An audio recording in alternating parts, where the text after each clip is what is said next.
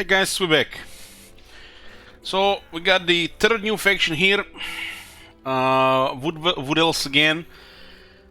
Wargrove of Woe with Draika, the scary looking tree. One might want to say she's malevolent looking. Honestly, I think I saw a mob look like that in WoW. Might have been. So, what's special about this faction? They started in the middle of the empire between Talabeclan and Ostermark, a new province called Griffonwood. Minus 10% upkeep for all dryads, 3-kin and 3-men, all armies. Yeah, cheaper wood. Plus 10% cost for all elf units, all armies, so we have more expensive elf units. Starts with 1 ember, so we gotta pick one of those juicy technologies early. And we have an elf units are glamored, reducing their combat power and making them expendable. Well, we're gonna have to see what that means. Her effects for Lord and her army, she causes minus 5 public order for the enemies in their provinces, and she buffs dryads with 5 attack and 10% weapon strength in her army. It says dryads. It might not buff the malevolent dryads, cause they're not the same unit apparently. Start with the giant wolves, some war beasts with 6600 health, Christ and Wolf Rider. They have a war stalker, very fast, so very fast, even some armor. Surprisingly, they have 15 armor with 48. There's like lots of wolves. 38 charge bonus on war beasts. What the hell? They cause fear. They have vanguard, hide, missile resistance. Let's look at some scary war beasts here. 13 armor piercing damage as well. Man, some wish like Dara was this good. Malevolent dryads. So we get this dryad, which is not a dryad unit. What's special about them? Fuck if I know. Looks like they just have frenzy. Malevolent treemen, same shit, looks like they just have frenzy. Okay, might be something else, we'll compare in the game. Okay, let's begin.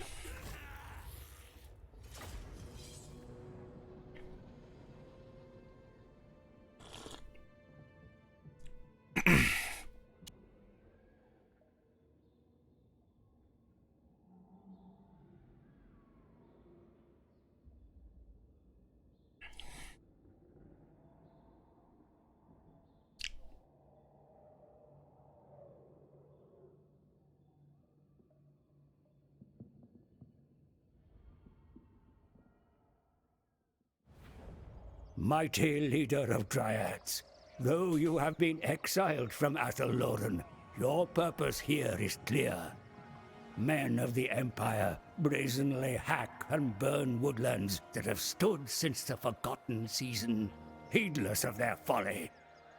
Nourish the world roots with their blood. But your true enemy will always be the Azrae. They claim to be the Forest's allies, but are as unreliable as any interloper and are not to be trusted. Tear down their halls.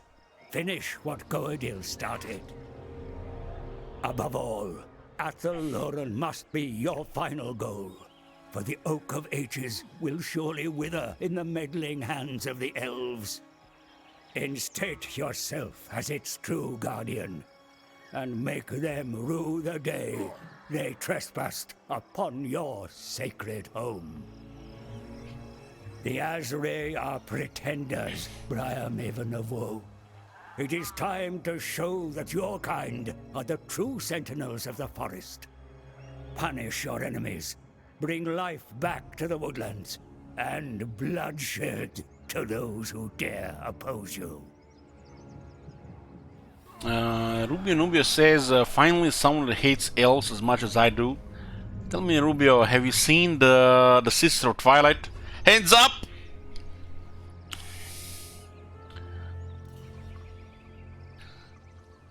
Okay. The same thing as yesterday message with the wild roots and the magical forests. Heatlands and the forests, deep roots, elk of ages, elf glamoring.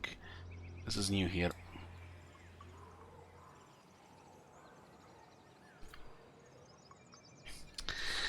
Draika's association with the elder ancient Coidal prevents her from recruiting certain elven lords and heroes. Elven units do not fight for the Wargrove voluntarily and instead are glamored under a spell to believe they fight for the Queen Ariel, reducing certain fighting attributes but increasing their leadership. Conversely, three spirit lords, heroes, and units are stronger in the Wargrove, possessing unique skills, traits, and upgrade options.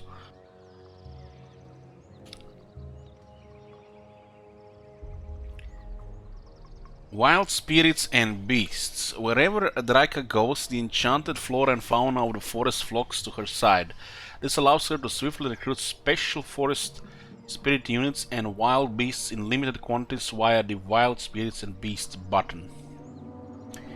Imagine that other, orc got a special button to recruit some undead units, but they run out of money apparently. Yeah. Put all the budget into Imric. Aspect. Three spirit unit in Draika's faction can shift between aspects that provide bonuses and penalties that alter their role in combat. Aspect can only be changed in between battles and at a cost. Select a unit and click the aspect button to see what upgrades are available.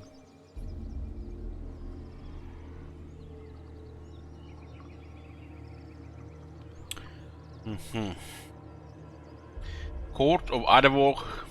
Variety of benefits may be gained by appointing lords or through positions of office in the Court of Adavok. Okay.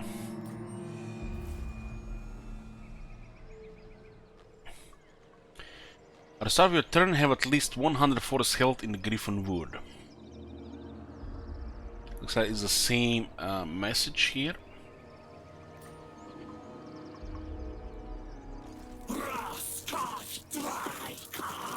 Draika. Guardian of the In this set we had limited the elf heroes and lords, and there's a Waste Stalker right next to her. So she has 4918 health, 80 armor, 80 leadership, 43 speed, 60 attack, 40 melee defense, has magical attacks, 400 weapon strength, and 48 charge bonus. 25% of her base damage is armor piercing. This looks like as bad damage as Mor would have. She does have 20 physical resistance, being a forest spirit, and does have frenzy, which put her attack to 68 and her weapon strength to 345. The base weapon damage. It gets 45 additional damage there from frenzy. Fire wick usual, 15 missile resistance. Fear and courage, vanguard, hide, immune psychology, thank god, woodsman, what is this? Fanatical resolve.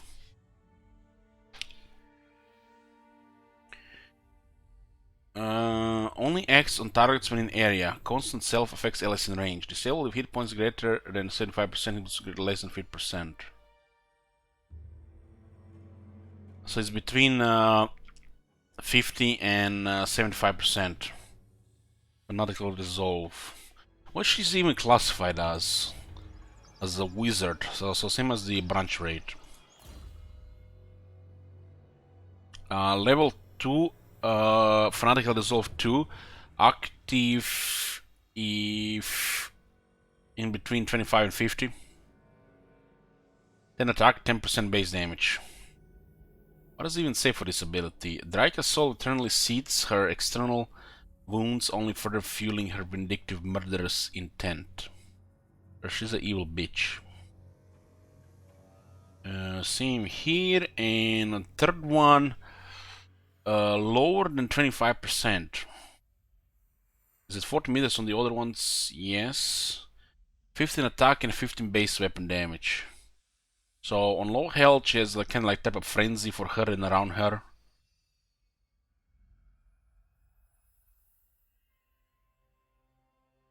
Three different stages. Blessing of the Ancients, kind of like an Arcane Conduit if she's in the trees on the battlefield. And looks like Lord of Shadows. Starts with Enfeebling Foe and the Malekith's Mystifying Miasma. There's another ability here, Rouse to Rat. Summons a unit of Dryads. A sudden sprouting of savage rats is often the first tangible warning that the forest savagery has truly been unleashed. Pretty solid stuff. Pretty solid stuff here. I mean, being a branch red lord alone is already decent enough. Now some dryads and have some mumbo jumbo frenzy options. Briar Maven of Woe. So the whole army gets 5 attack to dryads and 10% damage to dryads, and lowers the enemy public order by 5 in their provinces. Long ago, Draika held court on a tainted ground where Morgul's blood was spilled amongst the roots of the once glorious tree of Woe. Woe! She has 1 item. Many in the realms of men believe this powerful dampener of magic was once carried by their god of nature, Tal himself. That caused the dampen effect, reducing magic resistance. Winds of Magic cost -1 for the Occam's Mind Razor, and Winds of Magic -2 for the Occam Mind Razor upgraded. Possibility Fang of Talrot. Fang of Talrot, 15 seconds, increases the ability recharge. Map wide. When she's casting a spell, so everybody gets cooldown on their abilities. Enables completion of the quest chain to free the imprisoned legendary hero Cordel.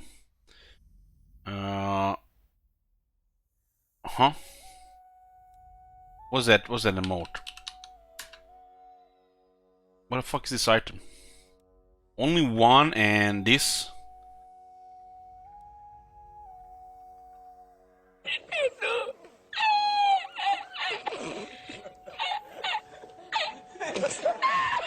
So at least enchanted item, so it doesn't take a good slot.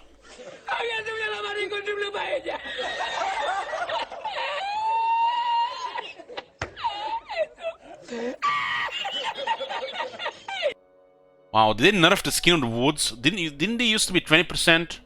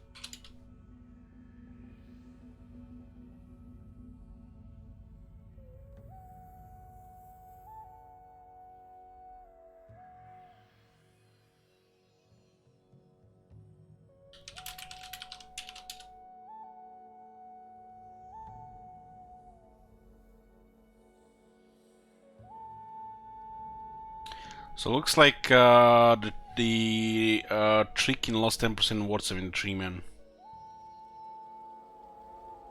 This used to be 20% ward save.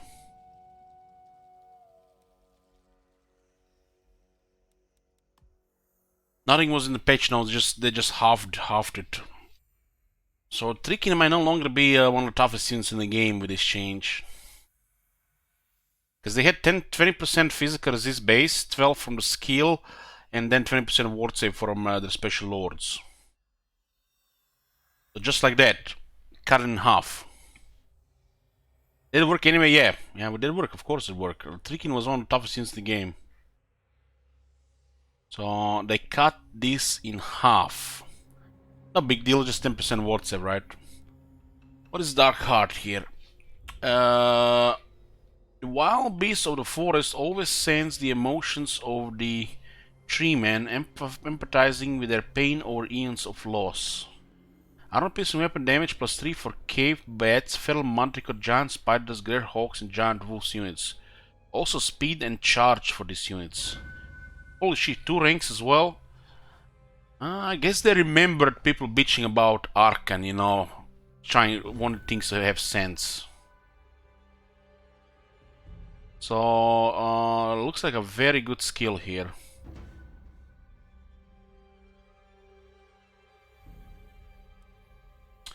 Scent of Blood.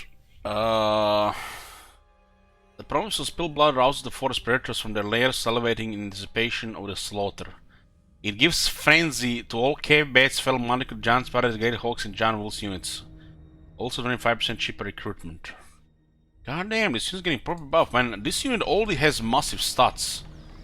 600 health, and they get even more stats. 6 AP, frenzy, on a 38 charge, 95 speed, another speed buff as well.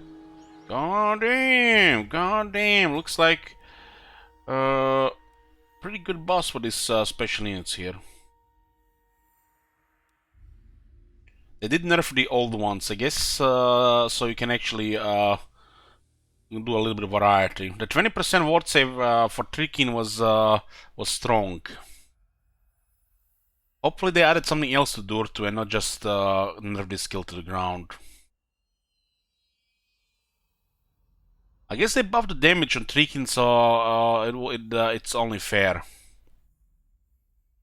Because the Trikin used to have kind of low damage, even worse than the Red Ogres. And now they increased the damage quite a bit on the Trikin, but they lost 10% ward save. They didn't mention this one in the patch notes though. Lower melee defense, well, they had all the plenty melee defense. They needed damage and attack more than anything. More than anything.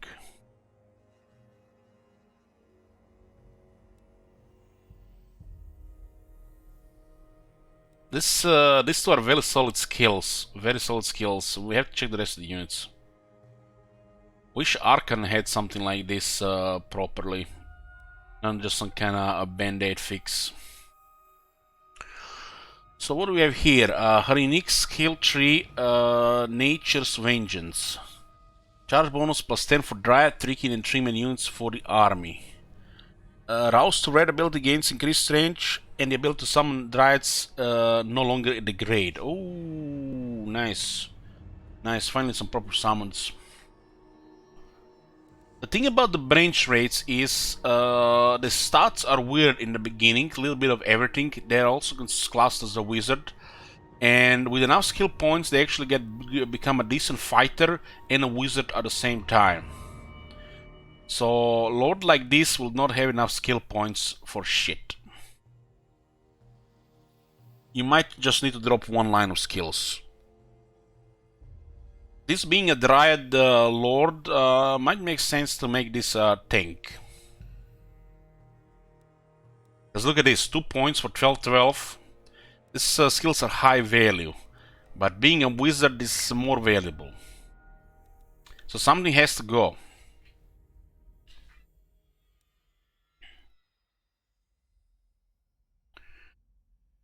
Okay. Roots of Woe. 20 charge bonus, 12 weapon strength, and Pageant of Shrikes. There's also, this is a Hex, short range, 20 seconds. Greatly depletes ammunition, lowers the reload skill and range. Yes, Wood Elf. How the hell she get close to 75 meters to a range unit? Though they skirmish at a further distance. Are you saying the front is too much good stuff? No, this is just an example of a lord that has it starts with a base and then gets good with all the skills, but you can't take all the skills. It's like, it's pretty much, you get either the campaign stuff or the character prowess stuff, and it's kind of hard to compare. Since they fucked up the campaign skills, probably best to just make her very tanky and do some damage. You need 5 here and 5 here, which means you have to spend extra 2 campaign points. On a wizard lord that's a branch rate type, doesn't seem to be worth it though. So pretty much ignore campaign skills past this point.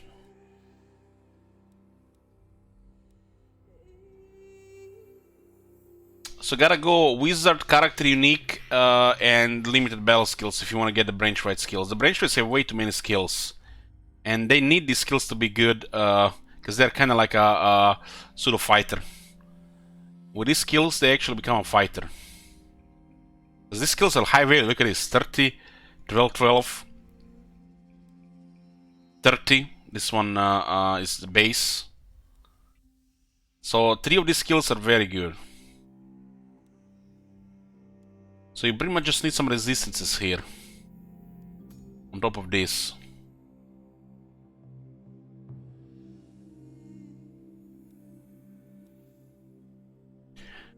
Oh man, I hope this lord only needs 2 for the last one. After years examining the elves' every action, the Briar Maven knows how to exploit their strengths as well as their weaknesses. Making a dirt cheap miasma there, but...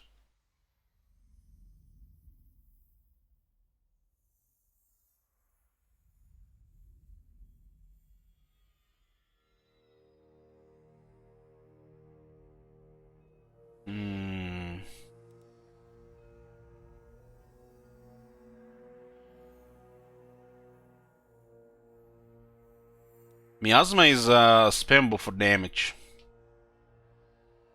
Don't underestimate Miasma. Now that we can measure Dix with the damage meter, you will see the Miasma does quite a bit of damage. But Smoke and Mirror should be here and Miasma here. So you don't have to waste a point here, extra point here to make it optimal.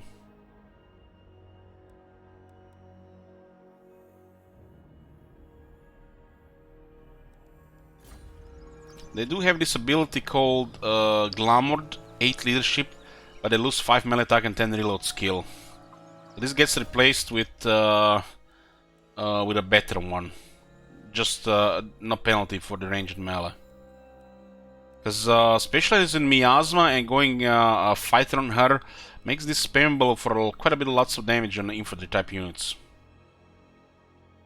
One day they might put the passive here and this one here, so this doesn't cost 2 points. Should never cost 2 points on Legendary Lords.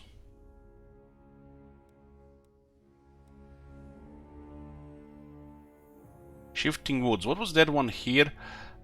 The wild beasts of the forest always sense the emotions of dreaming and empathizing with their pain or the eons of loss.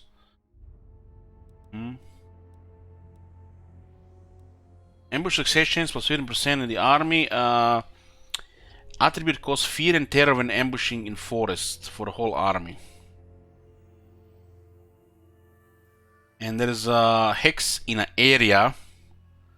Not a big one, 30 meters. 11 seconds. You cast it on the ground or enemy, and all the enemies in the area will not be able to move for 11 seconds.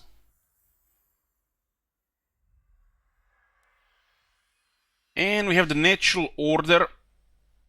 The ancient former handmaidens were once the forest overseers, taming the winds to bring sustenance bough to bough and branch. That time will come again.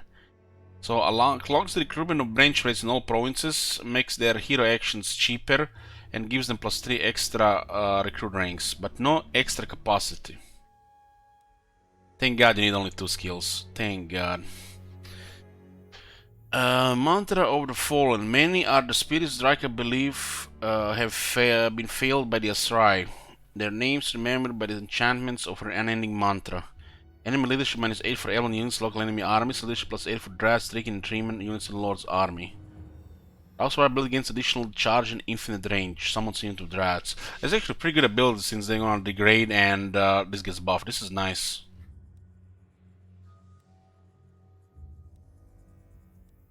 His skills are not very good. This is ignore. She has limited skill points for sure.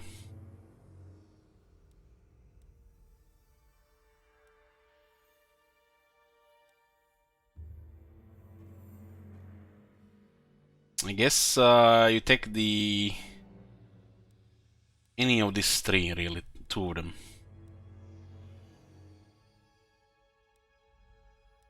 I guess this makes the miasma a little bit spammable, and you lose the penalty on the units.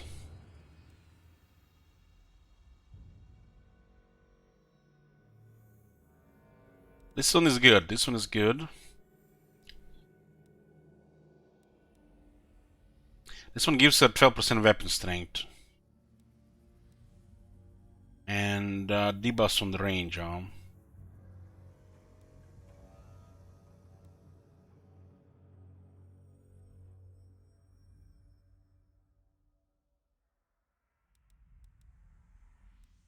Not very exciting skills here. But this one is a good one though.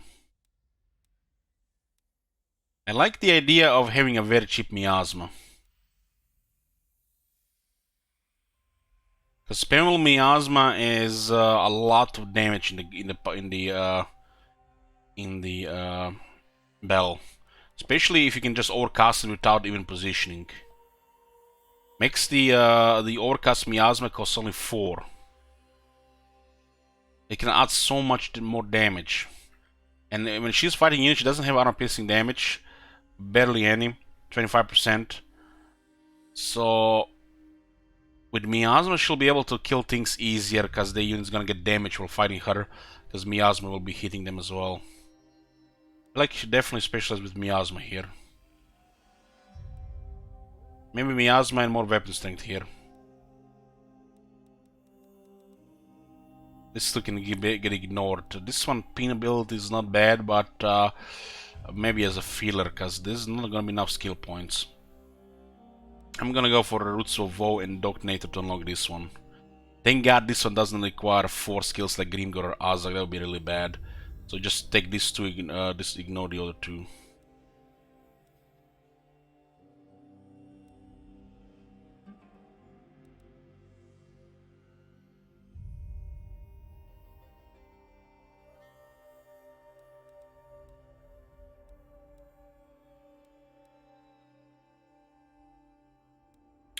I'm just really disliking the fact you have to spend an extra skill point here to make this spell actually better.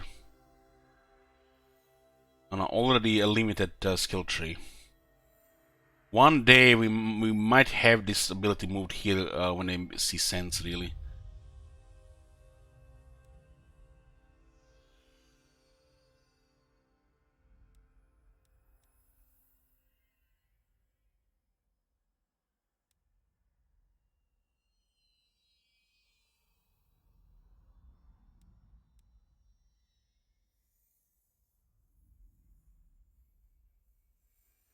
Too many skill points, really, required.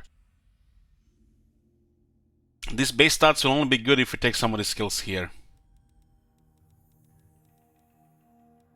Pair it with the upgrade miasma and should be a pretty solid tank and damage dealer.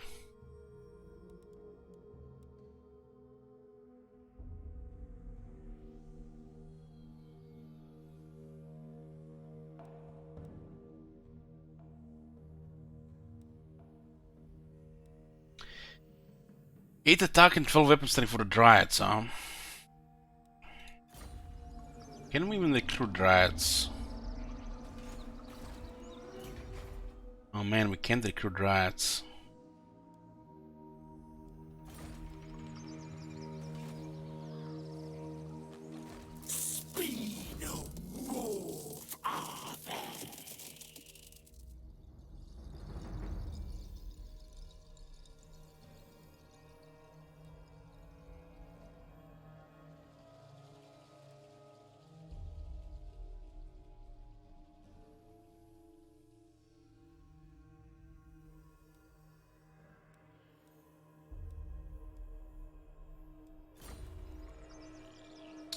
So what do we have here? aspects. These are the Malevolent Dryads. They are her special version of Dryads.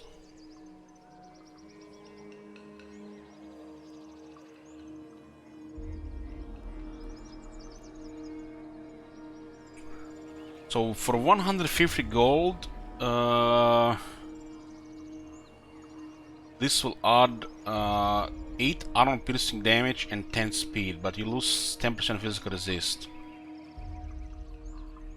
You actually turn this unit into a damage dealer.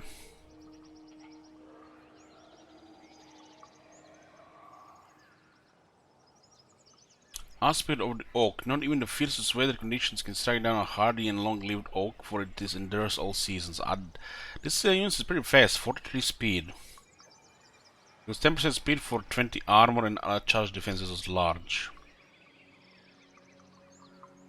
Only one of these aspects, you can have only one of these aspects, but if you take aspect of birch, you can replace it with the aspect of willow later.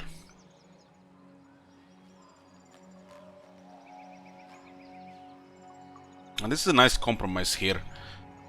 Lose 3 armor piercing weapon damage, get 6 bonus, whereas infantry and 6 melee defense. That's actually very solid. The willow is a harbinger of spring and a conduit of life forces that can bolster a tree to withstand the direct of circumstances.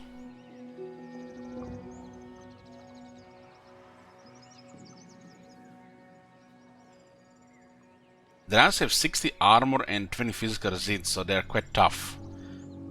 But they have only 7,000 health on 100 combatants.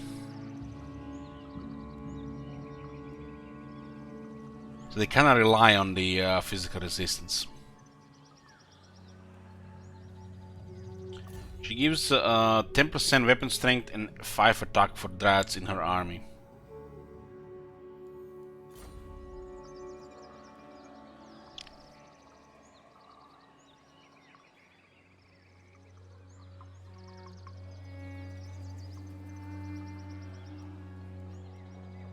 So from the looks of it here, these Dryads basically just have Frenzy plus the bonuses she provides.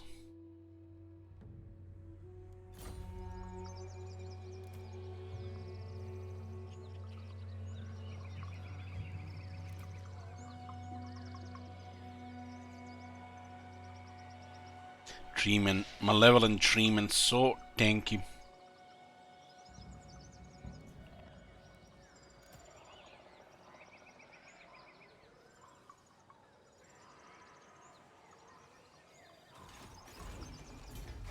So what do we have here?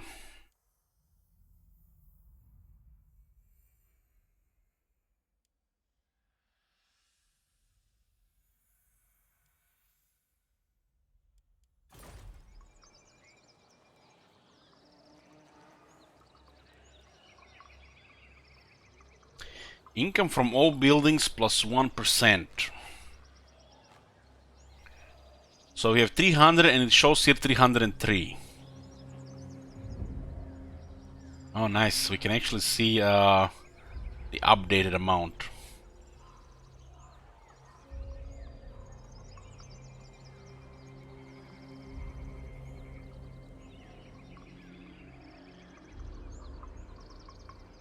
So it says 353 income, huh? But here it says 354. Guess it's rounded up here and rounded down here.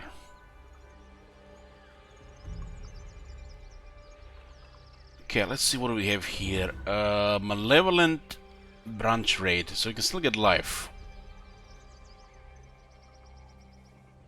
Malevolent tree keen, so they have the frenzy, so they're gonna be much stronger than the regular tree keen, which do like attack. Tier 3 Malevolent Treeman. Huh? Huh? Well, that's something. That is something.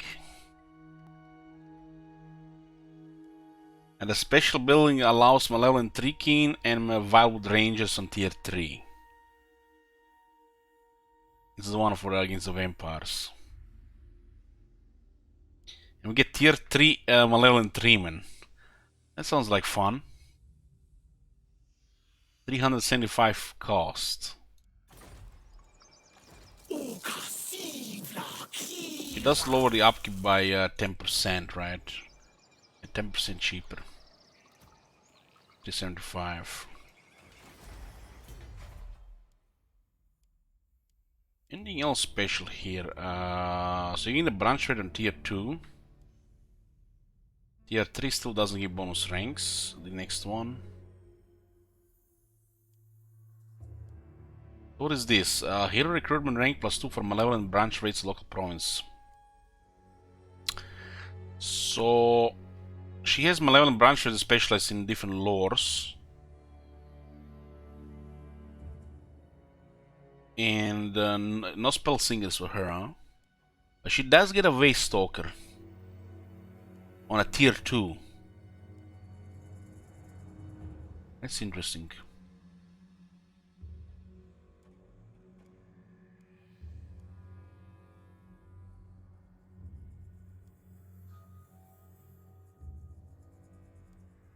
This building feels so weird for this faction then.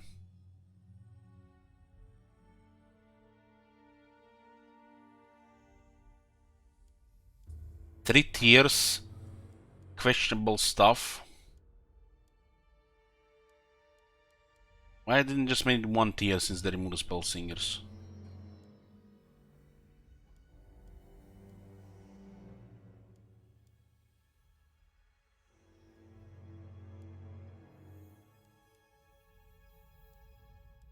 This all look the same here.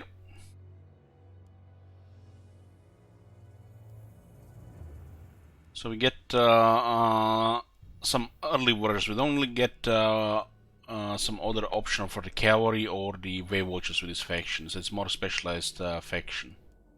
Wonder what they done with Dirt regarding that way.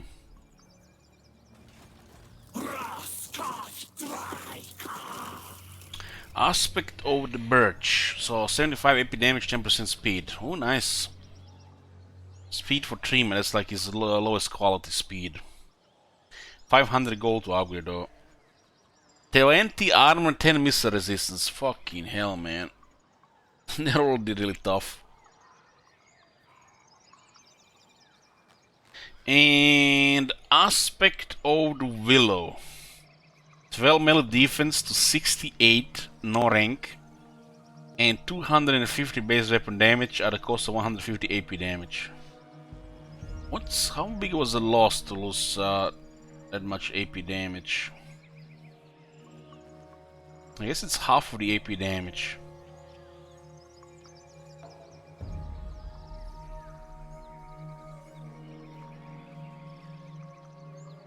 Honestly, this is actually an upgrade. Unless you're hitting multiple armored units at the same time. Depending, I guess, who you're hitting. Does have all the a lot of base weapon damage, ignores most of the gonna be mitigated by most of the armor.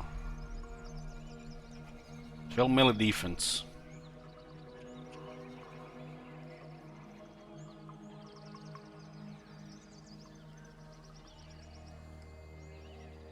Taking a lot of situation, this is way better. 12 defense is just a sweet bonus as well. These things are already really tanky. Really tanky. I feel like speed and armor piercing damage might make the most sense because their main weakness is speed.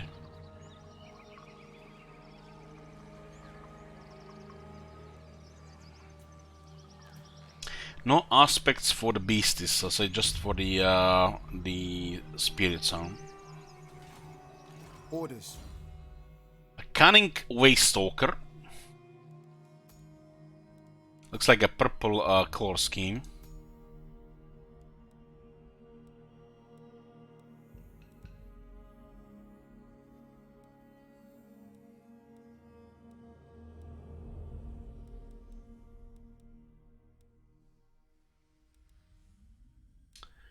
Still has the both 30 and 40 meter version. It's like same old waste stalker. So is that it?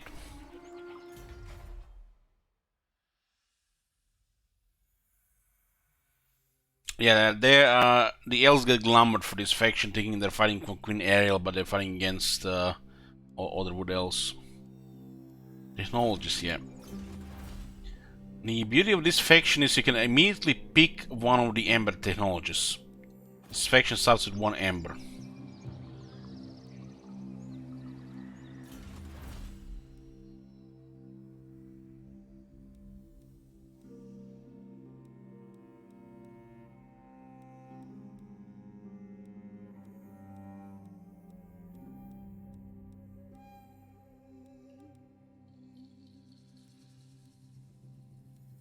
So many technologies for the elves, nothing for the dryads in this area.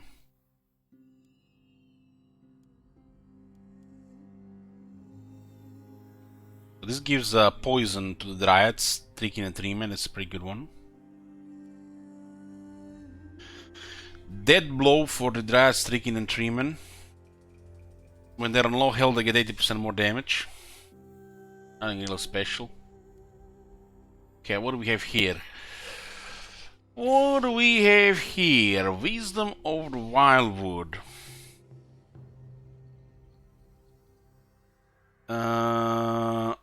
Physical resistance 20% for the beast units, the forest units. God damn, man! This forest unit she gets buffed a lot.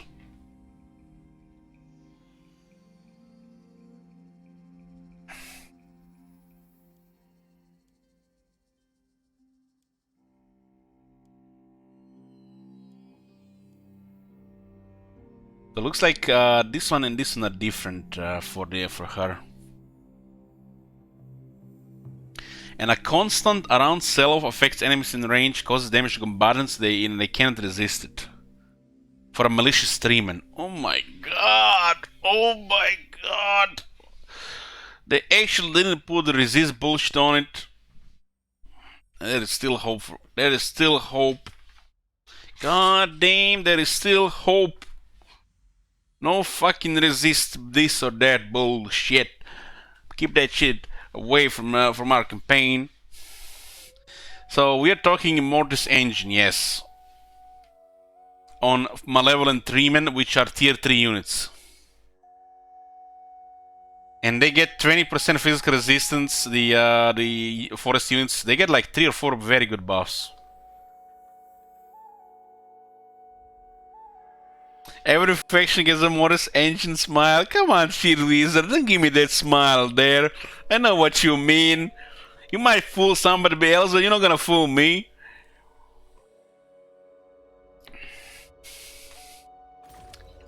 We do have one ancient treeman, malevolent treeman here. What does it says here? Malicious treeman units. What is a malicious treeman units? Are they we have malevolent ones. Where are the malicious ones? What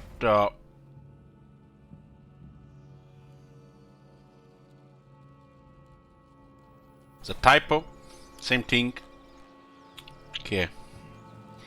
God damn! God damn! That looks like fun. There's a malevolent ancient treeman. This is the only lore we can get. Let's see. Master of the Malevolence.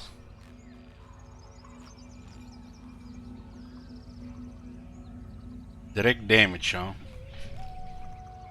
Chains upon will resist damage. They can use it 3 times, huh? Depletes the vigor. Winds of magic cost +2 for all enemy spells, local enemy armies. But at least get the augment of the winds, the kind of like a, almost like a good power reserve item, almost a good arcane item.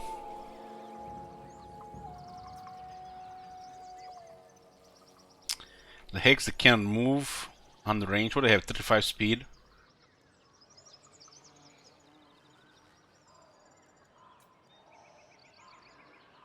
Ooh.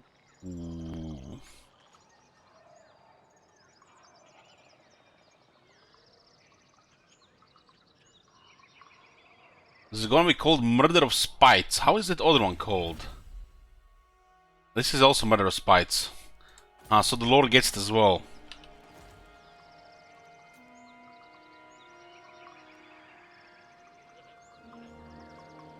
Holy shit, this one is very good. This one is very good. Poison, 15% weapon strength, and Mortis engine effect around the 40 meter. On one of the best lords in the game on the base stats. These things have ridiculous stats, they're just slow. So Clan Molder starts with 8,000 gold. This faction also seems to start with only 5.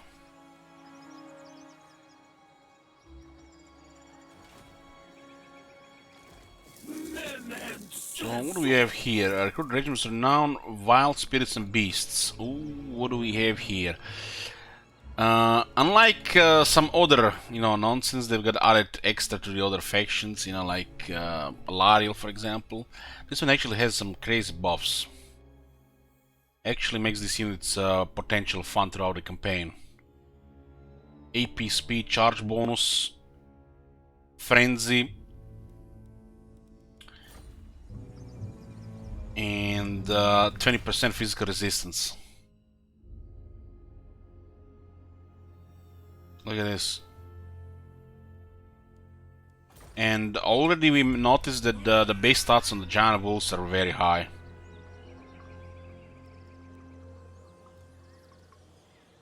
Giant Wolves, 179, Malevolent Dryads. So this is also recruited like regular, it's not like... Huh?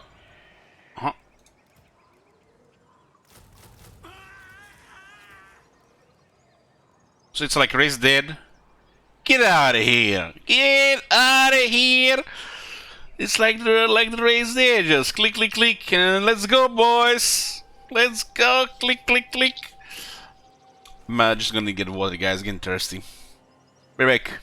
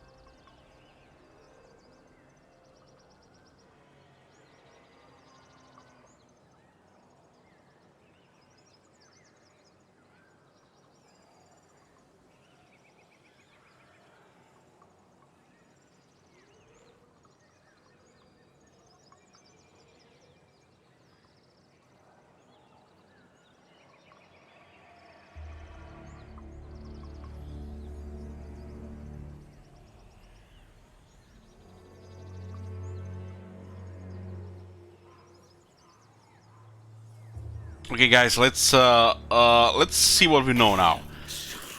3 men, very tanky Singlentis, really tough to kill. And then they change them, give them offense, armor piercing damage. They actually start killing shit as well, not just, tank until tomorrow. And now with this new faction, Around them, they have a Mortis Engine effect as well, which means they'll damage in an area around them as they're in a melee. So you can't kill it, you're taking massive damage, and you're just slowly dying trying to kill it. So unless you have Thunderers or shit like that, with an AI 3 brain cell play, we're gonna kill everything. They also now have Vanguard, and for Dryka they have Frenzy too. Fucking hell, they made this unit go above and beyond for this faction. Above and beyond. I mean, it's clear where we're gonna use our free Ember. 20 physical resistance for our special units, and give all the 3-man units AoE damage effect. So basically you cannot kill it, you're taking massive damage, and you're just slowly dying anyways, just by being in trying to kill it. This makes these units very, very powerful. Stuff like this really make some of the factions just more fun. Like, this is a thing where you can, like, you know, you remember that Vampire Counts faction? They used to have healing, resurrect, wind of death. They actually would, you know, hug at the end of the fight and actually get up. But, you know, it's not really that fun anymore. Now we're getting everybody here having fucking aircraft in the air with I don't know how many guns, artillery strikes, and now we have Tremium, which you can kill, which can get healed, which have so much toughness, smacking, bullying all units around, and on top of that, everything is slowly dying around them as well. Heck, you have that laboratory thing where there is a chance to upgrade a unit to give them stats which just makes any other stat unit in the game look pale in comparison, while it makes even the average unit look godlike, and then on top of that they get ward save as well. And some genius has decided we have to nerf Dark Pact, it's too strong. Plus 15, nope, nope, nope, no, no, no, no, plus 5. We're releasing all this bullshit power creep, you know, even if it's fun or not fun for people, but we gotta nerf that Dark Pact. Do it!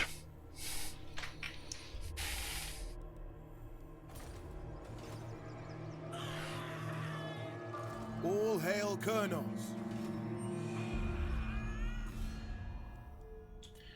So we're at war with Ostermark and Clan Kripus. So it looks like Clan Kripus is our first move. What's part of this forest? This is the Griffinwood, and we have Essen, Kappelburg, Mordheim, Nagenhof, Grunheim, and Behafen. Okay.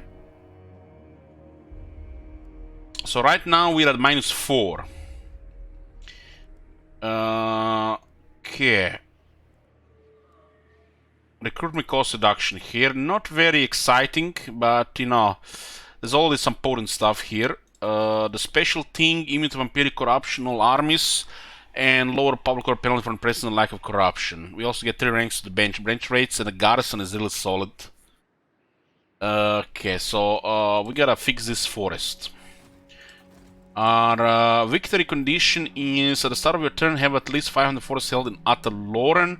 Win the following battle, defense of the oak, complete the ritual of bird in Ataloren. Do we start with the ooh, no, no, no, no, no. No, no, no, we don't have the Oak of the Ages. They've taken the tree from us, those wood elf scumbags. We gotta take it back.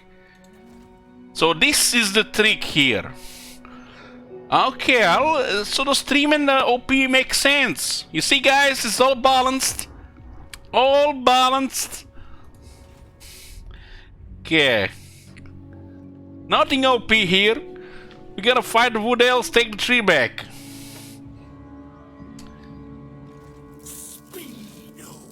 What are our primary objective right now? 100 forest held in the Griffin Wood.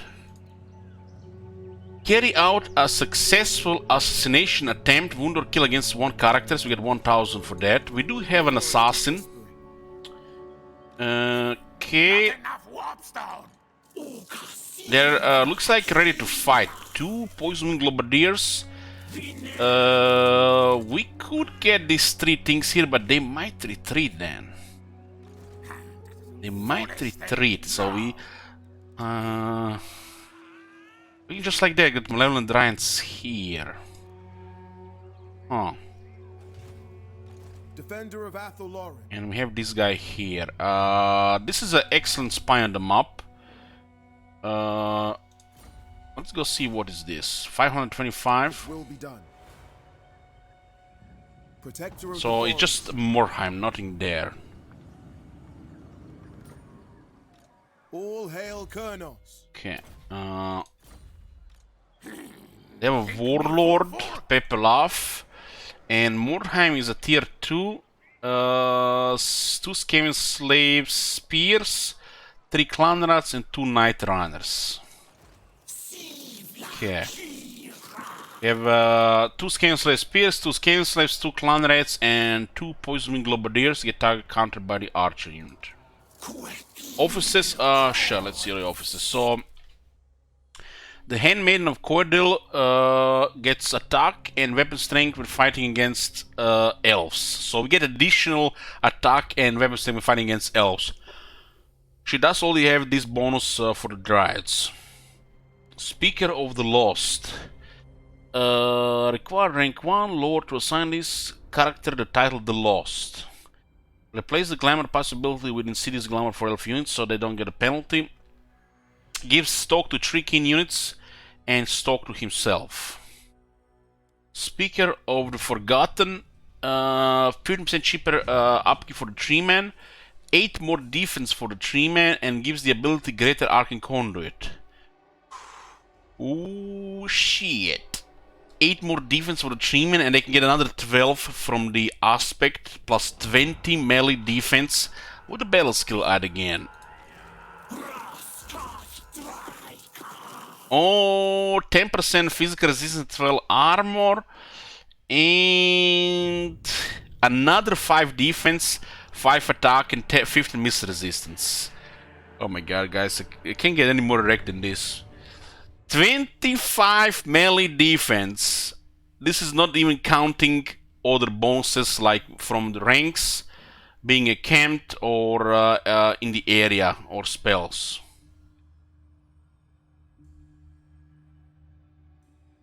Holy shit, the 3-man is gonna be so much fun with this faction.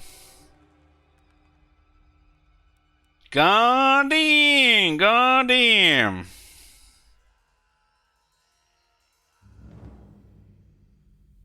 Those red skill don't work on them? Shut up. Shut up. They work in my head.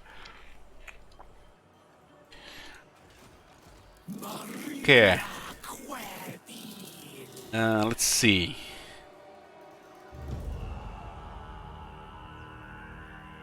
$56 defense to 68, huh? 500 shekels, huh?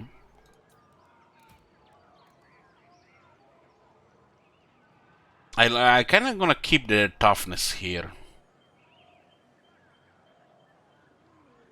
6 defense, 6 anti-infantry. The cost of 3 AP, so we drop to 3 AP. But 6 bonuses infantry is way better, especially on a highly armored unit.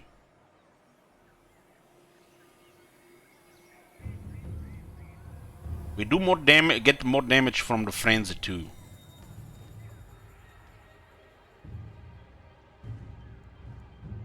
Didn't you start with 5,000 and do an agent actions? There is a bug. Sometimes when you do agent actions, it doesn't cost you anything. It's like been in the game for 4 years.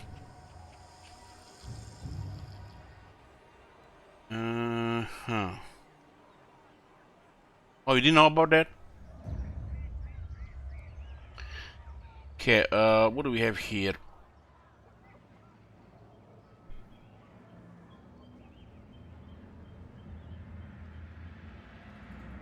Now this happens also if you fail as well. It could be the scale in this case, but pay attention in the future as you fail. Sometimes it will not cost you anything.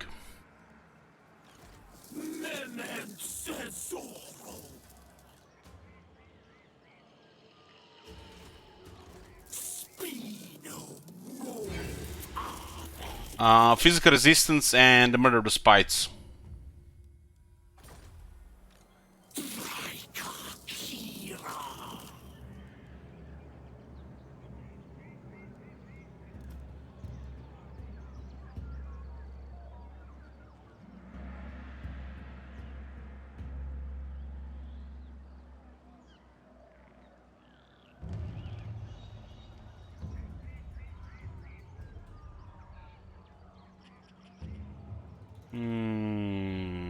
We can change these things. This is a 150, it's cheap. I don't like this one. I don't like this one. And this one is I feel like it's might be best, but only if the battle skills work.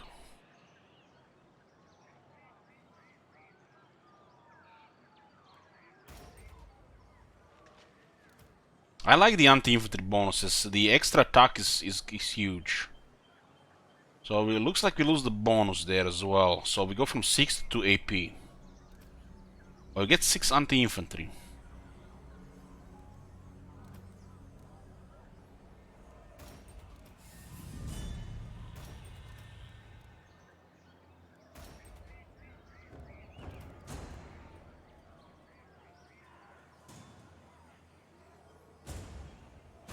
Get 10% more speed and 75 AP at the loss of 10 physical resist.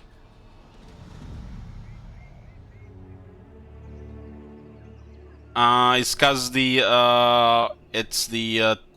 they actually have 5.5, but it's rounded up to 6.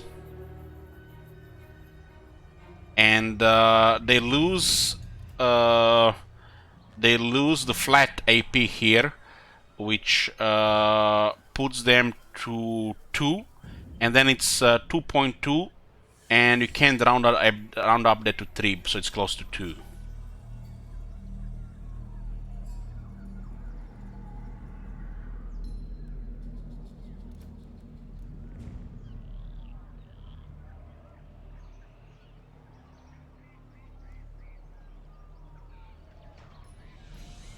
We're gonna go with Aspect of the Willow here. See if we're gonna see any differences there. 68 melee defense. Just like that in rank 1. On rank 0.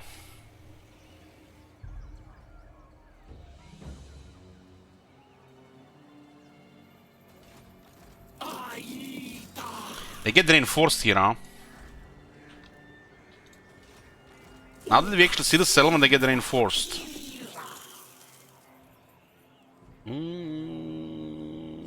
What are the cave bats even?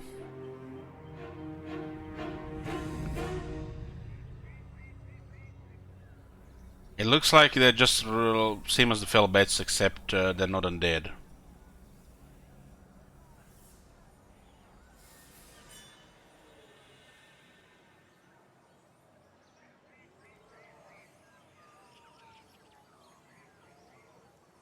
God damn, hopefully Shivas is no longer here.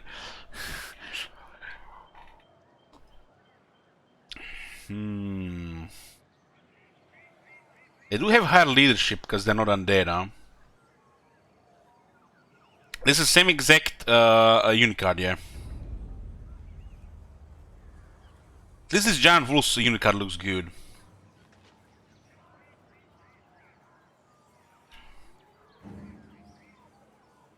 Melantra does also look good. Great Hawks.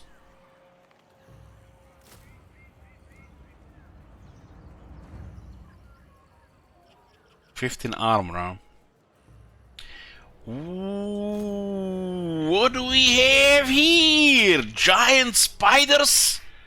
We get a War Beast spider unit? Get out of here! Get out of here! 70 armor, they don't actually look sucky. And they get 20 physical resist, more speed, more armor piercing, frenzy. Get out of here! They made a good spider unit. Get more AP, charge bonus, speed, frenzy, 20 feet resist.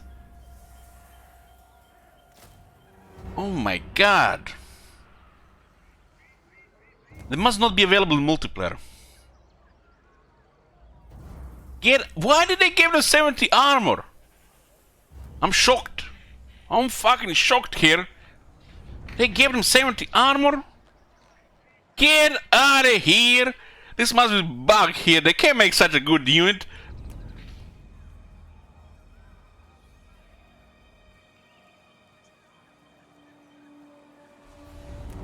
And a forest stalker? No fucking way. No wonder people are saying they're having fun with this faction. Oh my god. Have you seen that shit? Holy shit. What the hell? It's excellent. Thank you for 10 months.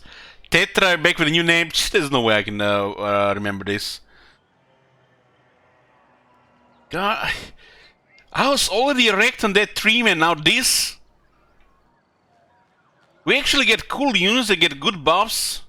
Crying Archon.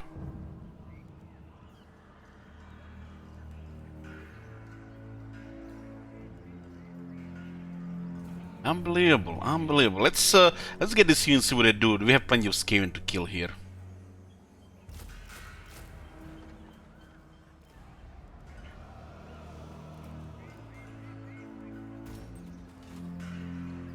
Okay, 3 building slot here, so she starts with a tier 2 immediately, huh? She has a tier 3 temple, not tier 2 as well. We want to initiate diplomacy with anybody before we attack. Stirland, no enemies. Talabekla, no enemies. Can we invite them? I will listen, but my time is short.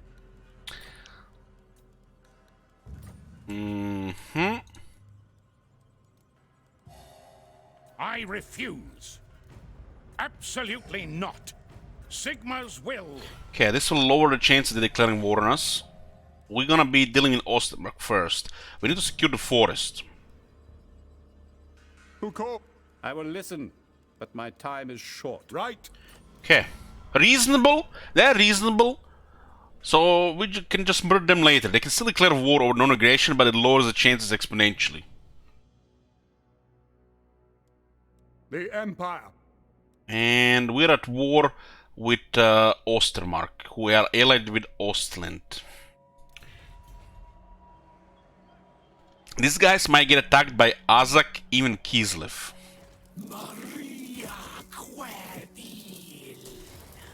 Okay, we have a first battle here. Army on the left, army on the right. Almost 50-50. They have 2 nasty units, but we could try to counter them with default scouts or get one of the dryads in them. This is a grassland, so it's not a forest. They might have some trees.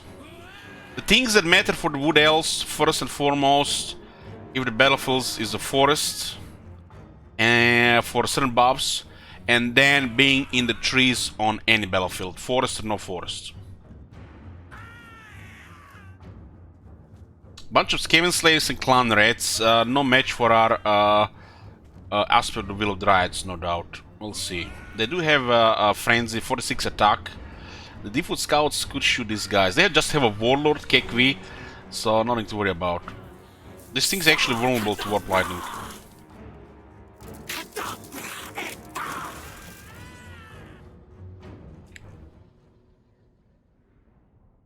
You mean the Woodroots, do they count as forest?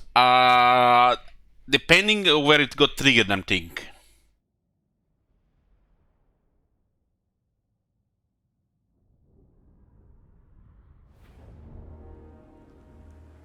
So if you get intercepted or intercept somebody close to a forest, it'll be a forest. If not, it'll not be a forest. Fairly sure it works like that. The whole army vanguard.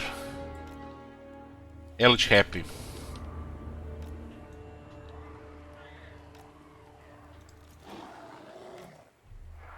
Let's see these units. They're actually giant wolves, look at that.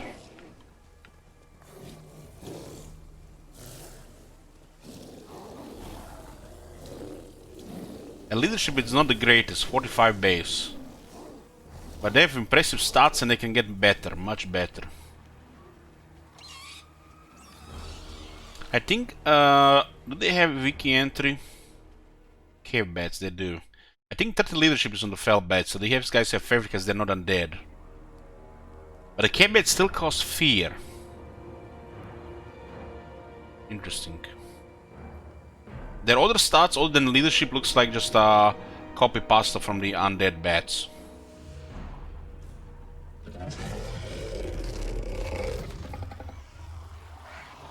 And this thing looks cool with all this purple.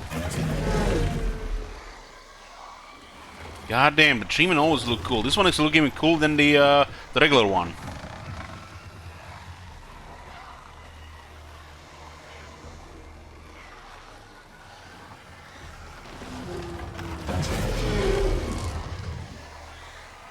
Reception happens in the zone of the intercepting army. You're probably right. No Optimus Prime, but we have the technology.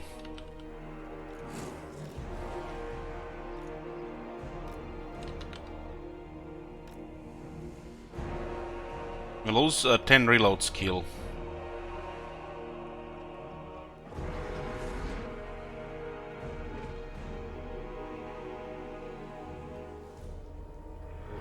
Let's see, Draco.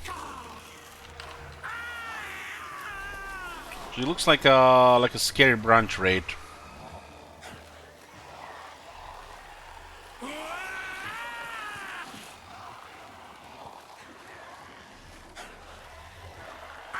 Those hands creep me out. 80 base leadership.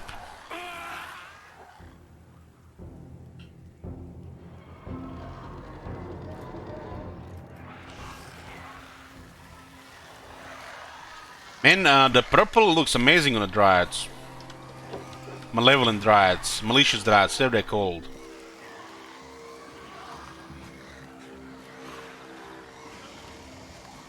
These Dryads, they definitely look much scarier than the other Dryads.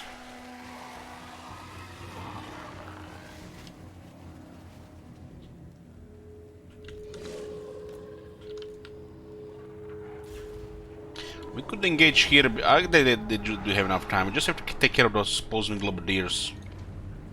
Those shields are nasty.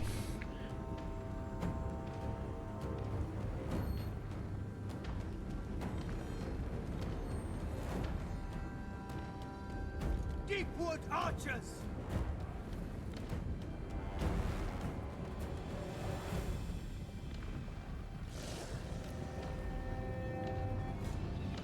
Straight away! Let's get these guys a little bit forward. We don't want to engage yet. Those guys will just hide behind mass infantry there. Swiftly now! I think I'm just gonna harass the Wind Globadiers and then we're gonna engage. Children of Isha, attack!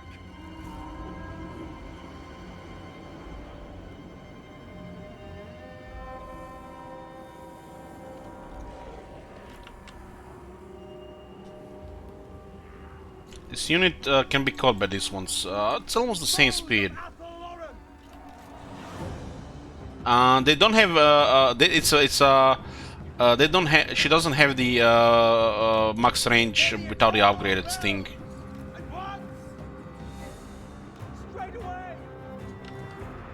We have them upgrade to deal with the infantry, so they should be more than good enough. Just get rid of those globes.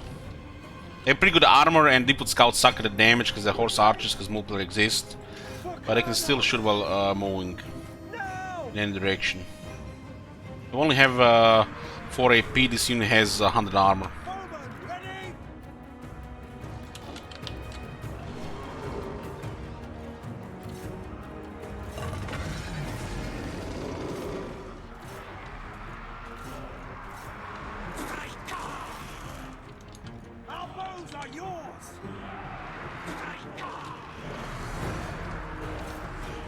You can send the bats here, you guys just run. And the charger, you can totally notice the damage amount there.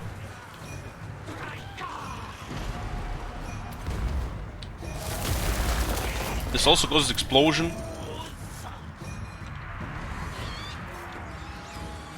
Yeah, those Vadubu scouts can do shit to those globadiers with that damage. Killing slave just going melee there. These wolves have very impressive stats, and they can get even better. Those globadiers did way too much damage here.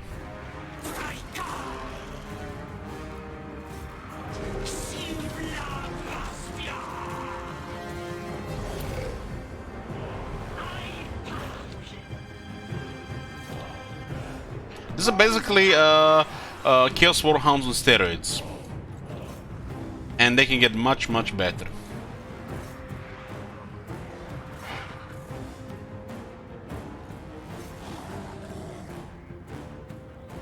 They might be based on those the ice wolves, whatever they're called. Those are also very impressive, especially with experience.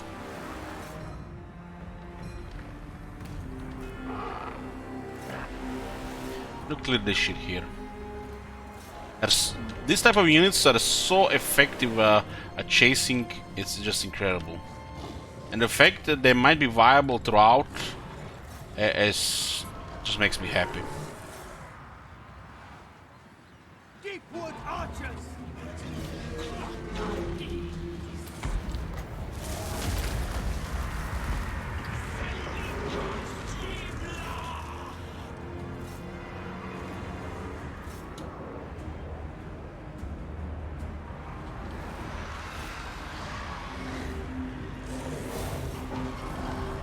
Missiles ready!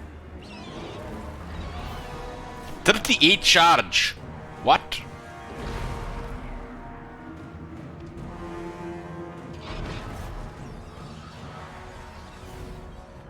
"203 kills here with 2 AP. I mean, they had Skaven slaves.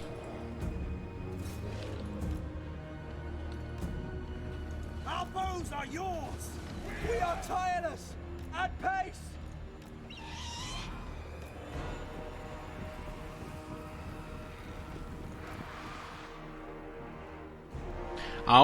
We can check at the end. They did shoot a couple of walls.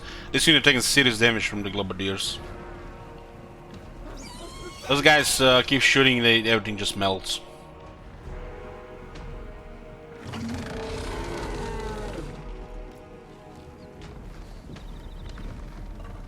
Bowman ready! They take longer to reload.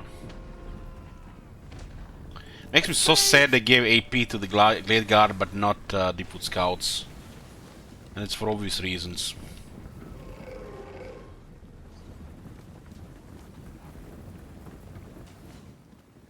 Quickly! Retreat! Surrender!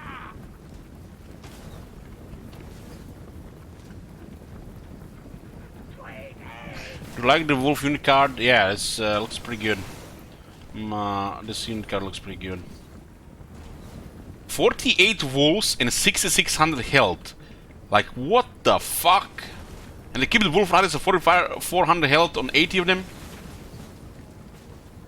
Archers ready! At once! I'm 6600 health and 48. Heck, they even have more health than Cold One Cavalry. Orders! Master!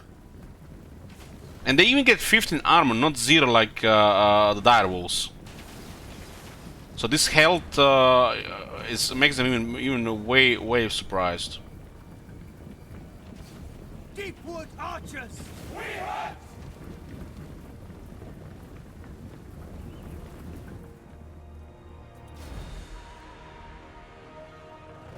They also get 20% physical resistance, frenzy, movement speed, armor piercing damage.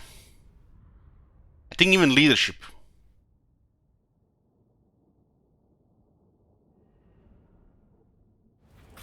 Charge bonus, yeah, charge bonus.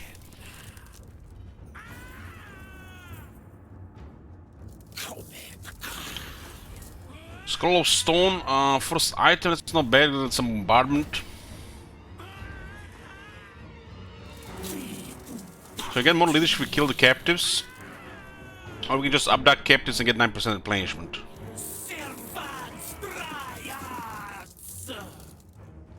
She doesn't get the bonuses as the Sisters of Twilight get. Sisters of Twilight get some juicy stuff.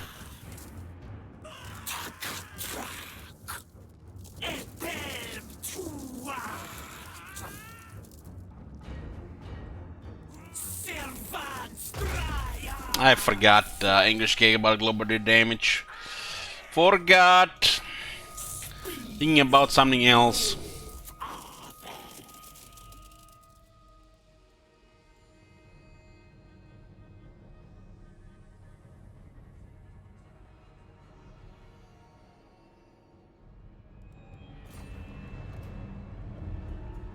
This unit will get more attack with experience, so you're not gonna have to rely on charge.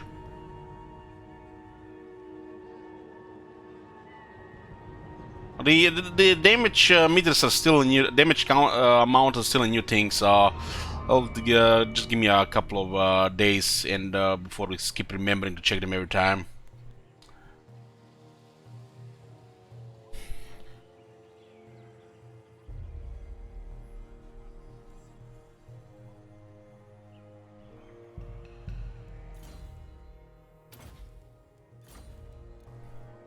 So we entered a different province, and there is even more wild spirits available here.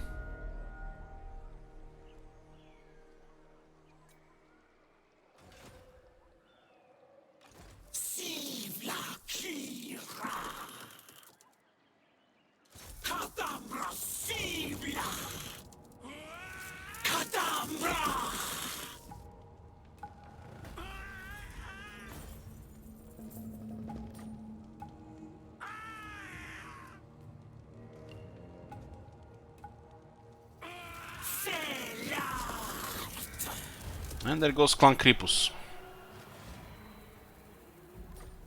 And we get a Wall Anvil Smith early, same as the last Dell Companion play started. This is actually a really good one. 14 armor and 14 weapon strength. And it's another item, it's a follower. That's pretty good for her.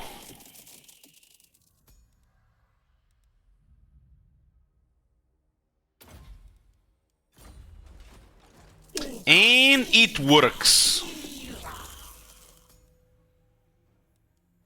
God damn, that skill is so good. And we get the resistance as well. Actual good skill for the special units.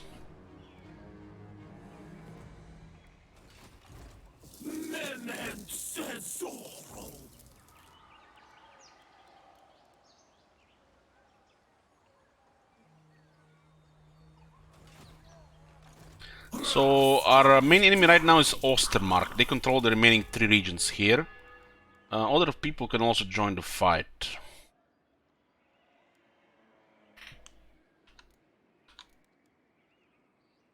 So what about the Griffinwood? It could get targeted as we try to target them. Regarding garrison, I mean, it's a very good garrison, just not that many units. I have 3 slots here.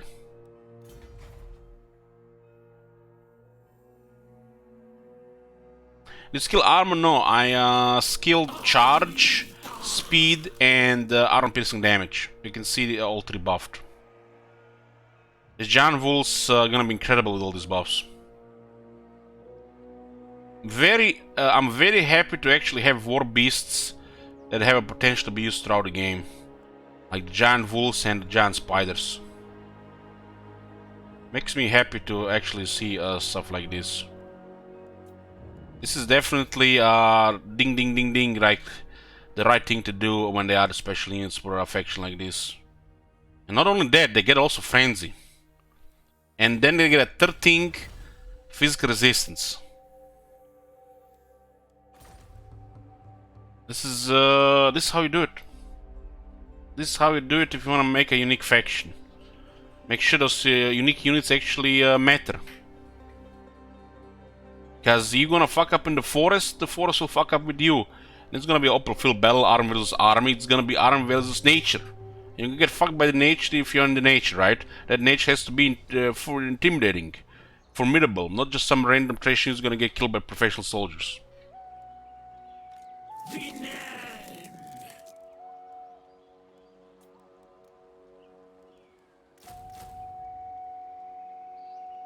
get this immediately here. This building is not very relevant for this faction, so can be ignored. But there is a Glade Captain, right? So 5,000 to get a Glade Captain.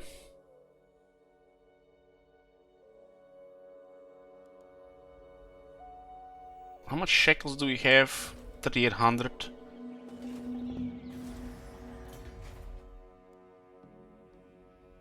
Look at this, tier 2 and 3 slots available. They lowered the size of the settlements, but they still unlock extra slots in lower tier. Nobody tell them. This is how it should be. This is how it should be in the first place for all the factions. So you actually have some fucking options in the beginning, not always get one unit type, income and growth. At tier 3 you get one slot, but tier 2 is more relevant in the beginning. So you get the things up, like getting an extra economic building instead of waiting the extra slot on tier 3. Just imagine the difference. As the difference is massive, so you don't have to wait for that growth. In here you have to wait for the kindreds, right? So I guess it makes sense.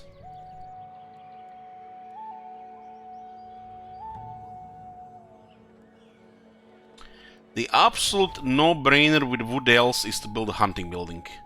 It is probably the most important building in the forest, the hunting building.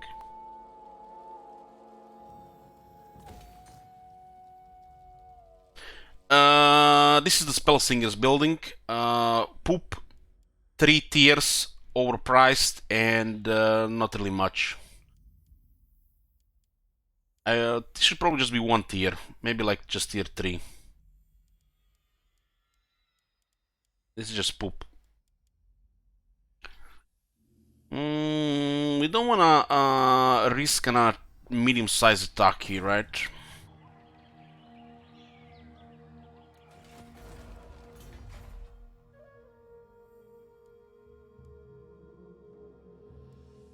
We get 2 Eternal Guards with shields and 2 Glade Guards with Sapphire Shrouds. This is really solid. Allows the upkeep of the local armies. They merged 4 buildings into 2. Until we get this to a higher tier, we need to consider this so we don't get targeted. Because let me tell you how the AI thinks. Priority, and then the priority shifts depending how much military is in the area. 11 units. Seeing red. 11 units seeing red. Fuck this, fuck that, and maybe even fuck that, let's take this instead. And then you go poof, lose the forest, and people going pepper off. But if it's even, they might just camp out or target their other settlements that lost that have no fortifications. So by adding more garrison here, you lower cancerous response from the AI exponentially. So even if this building is not going to be very much relevant once you upgrade this, you might need to consider building it just to not get this whack-a-mole bullshit. Of course, this is a chance to happen, it's not a guarantee, but all this is about increases the chance of shit happening, good shit and the bad shit. Same like diplomacy.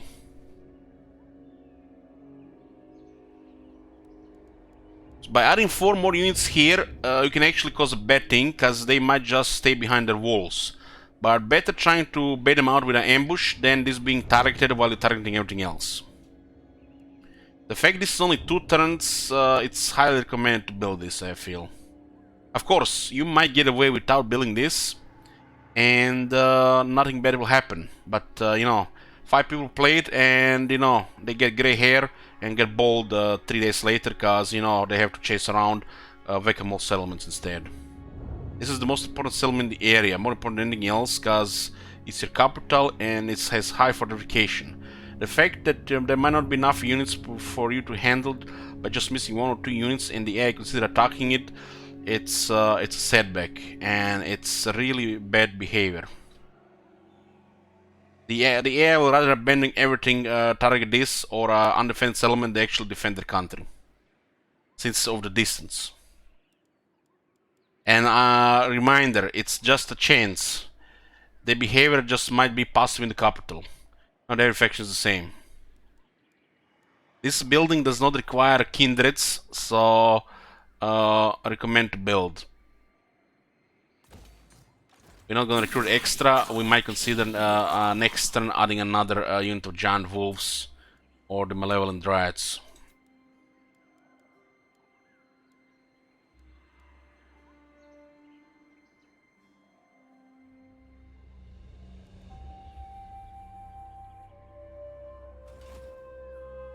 We do have a scout, which is nice. This hero is not very relevant in the army. Shitty training that is still shit. Didn't get changed. 520, 25, yeah, it's still crap. But has assault units and assassinate and assault garrison and irons and eaters on the campaign map. So Waystalker will be scouting for us.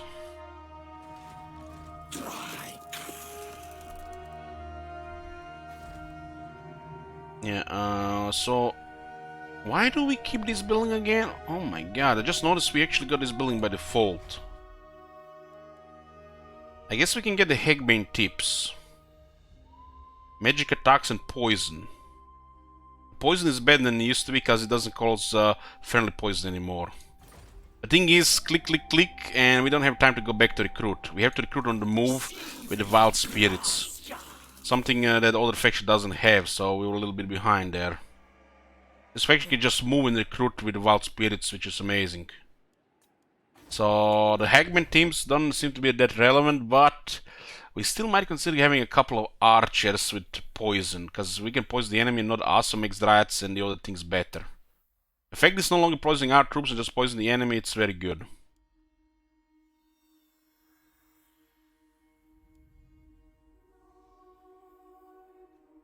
Getting a couple of these things would be nice. Heck, I wish we had more money so we could recruit this guy here and he could recruit a couple of these things.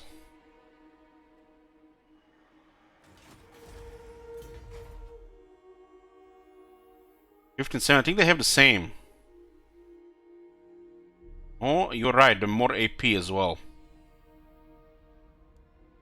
So it's just the Hegbane tips that got buffed in AP.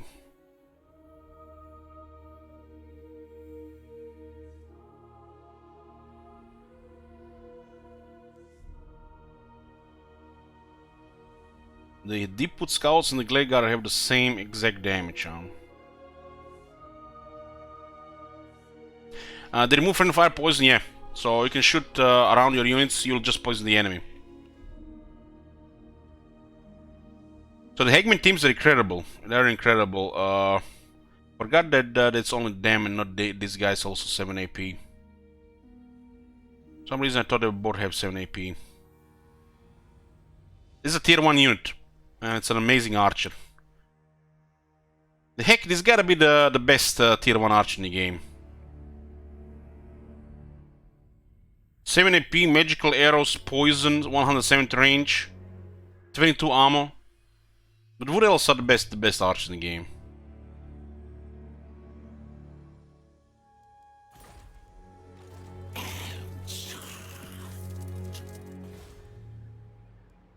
We don't have the money to build the other things, so that's the downside of considering building this.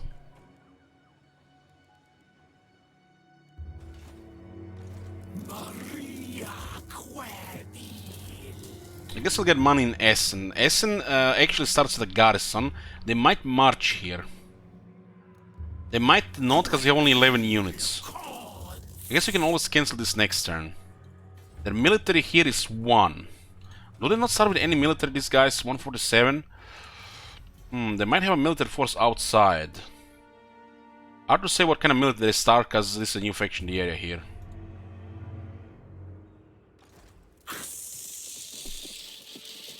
Okay, that's fine.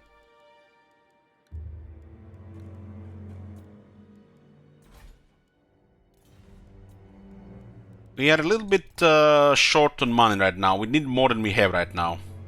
We might miss that amazing Lord of Life ancient, malevolent ancient treatment. For some reason, Clan Molder starts with 8,000, but this faction and the other faction would all start with 5,000s. So why the hell they give the Skaven to start with 8,000s? He's on the move and start, they can't even spend that money.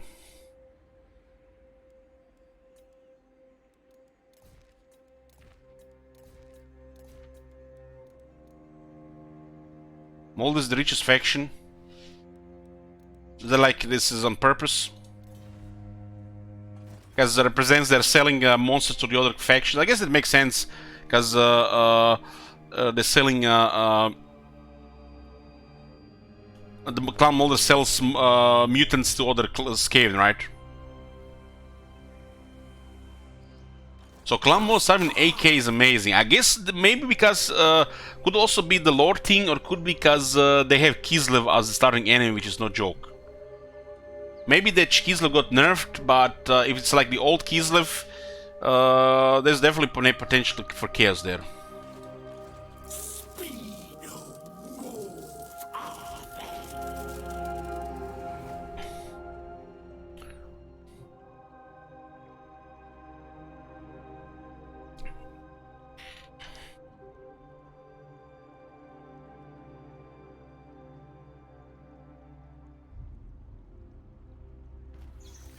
Okay, what do we have this? Inferno. Whether by arson or natural causes, a flash fire suddenly rages through the forest. You can stem the fire's advance, but there is no time to save everything. You must choose what you wish to preserve. Turn 2, and we only get poop event. 10 turns! 10 turns!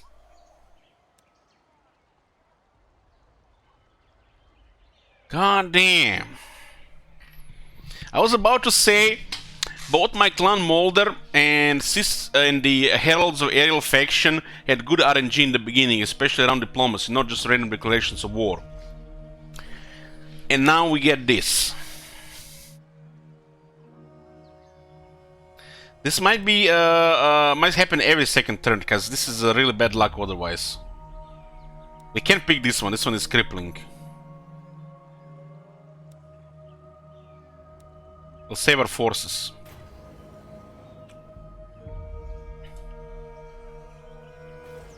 Okay.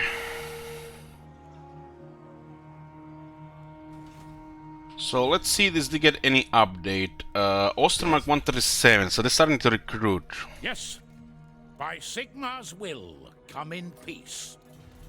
They still haven't attacked anybody. Sigmar's will. Disagree with that. Don't mention Sigmar to me, old man. I'm gonna have to start a Sigmar campaign. Friend and make your offer. Yeah, attack at war with the vampires now.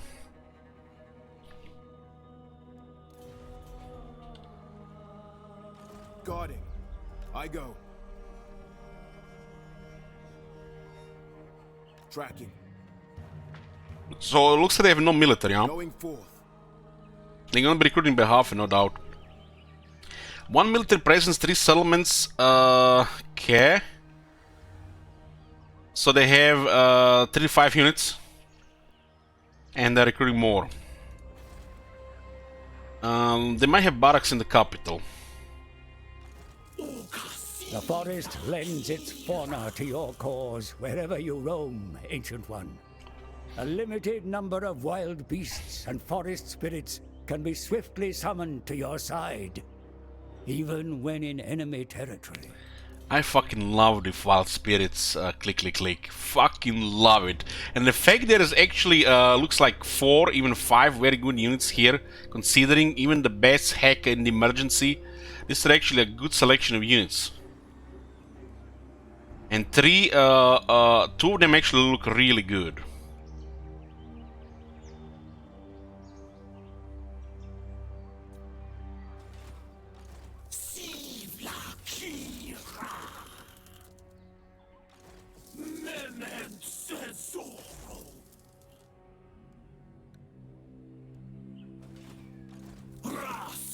How's the Manticore? Well, it's gonna have 20 physical resistance. It's gonna have Frenzy. It's gonna have bonus charge, bonus speed, bonus armor piercing damage. So definitely better than the other Manticores.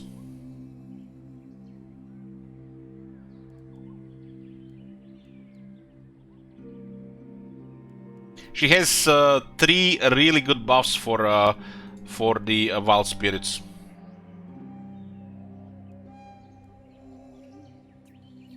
The fact you can recruit it in any territory it can be bad, even if it's just for emergency. The Cap Bats, it's basically a non-undead version of the Fel Bats. Same stats as the Fel Bats, just higher leadership because they're not undead. Like I said, these units can get 6 AP, 10% speed, 12 charge bonus. Probably gonna be beyond amazing for the Giant Wolves and the Giant Spiders. And I'm a little bit surprised that this unit is included here. But it's a shame that this thing doesn't affect the Dryads as well, Malevolent Dryads as well. That would be actually a lot of fun. I mean, this is a tier 1 unit, right? I feel like they would have should have even included Malevolent Dryads here as well. So it buffs all the units here except the Malevolent Dryads.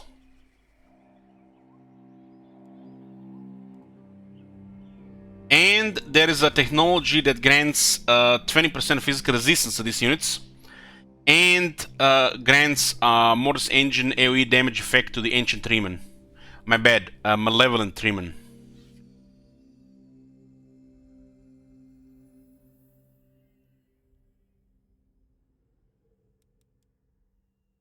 So the free Ember we got, we invested here.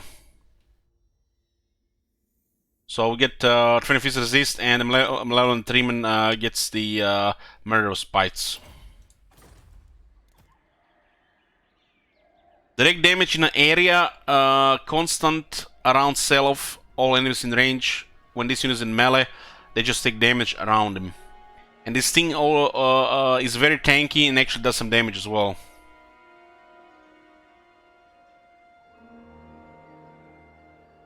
There is a buff for the Dryads here.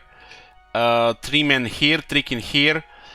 And the veteran skill here and here. They're amazing skills, but they only work for the regular versions, apparently. So Malevolent Dryads don't get buffed by the Dryad skills. That's why it's a shocker that they're not affected by this.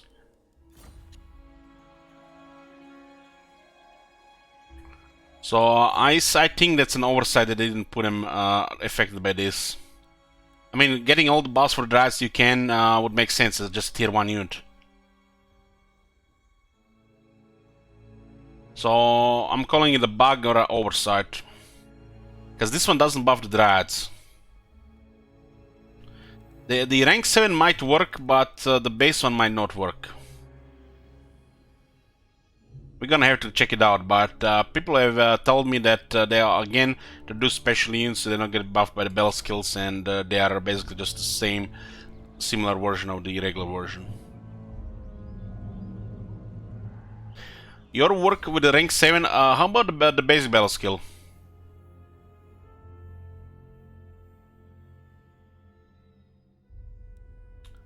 Because if this actually works on the Dryads, it's massive for this unit. It's on top of aspects. So this unit's actually gonna be way more viable. So they just don't have to rely on range, because the melee already is behind.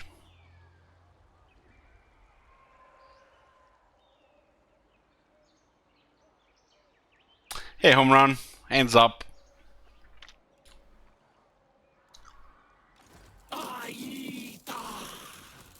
Waystalker.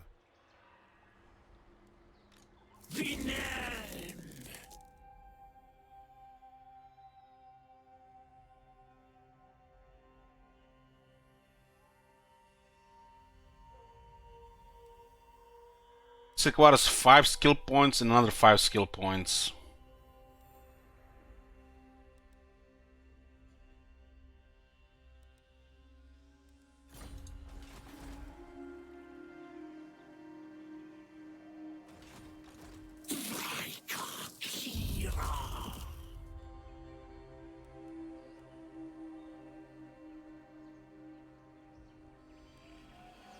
I think I'm gonna disband Deepwood Scouts. The damage is just not good enough. Are the spiders good? They look good. How are they in the battle? Maybe have shit animations, shit attack interval. Well, we're gonna have to see.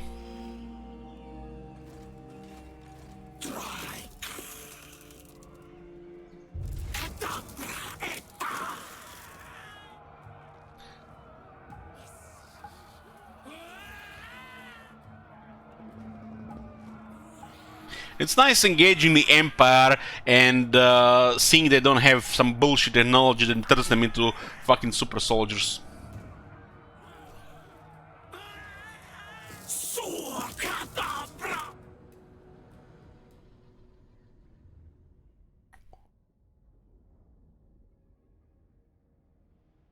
Imagine playing the Vampire Cunts and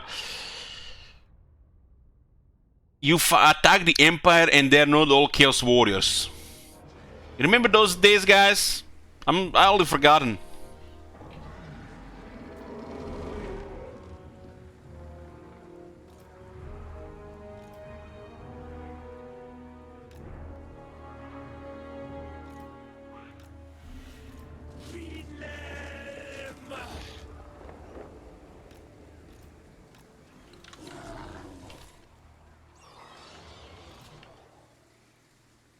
Bowman, ready!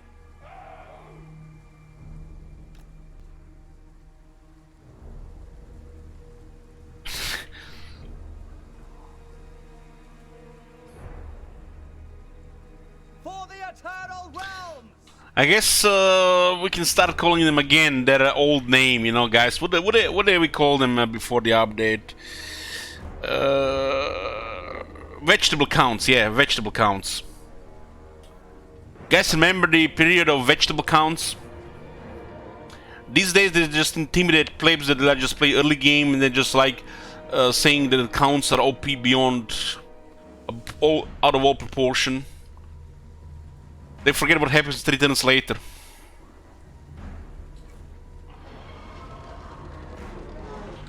Archers, ready! As you command! Swift of foot!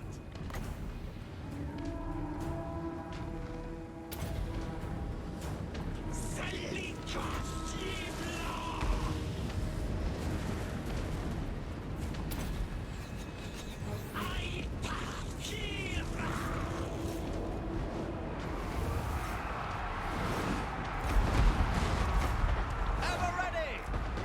For Isha! Okay, they left one here.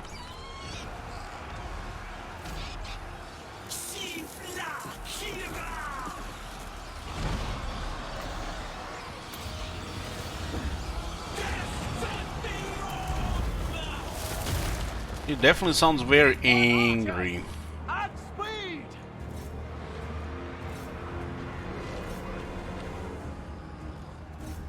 Oral Dryads have anti-infantry. We didn't need to get those aspects early on, really, but makes it fun chopping, stomping down infantry easier. That was a big shock for sure. 6 anti-infantry makes all the difference. These are not armored. Yes! To the enemy!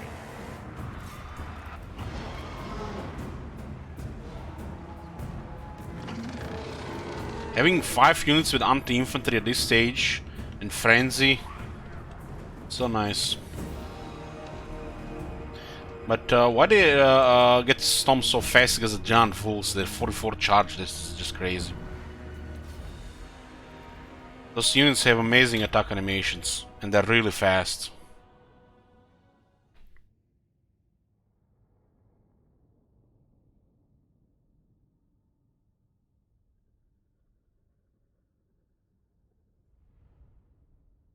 Yeah, they're infantry-sized war beasts. Did they nerf Dark Pact because this faction starts close to Vamps? Oh man. Who knows why they did it, shit wizard? Who knows? We're never gonna make any... They probably give you some reason that the players would just say, you know, yes, Monka, yeah, that makes sense. It would not make no sense to anybody who plays the game more than 30 hours. Okay.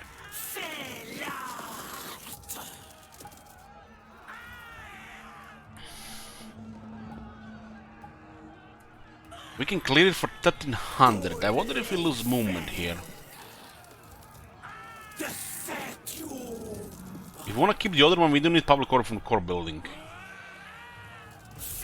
This loots the place that causes massive negative public order.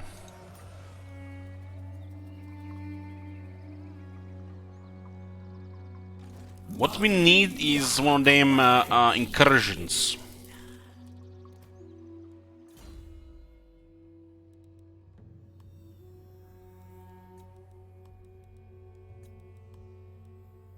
Armor piercing weapon damage +6 for the cave bats, feral manticore, giant spiders, grey hawks, and the giant wolves units. So all the wild spirits except malevolent dryads get this bonus. And this is quite a nice bonus. And after that, 20% physical resist. God damn. On turn 2. Get the fuck out. That's how you open with a unique faction. Yeah, you guys remember that Clan Rictus back in there? Nice opening.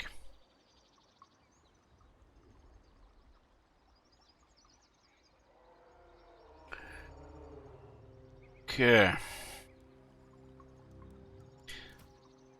These units are causing so much fucking carnage that the Deepwood Scouts make no sense. This is a really bad damage dealer. This damage just makes me cry.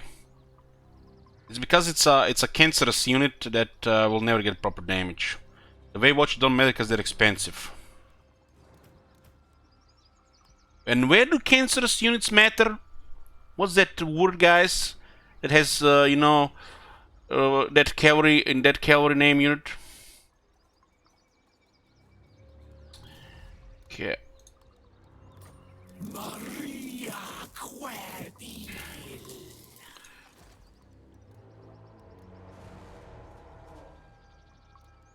Imagine using the unit of Deepwood Scouts in this army instead of unit of Giant Wolves. After giving them 20 physical resistance and all those bonuses. Get the fuck out of here. One flying unit is nice because they can just go above them.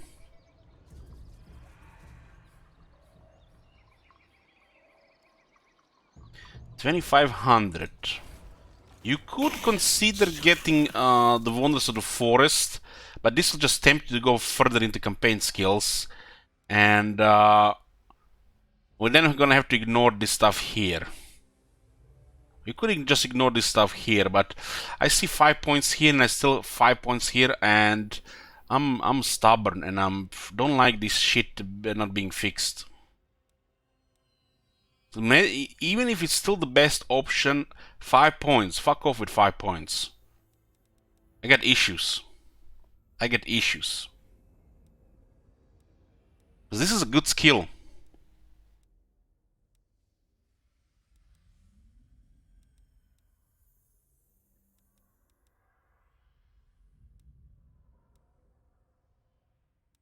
Like get this, and get this, and money issues. What money issues?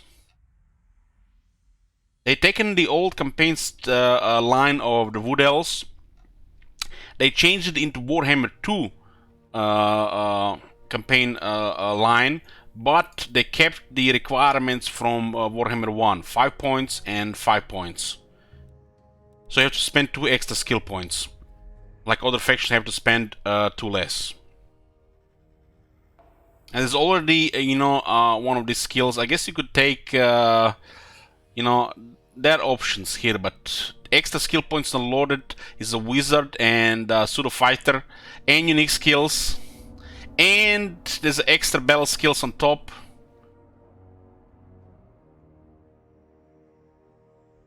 So I'm kind of gonna be handicapping myself by not going renowned and feared.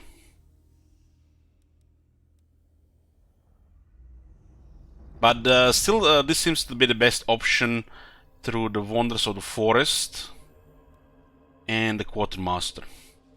The feelers don't really matter. I guess 2 points in obscurity canopy makes sense. Ambush success chance because it's cheaper to hide. You might get that ambush that just stomp the enemy close. It's really just 2 filler points. Just click everything except this, and 2 extra points here are actually good. You could get lightning strike and 3% replenishment, or this one here for 1 point is pretty damn good. But no, I refuse. I'm not gonna pay 5 points for this. I'm gonna piss blood instead.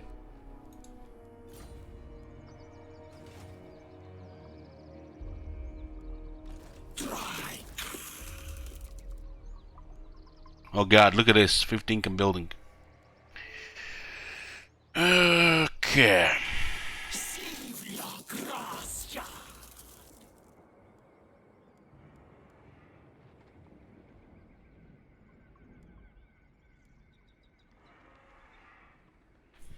Ninja patch already? What? There is no way they update the game already, Rubio. Keep dreaming. Keep dreaming. Listen to Rubio, that Ninja patch the game. Get out of here, man. Get out of here. Not happening.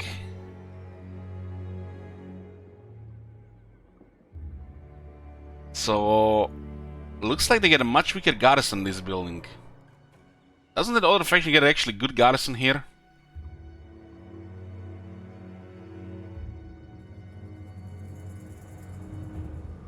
Only 1 unit of war dancers. There's a nice bonuses here, and we could actually get a lot of income here. Maybe raise Nagenhof just to get the money back. Invite the orcs here.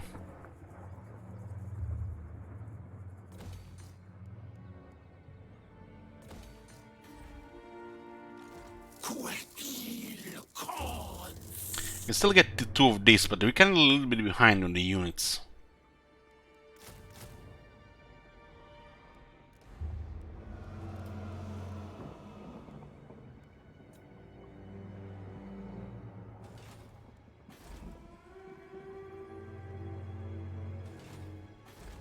You can put waste token in the army for some kiting. They might just march towards Nagenhof as well. Nagenhof should be a little bit out of range. Ooh, apparently exactly enough range. Maybe this is just enough to have it in range.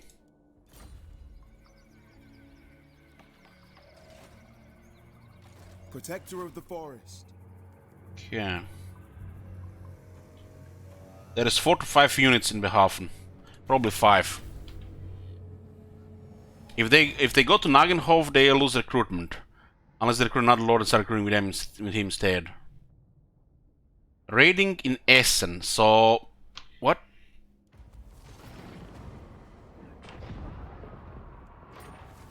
The forest hungers. Your eyes and ears at the edge of the forest have alerted you to the presence of a militiamen who are mustering in a nearby camp. You have dealt with the men of the old world before, given your previous blood-soaked forays into their lanes. They are right to fear your kind. It will be wise to attack first before they reach full strength. Show them once again that the spirits of the forest are not to be trifled with. Turn 3? This seems like a little bit early. They're gonna 3 turns, huh? We lose the initiative if we go deal with that. Got it. We encounter Kislev. Who the fuck is raiding? Where the fuck are they? They went around? Oh, hold on. You're telling me they were in this settlement, and since we are now in range, they instead abandoned the settlement instead of going to Behafen, they started raiding on the other side of the land? It's like a 3-head move if I ever seen one. Why would they go in the opposite direction?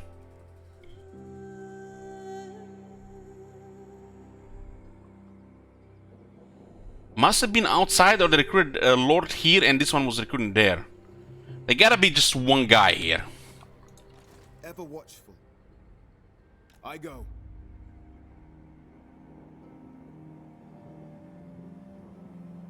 Absolutely. One guy with a crossman.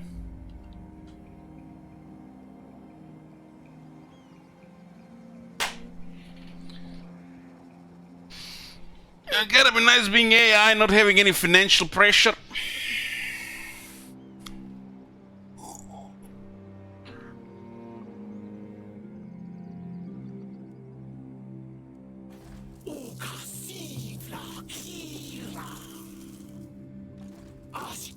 We still want to raise Nagenhof though.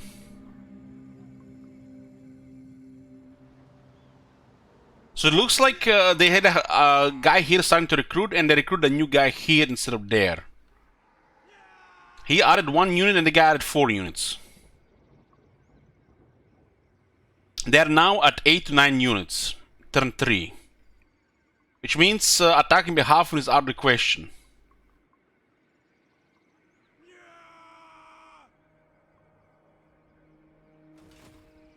And we have an army building up right next to our settlement. Does this happen to you guys as well on turn 3, or this is random?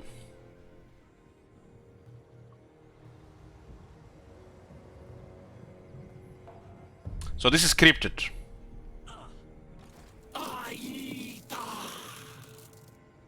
We do have 15 units in the Griffin Wood. Which means we can't really rush Behafen. Maybe the 15 units here will be fine.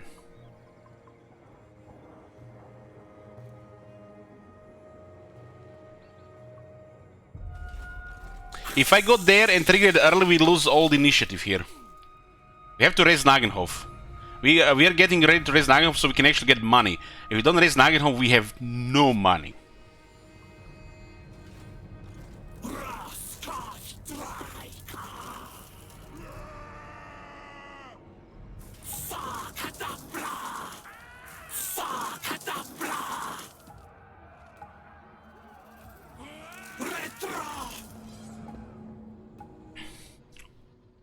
This one army isn't that scary. Well, considering we don't have a full army and the garrison is 15 units, I'm expecting at least a couple of tier 2 or tier 3 units. Yeah, the plan is to raise Nagenhof and clear that army there. And then we're just going to try to get them out of Nagenhof. Because by the time we reach Behafen, because by the time we reach Behafen, they're only going to have too many units for this army to handle them. The garrison in the forest might be fine, but you know me, guys, I played safe.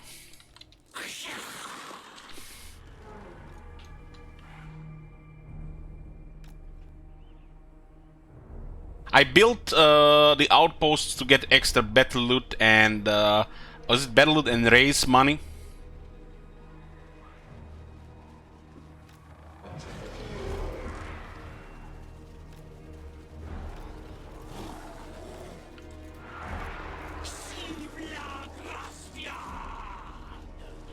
My army has Vanguard. Well, no shit, huh? No shit.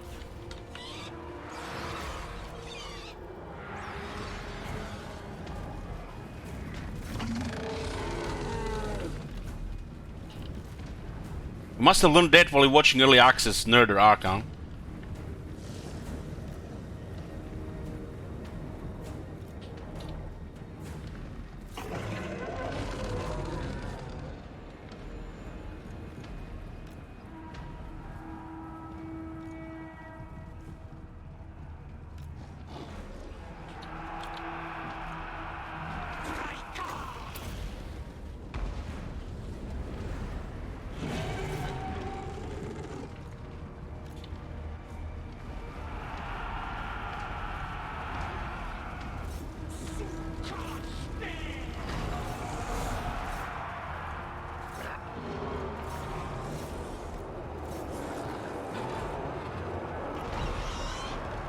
Look at that damage.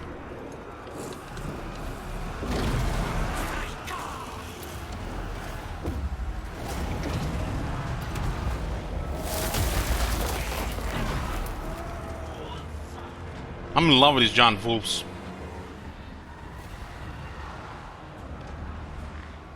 I need 5 minutes alone with giant wolves. Heck, 3 will do.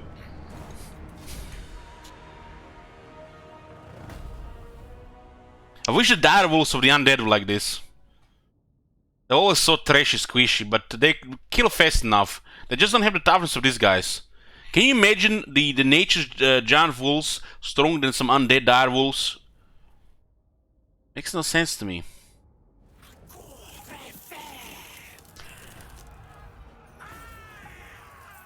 They're just better than everything, and this toughness is questionably overpowered for this type of unit. We get 960 here. We're gonna have to take it.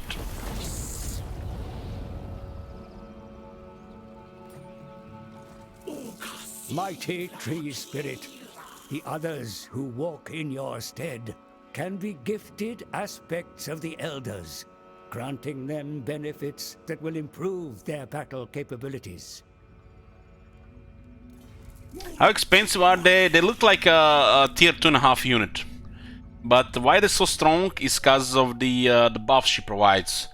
Dark Heart, there's a technology for 20 phys resist, and they can even provide Frenzy. The only thing they lack for a prolonged melee is more attack. The charge bonus is out of control. 600 health on 15 armor and these stats makes me really sad for dire wolves. Really fucking sad. I'm really happy this actually is a formidable war beast unit.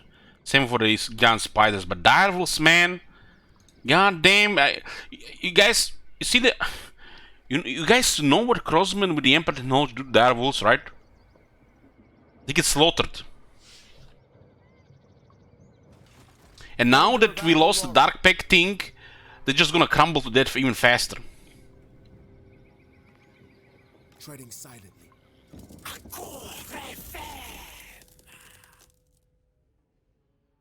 Please work, please work, please work, please. Please work.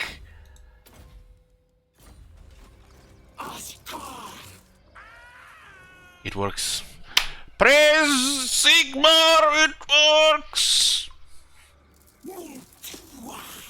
Okay. Back in business, damage dealing with anti-infantry. Guys, what the fuck here? We have to beg some invisible force, some fantasy religious institution that this shit works. After waiting 7 months.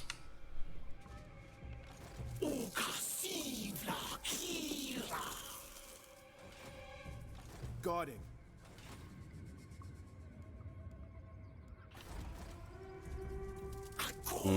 He's still here.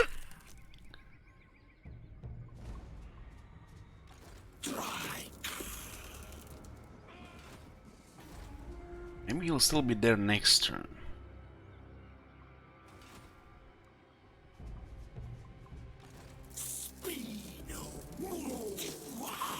I wonder if they get reinforced.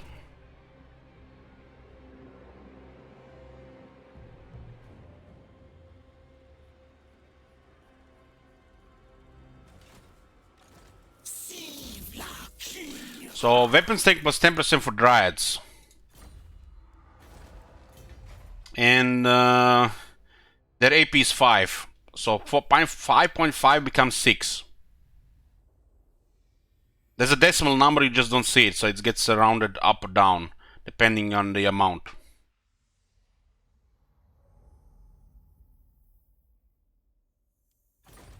So, for example, you have Goblin Archers with 1 AP, or the Skeleton Archers 1 AP, but you buff their damage. They actually do more than 1 AP. Then it's just rounded down. So you don't see the displayed 1.1. Is actual 6 Goblin? No, it's 5.5, pretty sure. I've been paying attention a lot in the past with the Greenskins and the Tomb Kings, and you can notice it's more than 1 AP. But it only shows 1.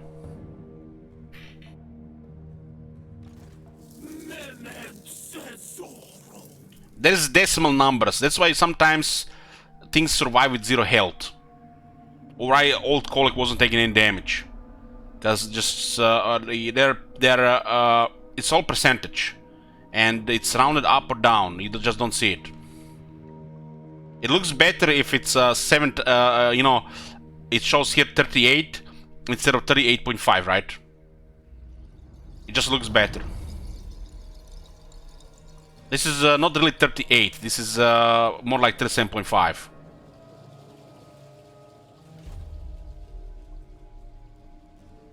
Or could be the other number is also giving it higher. So it's actually is 37.5, yeah.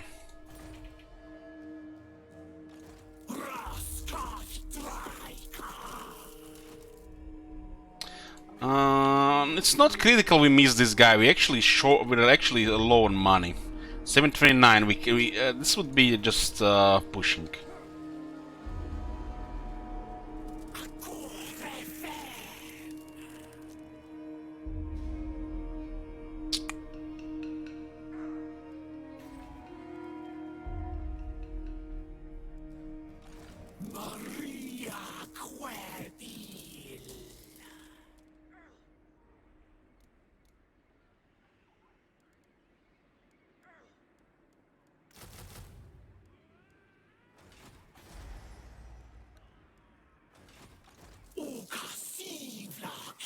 I'll feel much safer at 15. How much is him for recruit? 825, huh? Yeah, I could just recruit him and save him for later. Yes, I will listen, but my time is short. So, By Sigma? The vampires are not at war with anybody. Ooh, that's scary. Speak thy words. I don't want to fight the vampires so they get steamrolled by the Empire, and then I have to fight Big Empire. Join here. You know, this is a called scheme. Thy fool. Yeah, they're minus 26. Yeah, but Triv is still, and that's why he doesn't like it. We could cancel it in 8 turns. The thing is, we can just kill vampires, no problem. But the problem is, we fight the vampires and we're fighting the Emperor, and the Emperor gets strong. Instead of having it 3-way, it's better 3-way. We fight the vampires, Emperor doesn't get strong, vampires bothering the Empire, and we are bring the balance to the region. It's bad fighting handicapped factions. He's handicapped. The vegetable count will just get steamrolled from 2 sides then. So more wars here instead of focus wars is better here because there are 3 sides here.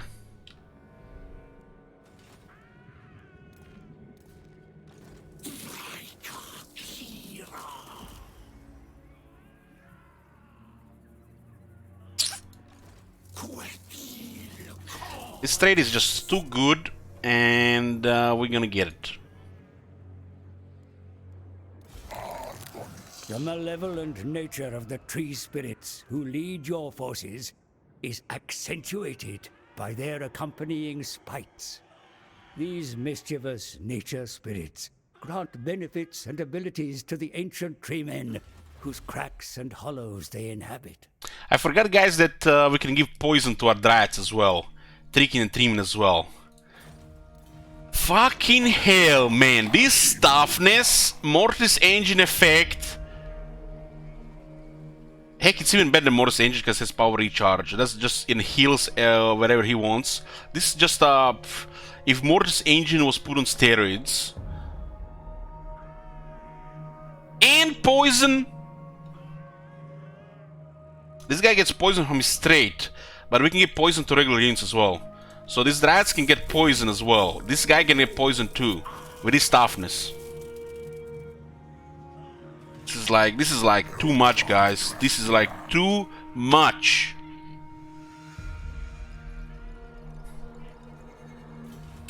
Get the fuck out. I forgot about the office for the Greater Arcane Conduit. More defense treatment and a cheaper tree. Get the fuck out of here. We didn't. I didn't think we checked these two here. they would. So this is bitter bark, carries replenishment for dryads, cheaper dryads, and unbreakable. What is this? The wild bonus phase is large for the cave bats, fell manticore, giant spiders, gerhawks, and giant wolves, and more speed, and also perfect vigor.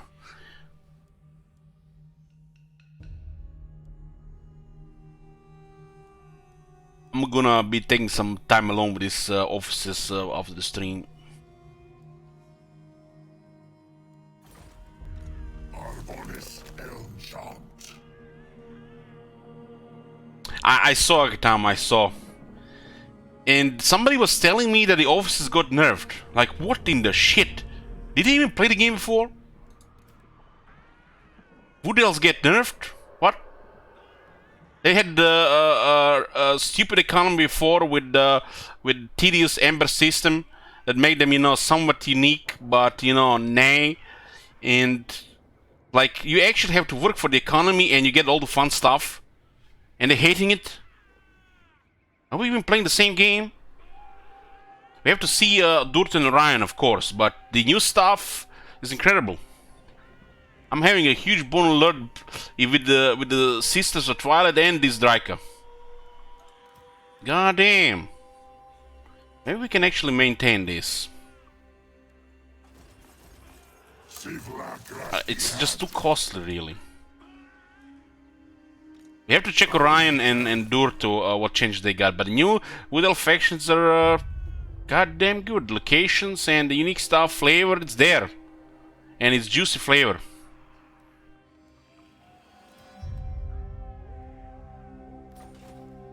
It updates immediately, okay. So we send him to the Lord Pool. I hope they didn't change that. He should be there. He should be there. Because he just disappeared. He's here. He's here. He's here. Okay. Didn't check skills. We can check in 5 turns. Just remind me.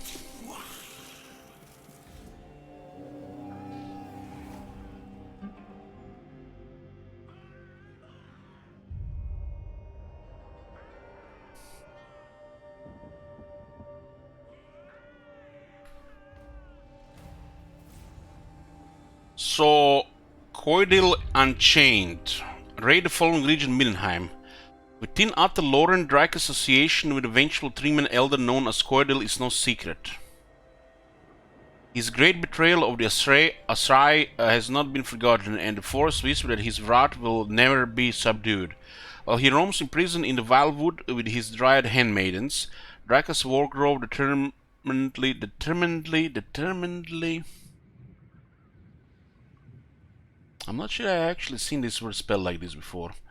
Carries out his malevolent decrees in the outside world. There is little doubt that Coidil desires to be free once again. However, and none are more aware of this than Draika herself. While in communion with the Great Elder over the many centuries since his confinement, she has rampaged across the old world to gather a plethora of powerful relics from the realms of men. Relics which will enable her to shatter the wards imbued into the waystones which bind Coidil to the Wildwood. Only the final few relics which Draika requires to complete her task remain ungathered. The Fang of Talrot, known to be located somewhat deep with the vampire, hums an earthly tune to her that calls out in the darkness. Draika knows the direction she must travel, but is unaware of the relic's exact location. From the fringes of the great Drakwald forest to the forest of Arden, Draika's bloody exploits are well known amongst men. But now it is the turn of the people of Midland to bear witness to her atrocities with their own eyes. I have to raid Middenheim, which is on the other side. Well, it's not convenient right now because we are building up. Where they're raiding now? This guy's raiding here, we might limit them on the other side. The forest is whispering. We'll need to keep an eye on where their army is piling up.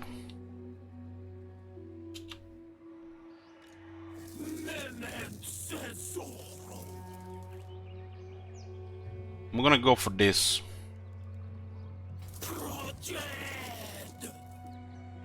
So why is it faster from the other side? I don't get it.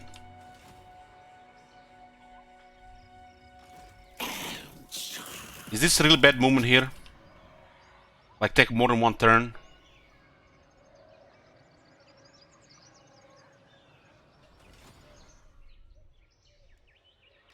It looks like they made a really bad movement here. So apparently it's fast to go around and go into the Griffin Wood and then move here. Sometimes when they add these regions that are close to other stuff, they make a really horrible movement, so it's not in range immediate of the nearby factions. You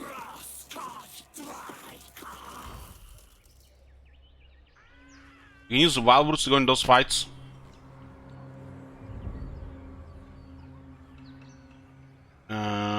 Okay.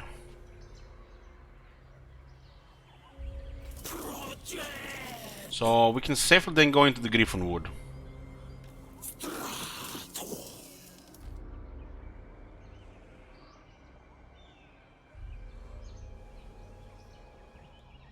So we just have to position the army here, huh? Ever watchful. I guess we do this, get a couple of Glade Guard with poison. Just to deal with some pestkins. But then again, we can just use extra wolves. But it makes it a little bit easier if we have some archers.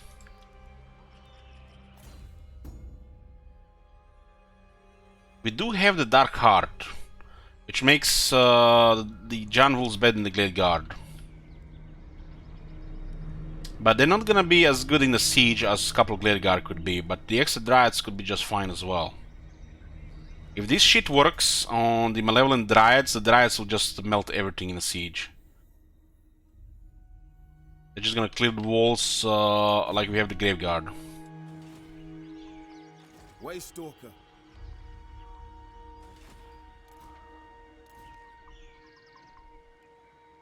And we can still get, well, we recruited them recently, so it takes a bit for these things to come back, huh? Rank 10 for this.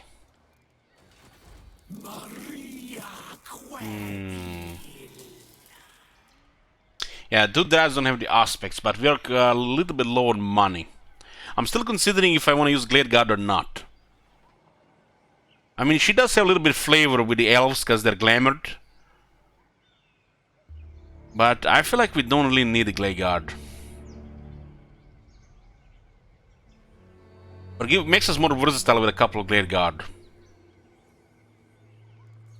The thing is, we only have the Malevolent Dryads, and then we have these things here.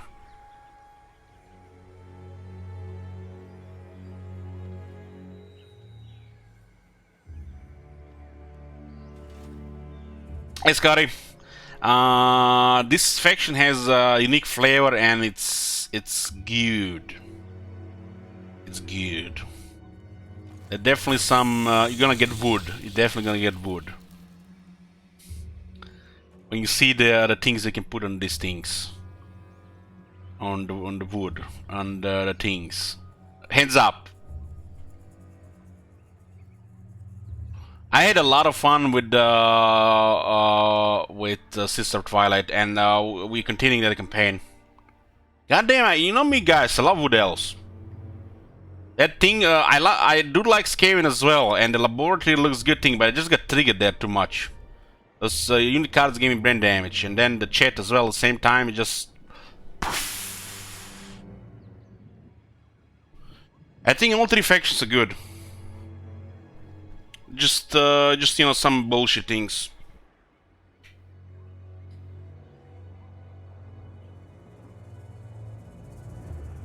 Like, they're definitely different and fun in their own way. You know me, how I played Orion and Durto. I would split one into elves and one into forest spirits. Well, they expanded on that. They expand that even further with more units. And these are basically just then unique variants on further that. Outside Outer Loren.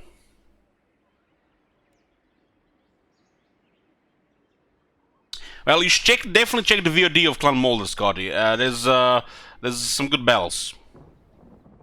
Just skip the last 20 minutes. Or 15. Or 10.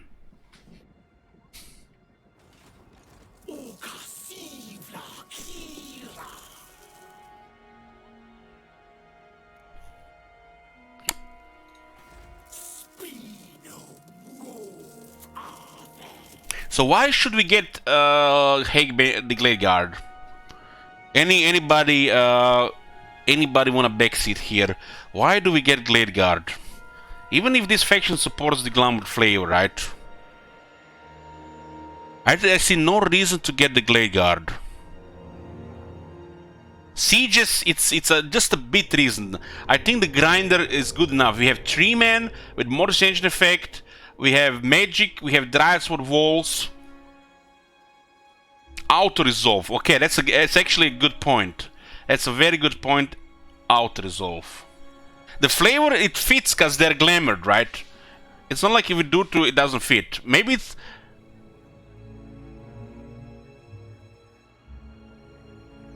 Arrows equal damage, but we have damage already.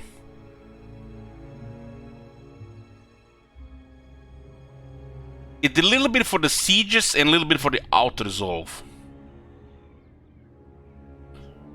But the thing is, this exists, this exists, this exists, and this exists. This is just expanded due to flavor that I used in the past.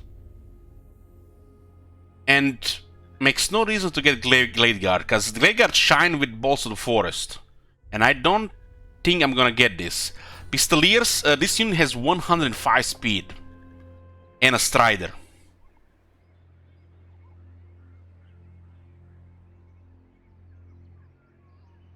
Forest Stalker 2. The Giant Wolves are incredible.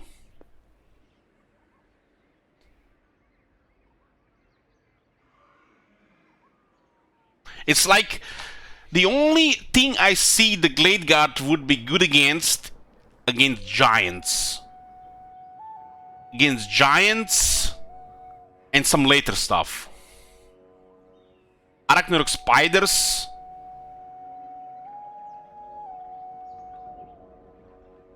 Maybe other, if you were to, whatever we're gonna be facing the forest. Just single anti-monsters. If you have to deal with Norska, Chaos, and Greenskins, Arachnarok spiders, giants, mammoths. So in the beginning, it doesn't matter the Glade Guard. This buff is just too good, and we just split our skill points for nothing. Like I said, this is just an expanded Durtu flavor, which we used in the past. Because if the Dryads get... If this works on the Dryads, Dryads get really good. And we just need this, and we need this, and we don't need anything else. The only thing gonna be struggling, massive skill entities, which gonna be a little bit more grindy.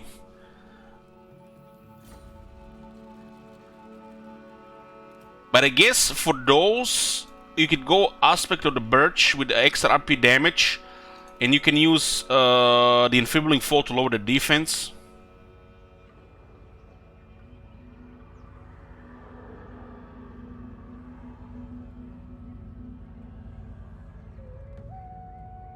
But yeah, people told me the skills don't work. If these don't work, we definitely want Glade Guard. Because the Dryads are not gonna be good enough as we go on. If they don't do good enough damage, they're just gonna start dying. I can only see them greatsword chopping them to pieces. Some people are telling me this doesn't work, some people are telling me it works. If it doesn't work, we waste skill points and time, because the Glade Guard, then we need Glade Guard.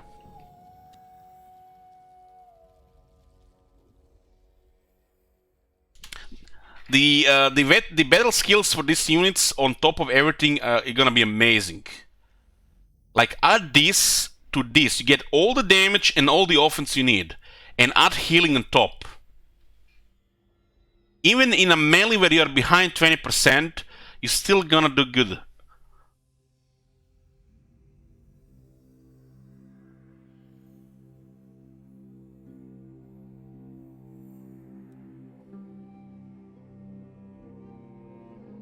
I guess we're just gonna go with Old Dirt build. Old Dirt build with Wild Spirits. And we're not gonna use the elves. So we don't need this building. We'll check the Glade Captain. I guess the Glade Captain give increased mobility.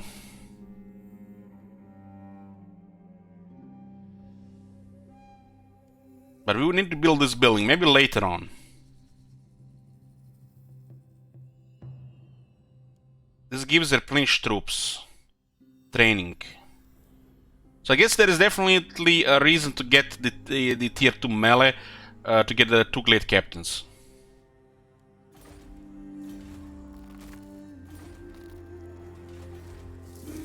And then we don't need this building. This is poop, and these are the good ones though. Yeah, we definitely want to get a Glade Captain. Definitely want to get a Glade Captain. Increase mobility, and whatever his skills he has might be beneficial. Glade Captain looks good. So this a little bit pricey right now, but we'll get it eventually. So we can remove this for more economy. We really need money right now. And we gotta keep this one because this one here is later on.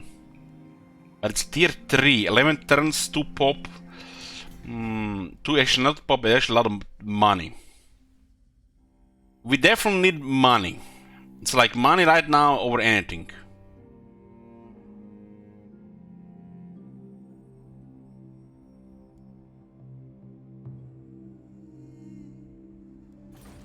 $11 turns, huh?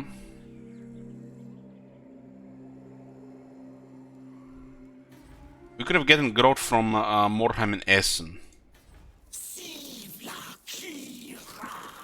Maybe this frees up the Kinder thingy.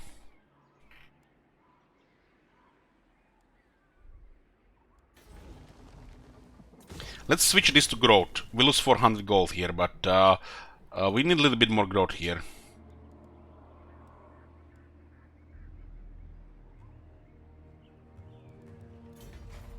And we'll have an open slot for now. We need money. Money right now more than anything.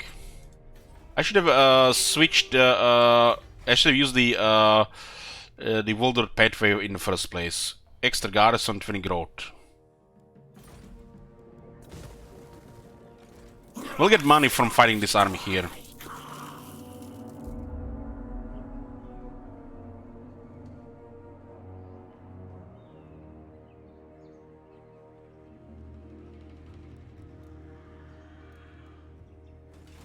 So we have to see what they have. They'll assemble in 2 turns. So they're gonna have like what, 18 units there? We have 13.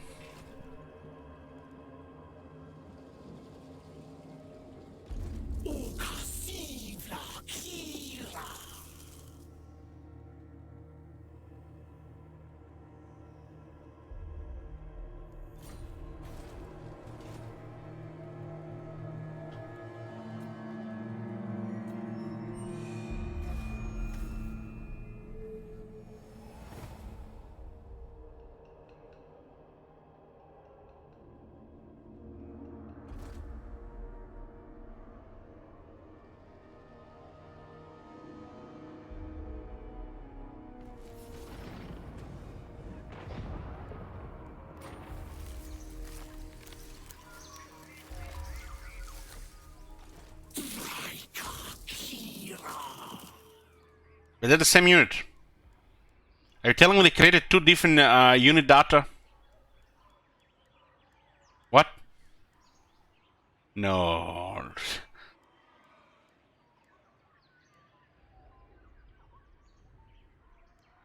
But they're identical.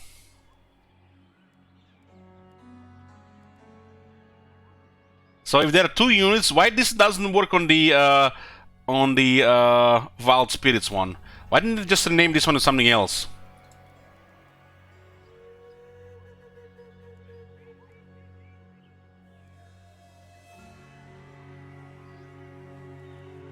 And this one doesn't bother them either.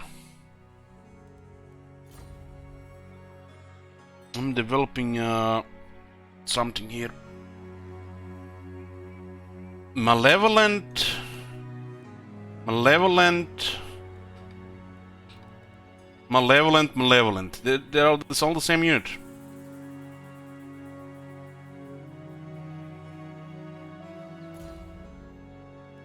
And they are not present here. In technology it says malicious treeman. And this is the malicious treeman, which is a malevolent treeman. Guys, man, it's like who can even keep up with this shit, man? What works on what, and 3 different things: malevolent, malicious, wild spirit, recruited, not recruited, identical, same stats. But this means they created 2 different unit tables, and it's identical unit. And one gets buffed by the recruited ones, and the instant recruited ones are not buffed. Holy shit!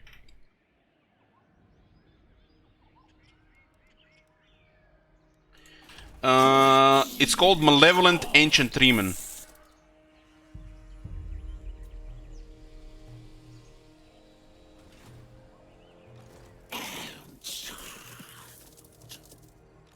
They recruit 13 units here. They do have a unit of mortar.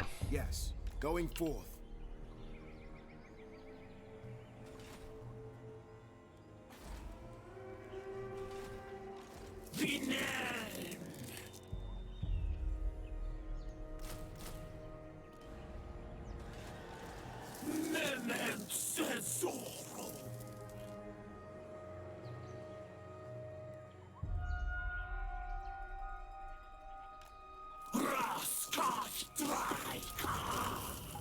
They're actually not as strong as the Skaven army. Interesting. They still do have some higher units though.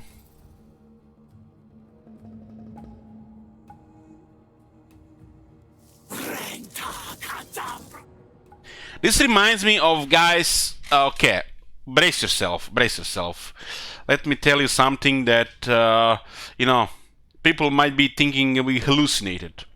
Okay, back in Warhammer 1, one patch, they made gyrocopter lower tier. So one update, regular gyrocopters were like tier 3, and the AI would just use them, and you'd actually get harassed hard by that shit. And then 2 updates later, everybody's still like, Elich, gyrocopters were always tier 4. What the fuck are you talking about? One whole fucking update, gyrocopter was tier 3. We played it for fucking months here, and 2 updates later, it's like, I'm the crazy one. We did like, I don't know how many campaigns. We fought the fucking dwarves, spam early gyrocopters and shit. And then 2 updates later, it's like, Mr. Streamer, what the fuck are you talking about? And listen to this. You guys remember how every time, you know, since the half-facing started with the Vampire Coast factions, when they introduced new types of attrition. So you get a new type of attrition, and it's like from the right, and you have units, it says immune to attrition, and then you mouse over your units, it says you're taking attrition. What the fuck? Are we immune to attrition or not? What does immune even means then? So they introduced new attrition, and somebody forgot to put it under the table of the new attrition. Okay, this is where the story continues. They fixed that. They fixed that, and then they expand the map below the Great Desert. You know, down there, next to the Arabi. And listen to this. They put the roads down there. There's a desert around, and somebody created a new type of desert attrition. So you had desert attrition type A and desert attrition type B. And around the roads, you were safe from the desert attrition type A, but you were taking desert attrition type B. And I kid you fucking not, you know, people are gonna think I'm crazy. But you can go watch those campaigns on YouTube. We have proof recordings. We don't have gyrocopters on low tier from Warhammer 1, but you have them from the Desert Edition that this was newly created. I'm fucking walking around the road, minding my own business, and I'm taking Desert Edition on a fucking road. And the next patch, they just ninja patch like never happened. Not in the patch notes.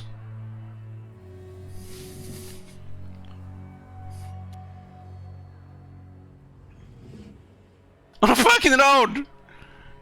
And 2 updates later, Mrs. Stream, you're crazy. You haven't played this game 5,000 hours, you have no idea what you're talking about. You know, I would tell you 7 or 10 times I'm right. 3 times, you know, might be wrong, but 7 or 10 times I'm still more right than you.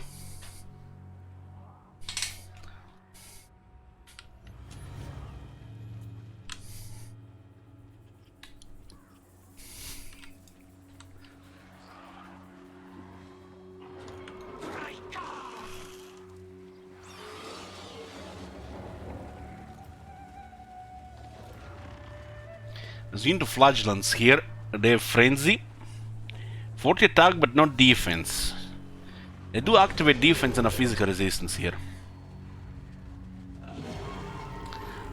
What was that campaign, guys? Was that Tic-Tac-Toe campaign? I think. The first Tic-Tac-Toe campaign? Might have been.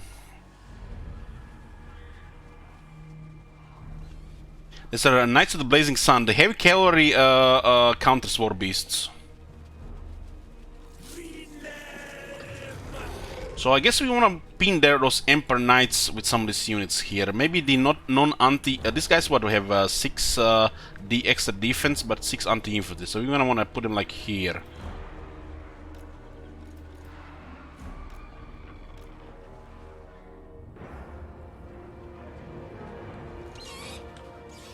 And this can get countered by the heavy cavalry, but the bets are expandable.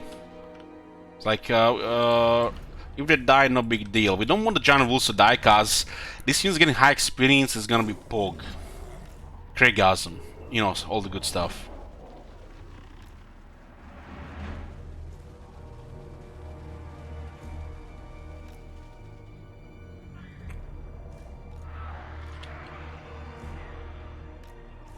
Guys, there's like so many stuff like this. Like one time, you remember the artillery bug, right? When you tell your artillery to shoot at a tower, and instead of shooting, they will start moving towards there. And there was an update saying how they didn't say they fixed it. Okay, they were fair this time. They said this would happen less. So it was kind of, you know, fixed. In the patch notes, it actually was written in a way where it was said they lowered the chances of this happening, so they improved it in a lot of ways. And then Vampire Coast gets released, and we fight in the Awakening, and what do we see? We see fucking Bretonnian castles in the sky. Like we're tripping. There are Bretonnian castles everywhere in the sky. Clearly somebody forgot to, forgot to properly finish the work before getting on a coffee break. And first thing I see is my artillery on their wall and tower, and they start moving towards them. Right after those patch notes.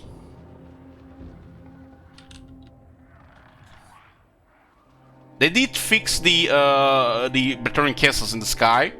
So like you look in the sky, you see a Bretonnian castle like this. And artillery still moves sometimes towards those towers.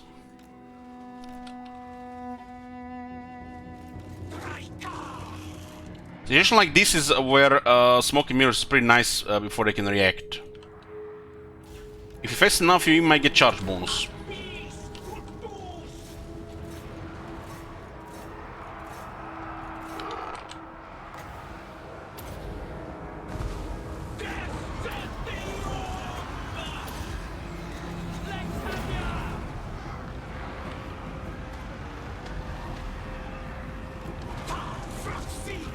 Looks like she got a little bit interrupted there, huh?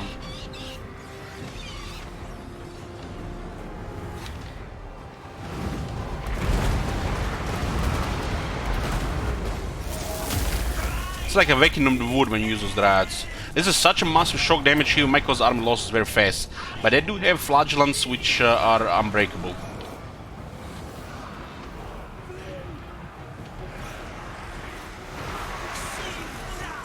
The flagellants shine when they have to fight units like this. So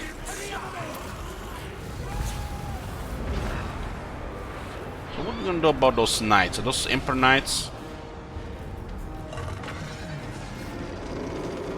Somebody charge the beds or something.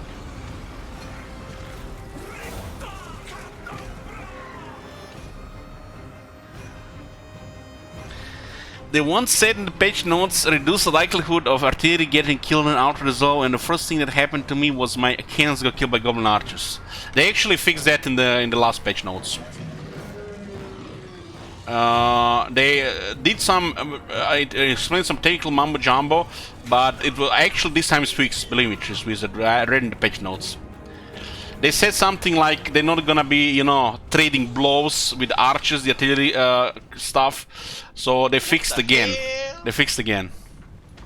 Alec, you are losing it, monk. Think about happy things like Dark Pact.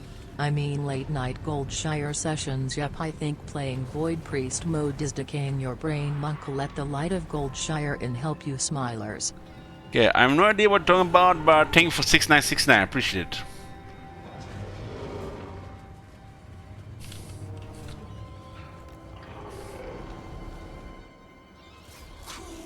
So what was I talking about? Yeah, so I make a coffee, I woke up, and you know, in the morning I'm vulnerable, you know, I need to not stream in the mornings, guys. You know, I get stressed, blood pressure, especially with Actamis channel, and I turn on my PC, I'm about to get like coffee, about to get one sip of coffee, and what I see Steam, I see flashing lights, Shit Wizard sending a message. And in that message is a screenshot of things getting killed against goblin archers, and all the artillery is grayed out. And imagine you have to start a day like that. And that's not the first time. He sent more pictures like that. Not once, but more.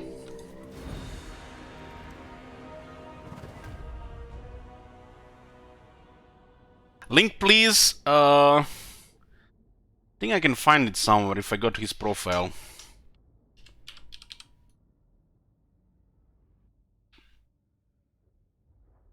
Profile, screenshots.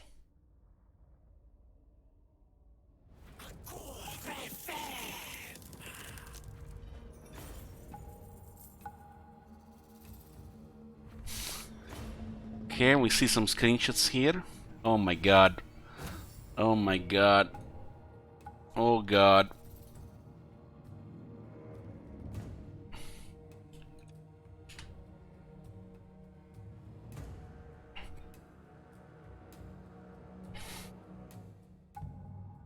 This is like just one of them.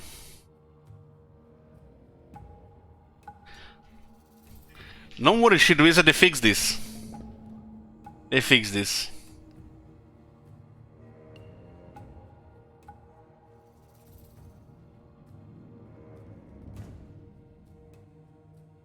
Guys, this is on Shit Wizard's profile. This is Shit Wizard. You can see you have Ike of the Nell.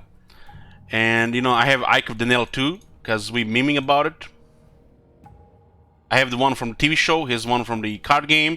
Never forget what happened to him in the TV show. And, yeah, you see here, he's played Mass Effect recently. He's played some Gwent. Yep, that's him. True story. You see him, Yompa on Steam, Yompa in WoW, that's him.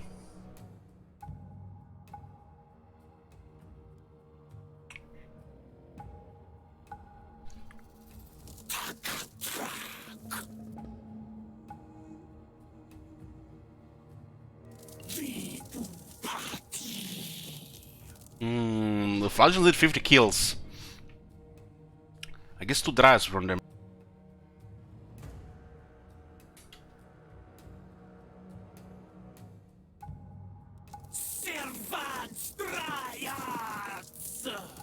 This is like 3 turns replenishment. We need money. Oh, we got a Fireball, Ruby Ring of Ruin. We're here on 17.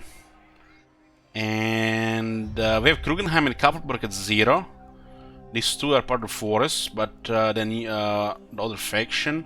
And there is also Behafen here, also part of this forest of the Griffin Wood.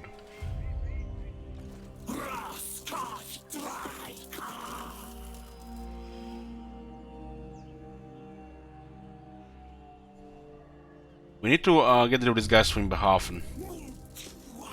They might just go down here. I need growth here.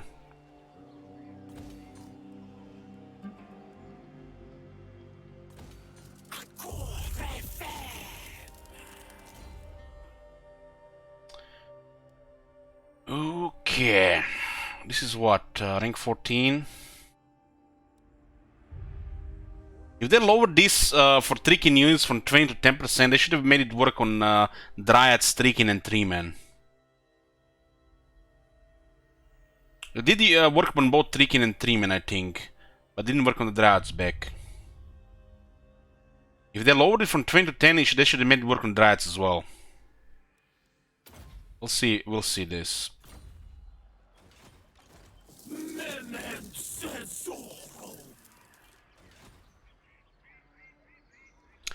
Trespass minus 15, huh? We did what? Did they increase the trespass penalty?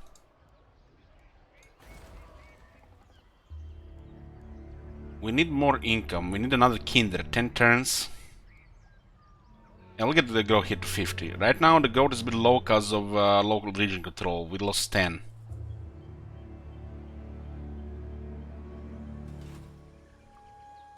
The forest is whispering. What is the Kislev Empire Captain doing here? Oh, this is not the Empire Captain, this is just a Captain, my bad. David Skrablovich. Eternal Guardian. Is it true? Do you want to hear any more Kislev here? The Ice Queen does not want you. No enemies, huh? The bear How the hell we got rolls war at with its the Empire? enemies. Empire Reprisal Force. Now, Huh, those are the spawn enemies, okay.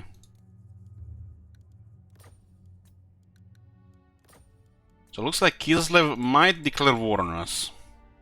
Yes. Manfred might declare war on us. The danger. Very well. Oh, he joined against Ostermark, very good. So he was planning to attack Ostermark.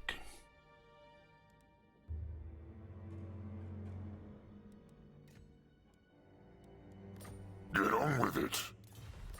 So, you got my attention. Who's he fighting? Clan Gritus? Who the hell are they? What Was they added more Skaven? Clan Gritus. Now, how many clans of the Skaven there are? I feel like there's like every 6 months there's another 1 or 2 Skaven clans pop from the ground. Pop, more Skaven.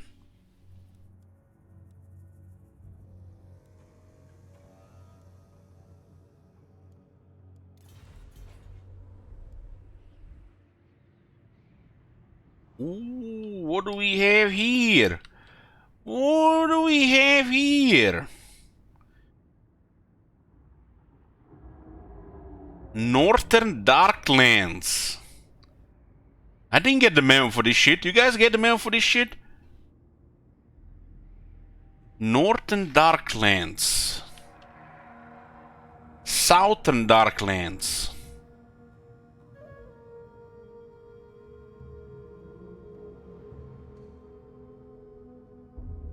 Huh. 2 new provinces here. I didn't get a memo for this shit.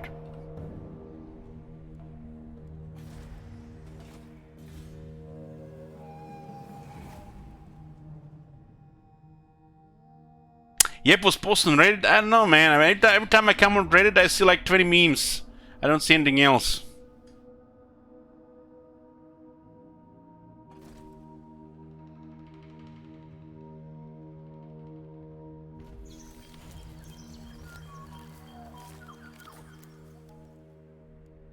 When is Beastman Mass supposed to be? Hold on, let me check my calendar. Okay. It's next year, next year, next year.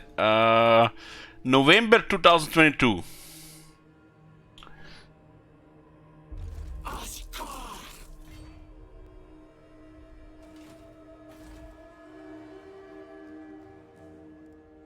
I refuse. So they have the Emperor flag and they called Empire Imperial Reprisal Force. Yes. They're just taking Nagenhof back. Who was it? Was that the guy with a crossman unit? I'll ignore that. Guarding. Moving.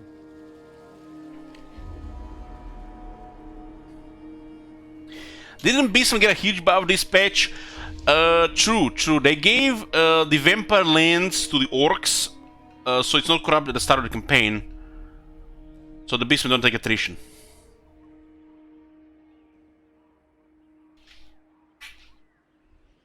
So they had to buff greenskins, so they buffed the Beastmen, you know, indirectly. Because, you know, we can't have any Beastmen updates until they charge another DLC in Warhammer 3 or wherever. It's coming.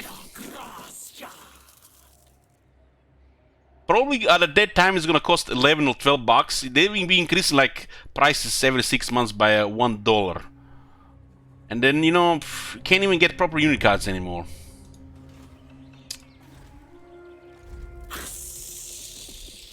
We can't work as effectively or as much since, you know, this virus apocalypse, but we increase our prices and what, you're not happy with unit cards?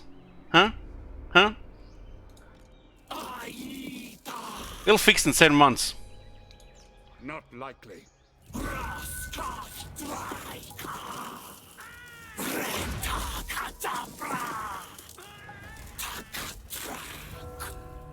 Okay. We have to check Betty's force out, and hopefully it's gonna be their only force out.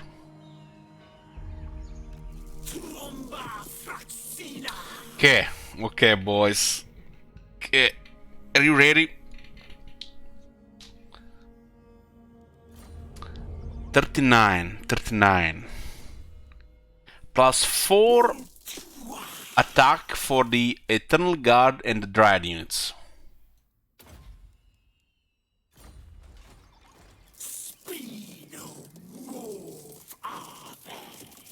It works. Why do people just why they sending me those hurtful messages that they introduce new faction and the battle skill don't work again? God damn, we actually gonna get properly buffed Dryads. You know, would be asking too much if this worked on those Dryads as well, but I'll take it. If this two worked on Dryads too, just imagine the actual Dryad faction with all these Dryad buffs. Maybe this one will work on the Dryads, because it said Trikin, but it buffed 3 men. Maybe now that it nerfed it in half, it's gonna work on Dryads too. Just think about this. Imagine these two also worked on the Dryads. This would be like... Would this be real world?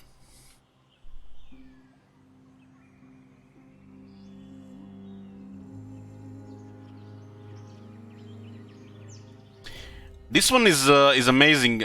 This is 3 points, and this unit actually gets almost like stronger version of battle skills without a veteran battle skill. And when you add this in the mix, it's like they have a veteran battle skill but costs Ember. So I'm very happy with Wild Spirits.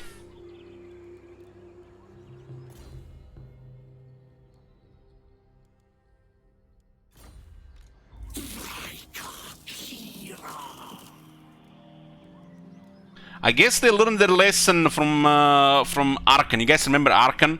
He has Felbats, Creep Ghouls, Direwolves, and Hex Rates, yeah. All the good shit.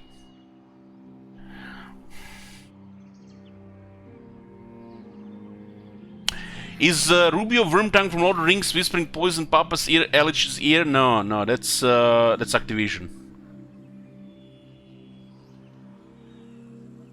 You see, it says there, Activision.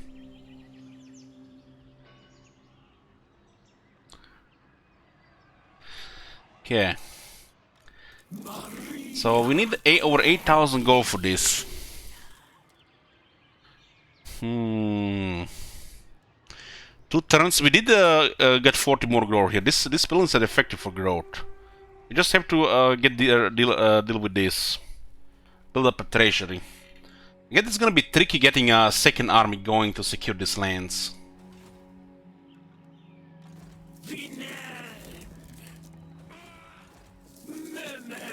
Right now we could get more malevolent dryads.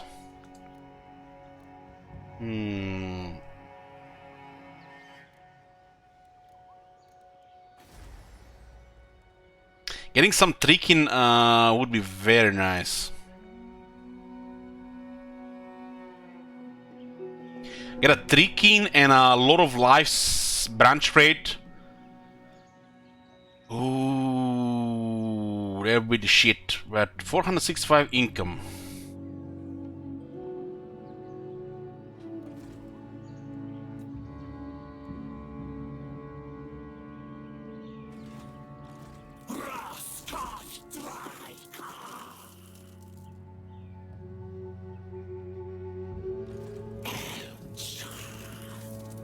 I guess the remaining we have enough drats. The remaining slot could be for the 3 king, 3 man.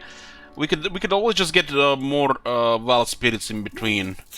Getting a couple of 3 king would definitely help with things. Especially if we have to deal with outnumbered against a lot of infantry. Because 3 king and dryads are a good combo for clearing battle lines. To get more money, we need more kindreds, so we need more growth. And we're getting growth from the hitlands. So we don't have to do anything right now. We could upgrade this and keep an eye on branch. Getting life is a big deal.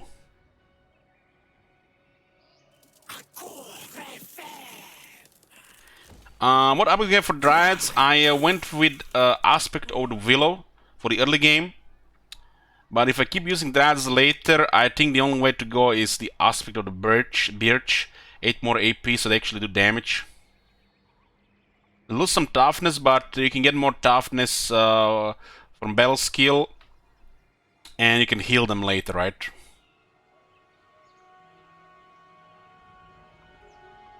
Tricking later are basically just better dryads.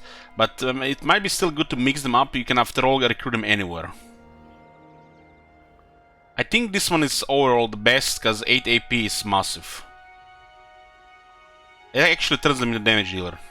So get this one here with the nice old buffs, combined with Tricking and 3-man, and a nice combination of units. Early game, when you have to deal with a bunch of infantry, I mean, look at that army, bunch of swordsmen, crossmen and shit like that. So bonuses infantry plus 6 is a lot. Later on we have 3 king and 3 men. You don't need bonus with infantry on infantry, you just want them to do more damage. Even if you're going to use them in, at all later. Because later on it's just going to be better to get 3 king and 3 men. The 3 king do get additional ward save, which guys don't get.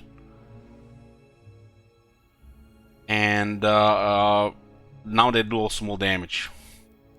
That still looks like an early game unit, and 3 king and 3 men later.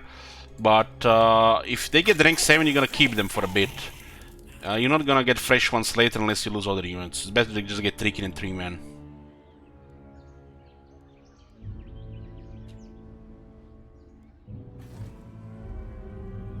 So going after Nagenhof again.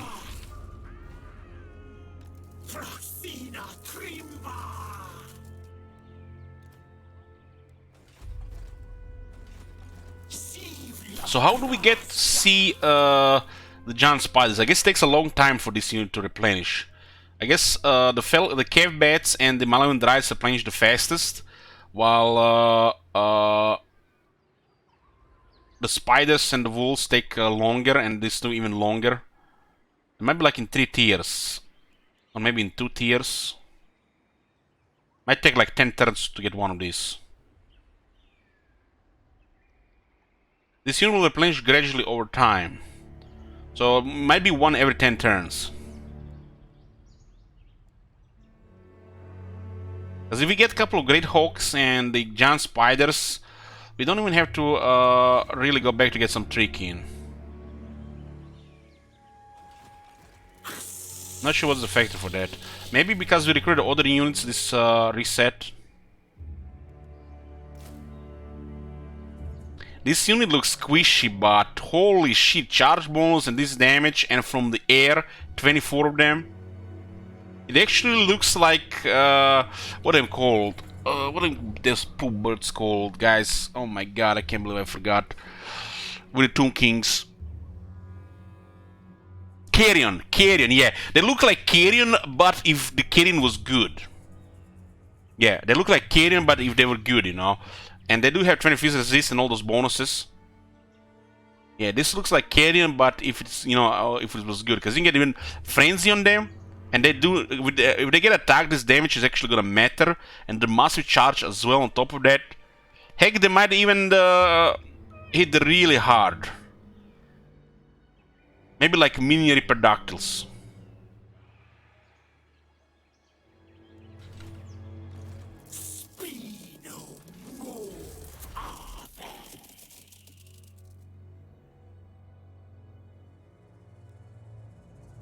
So this is a bunch of poop technology because it doesn't really affect the units we use. But we do buff the garrisons at least. The garrisons are a lot of elves. It's a shame we don't have any this basic technology for this shit. So what are we gonna even go for then? It's a bunch of elf stuff. We can get more replenishment here for these units.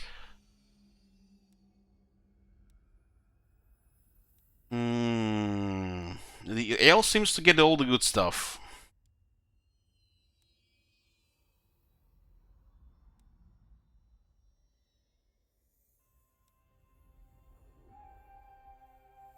Speed 5% all armies.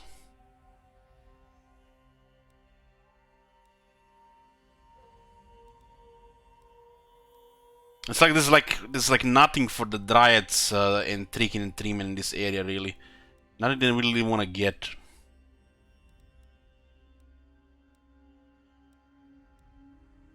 I guess the replenishment is good. There's a lot of just elf stuff. The only things that really affect our units are the Ember technologies. And this one are really good. This one will give our units poison. And this one will give Treeman the damage, aura, and physical resistance to the spirit stings.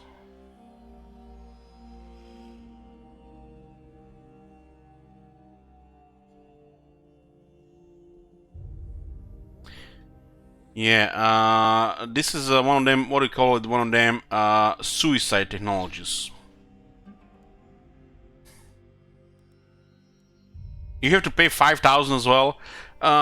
Sure, let me just, here you 5,000, you know, I want to die. Let's end this campaign.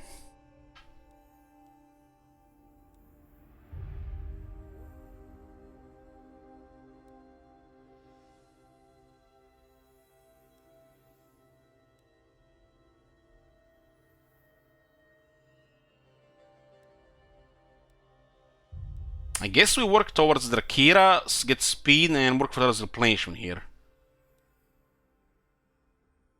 We can also have a replenishment here specifically for these units. But does not affect the beast, these things. There are minor bonuses like money stuff. Magic item chance plus 20%. This actually is solid. Magic item roll chance plus 20%. Income for possibility plus 10%. This, I guess we work towards Eret Kial from the south with this faction. We get more money technologies and get replenishment and get access to this one. This one is good. But forest spirits, again, you know, they get minimal stuff compared to the elves. But still, the Ember technologies give us enough stuff.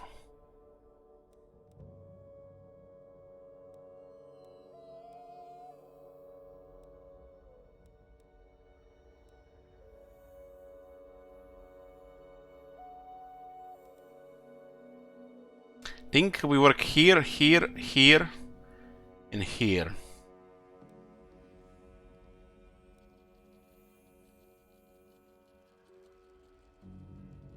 This one is also good. This is income from raising settlements. Post-battle loot.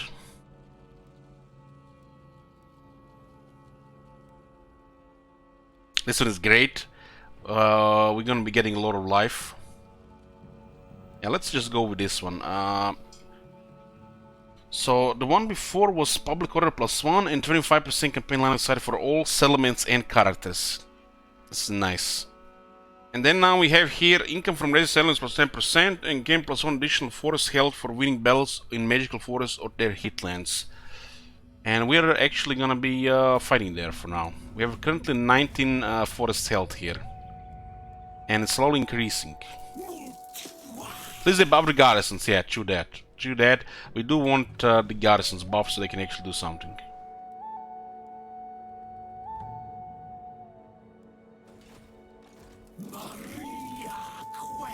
We have to see how much raise is there on like a tier 2 and tier 3 settlement. Because it looks like the modifiers got just went like maybe like 20-10% of what they used to be. It's harder to manage the economy, which I think it's a good thing. The Wood Elves would get a couple of raises and then just like steamroll the rest of the campaign in the before.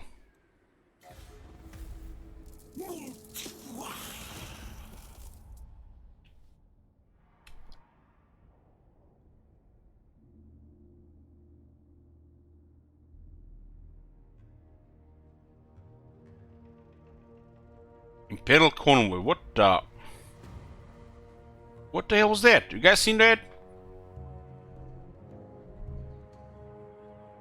Waystalker, treading silently. The Deepwood stirs. They're recruiting a second army here. We have a 7% chance to ambush here. By Sigma, no!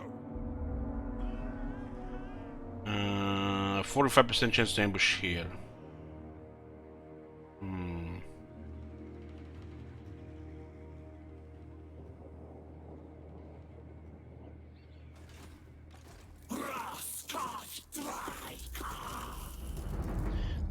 The Wood Elf new ambush stance called Masterful Ambush has a reduced chance of being attacked by enemies. So you can always pretty much go into it with 10% movement remaining. They definitely got a nice improvement to their stance. If they don't attack, we'll attack them. They're trying to recruit two at the same time. They often have the barracks and the cavalry building. We can get one more pop next turn, kindred next turn, and we can get 600 income. And we can also take a look for the branch race to get some healing in the army. Even some tricking.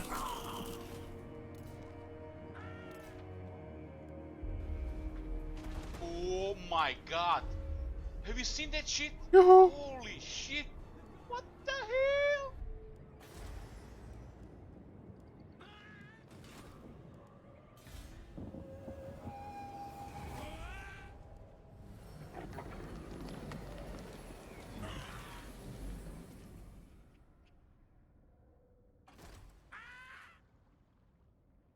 There's like the microscopic, like tiny 1-2 millimeters. What the?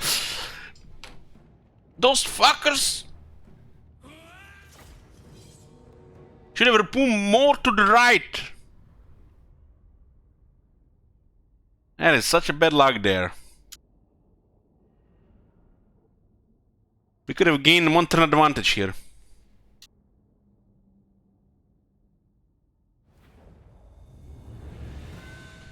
It was just like tiny bit. We couldn't click on them to see their pet, and we weren't telling them to see their pet either. So we had to just guesstimate there, right? Ready for orders. What bonus do we get here again? Hold on. We get 15% melee defense bonus. And quite a bit of accuracy, huh?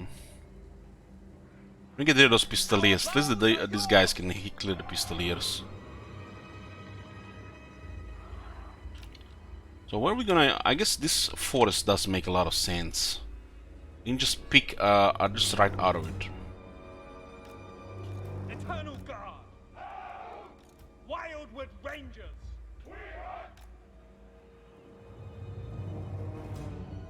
They lose 5 melee attack as they're glamored, even the garrisons. Eternal Guard! Oh man, even the garrisons lose this. So we definitely need technologies to fix this. They do have a much higher leadership though. 5 melee attack.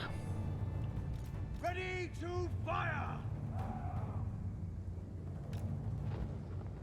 Wildwood Rangers! For the Eternal Realms!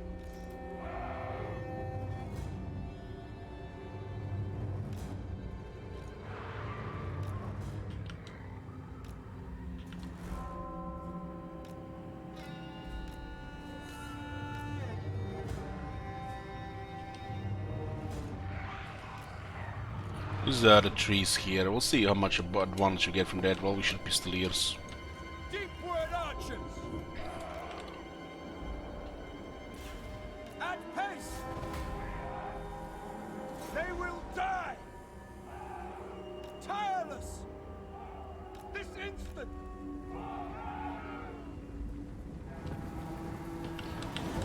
You can actually see the purple thing, yeah. Straight away! Well, we have to definitely shoot those. Children of Athelloren! Have a longer reload because of glamour. Pistol is a soft 20 arrows.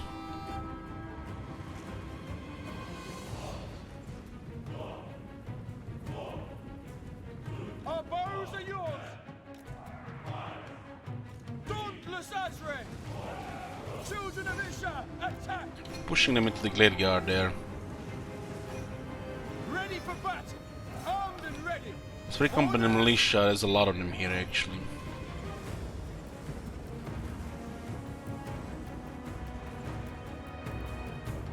At once! Why does he even take so much damage? Because this pistoliers were shooting them.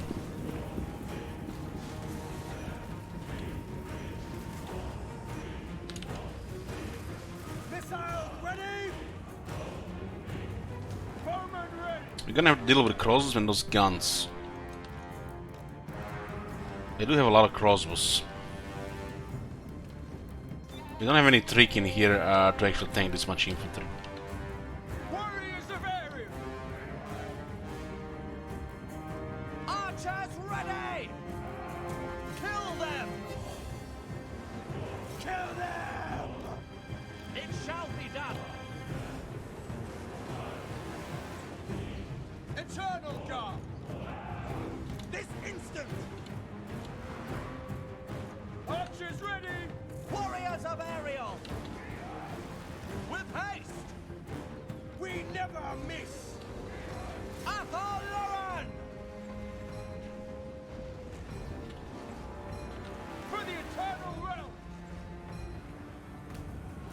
Wildwood Rangers! Athelloren! Yes? Azrael! Still haven't patched this stacking. Bowman, ready!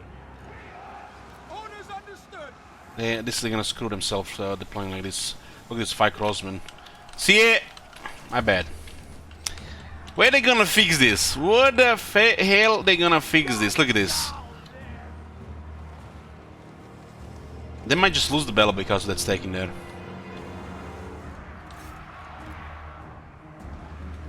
Ready to fight! Blade guard! Bows of Athelloren! Ready and able! Deepward archers! For Kurnos! Your orders? Yeah, the Drads are losing to swordsmen. Our bows are yours!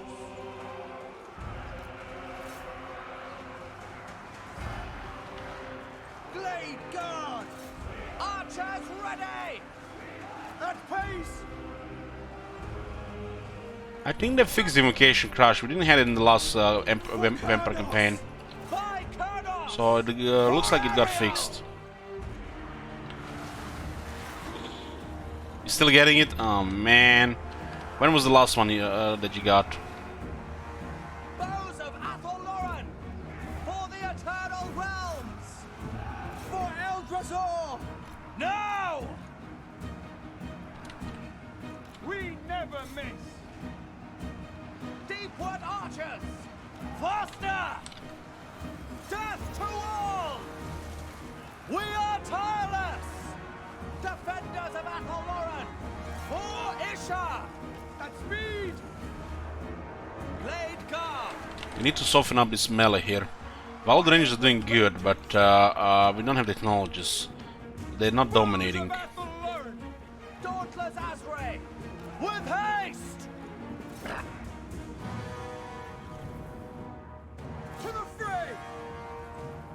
Ready to fire!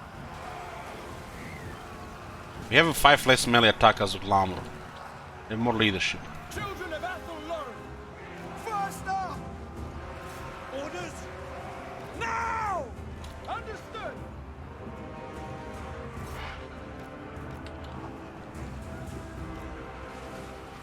Bowman, ready! Children of Athel-Loren! Take us!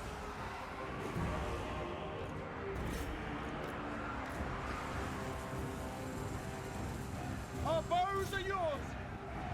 So nice to fight the Emperor. We don't have bullshit broken technologies activated. Now!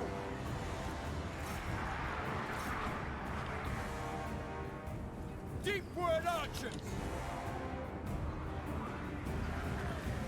Blade guard! Armed and ready! Defenders of Athel-Loren! Dauntless Azray! Warriors of Ariel!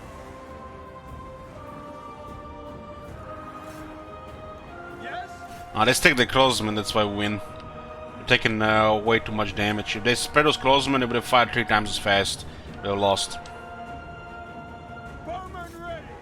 They have not patched that range stacking, which makes the AI lose some impossible to lose battles, really. Swift of foot! Athel-Loren! Aye! Then not all of them can fire when they stack like that, and they take just massive damage when we just focus fire there.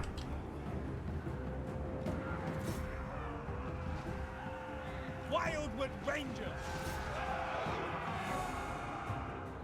Archers ready! Just another mama. For the Eternal Realms! Understood! Pretty cool color scheme, I have to say. I like the purple. As you said!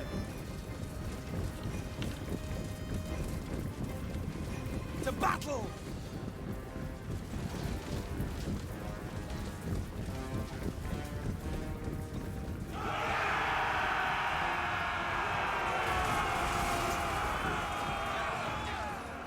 Now we strike for Isha! Archers ready!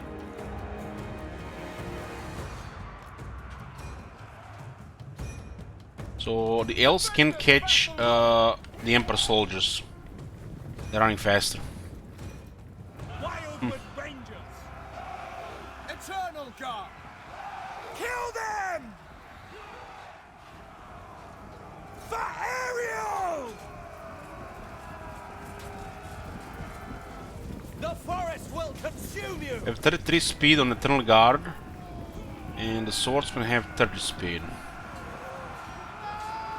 Your life ends! A little bit strange, Eternal Guard has only 33 speed. Wild Rangers have 38. Athel-Loren! Eternal Guard! Dauntless Azray! To the fray! Bows of Athel-Loren! Oh yeah, we saw it today with the Red Ogre Mutant. Much more consistent damage and much less knockbacking around. It's gonna be a pleasure of using some of the monsters now. and fighting him as well, dealing more consistent damage both ways. Hear the horn! Yeah, that damage is crazy, Scotty. I thought it would be Arrow of Kronos, but they went further and they made it Volley of Kronos. So each rider is using the ability. So it's not the original one, which would just shoot a couple of projectiles, but it shoots like a lot of them. It's massive.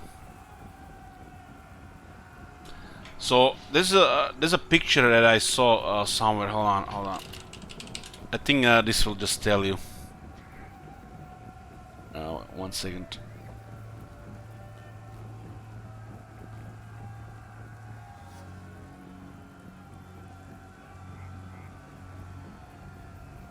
Okay, I found it.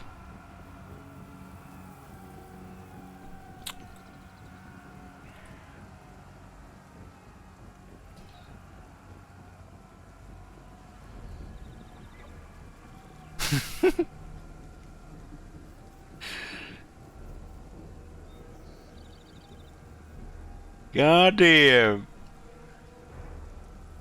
That's that aircraft they used in that Transformer movie when they were shooting that Robo-Scorpion thing.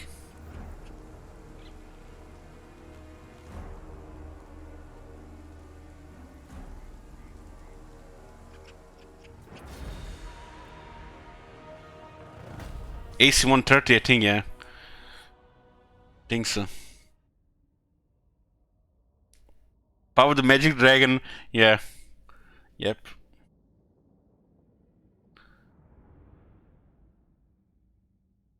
Is a gunship, yeah.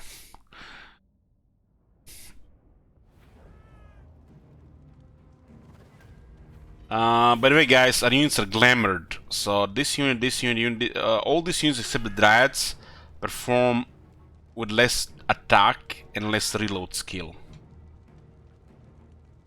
If they didn't stack the Crossmen, we probably would have lost this battle. We wouldn't have enough armor to defeat them all. We would just kill our units.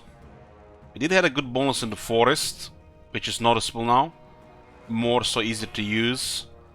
And there are still technologies. But them taking those crossmen what won us this fight.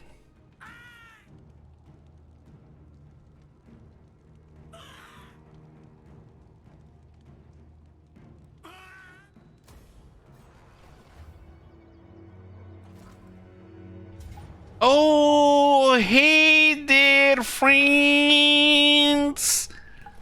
You're coming back! I almost missed you!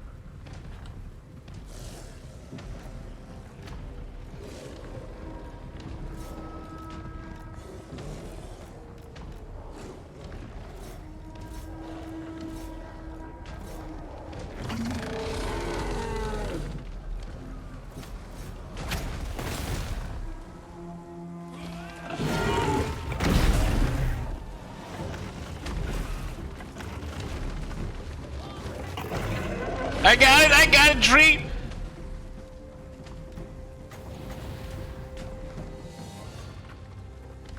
By fire be purged! He dead.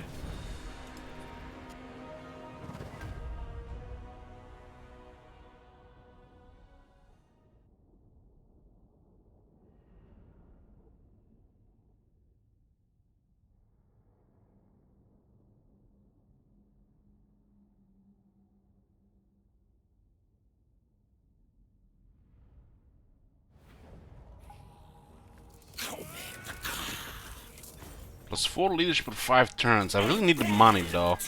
You can't say no to any amount.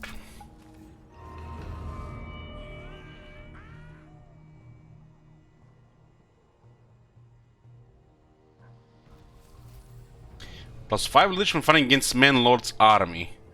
Didn't they used to change this? It only gives plus 3. Why is it plus 5 again?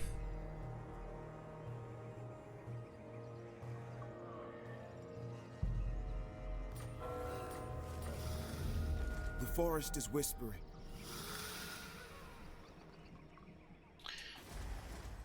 Okay, let's see if Malevolent Ancient Dream has something special.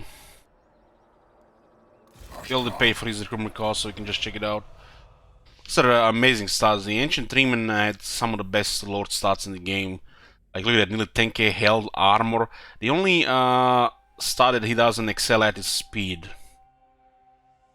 And it's a wizard that casts healing spells. On top of that, 20 natural physical resistance. So it looks like this one was also down 10%. His Dark Heart, nice. What do we have here? Improves the casualty replenishment rate for Dryads, Stricken, and Trimmer by 15%. And he himself gets regeneration. Will make him 50% weaker to fire though.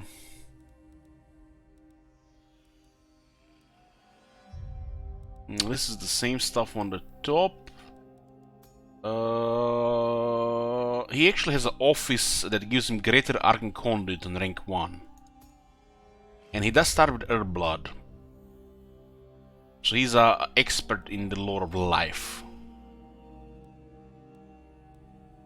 The shit is still here. Okay, here we go. This is new.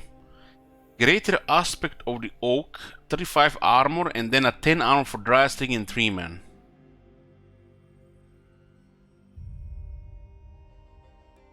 I wonder.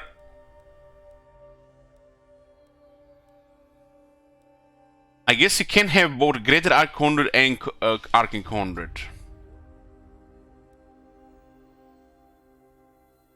So this will do nothing if you take this. If you have the office of the Speaker of the Forgotten.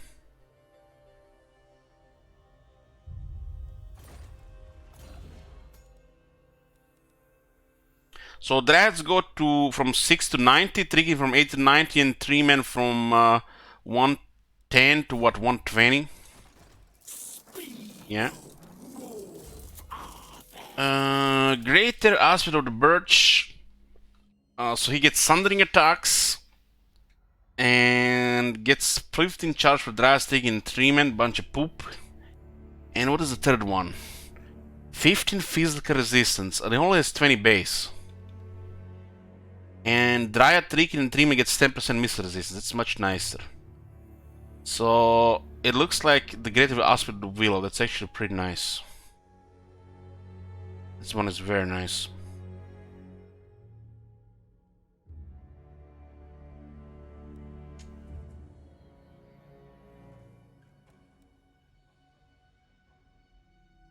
Goddamn, the Ancient Treemen are better than before. This is the Malevolent version, so it has extra stuff. And for 1 second I thought they would not have the Dark Heart stuff. Imagine only Draga having this and then the rest of the Lords don't get to use these units with nice buffs. They don't get Frenzy, what Draga gives them, but they do get Dark Heart. So, the Ancient Treeman did get improved. This skill did get nerfed, but it was very strong. I wish just it would affect the Dryads and not just Stricken and 3 men.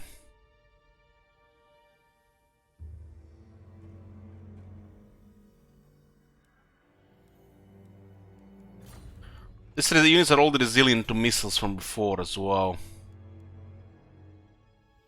15 missile resistance, 20 physical resistance, and you get ward save. Physical resistance from the bell skill. Another 10% ward save, and then additional 15 missile resistance. In other words, the missiles don't harm these things unless they're magic. Then they do a little bit more because they ignore physical resistance.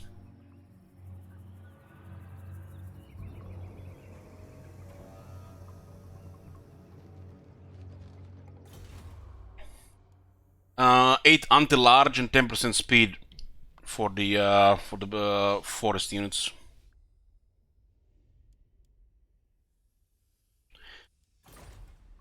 Yeah, this always worked on the 3-man. It says always tricky, but also worked on 3-man in the past. Maybe it's only tricky now. This was both tricky and 3-man, fairly sure.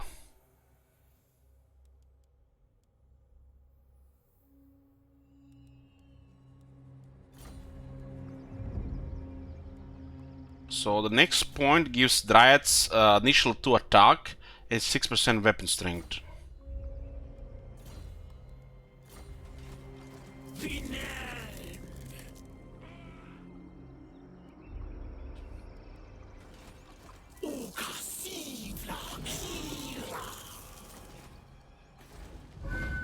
We have 1 kindred available here.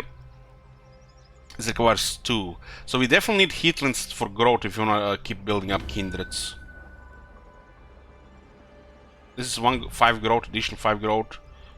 This is double income.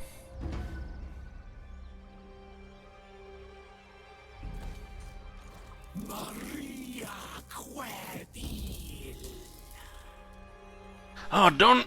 Out of all VLC factions, when you rank this one, well, everybody knows the best VLC one is Bretonia.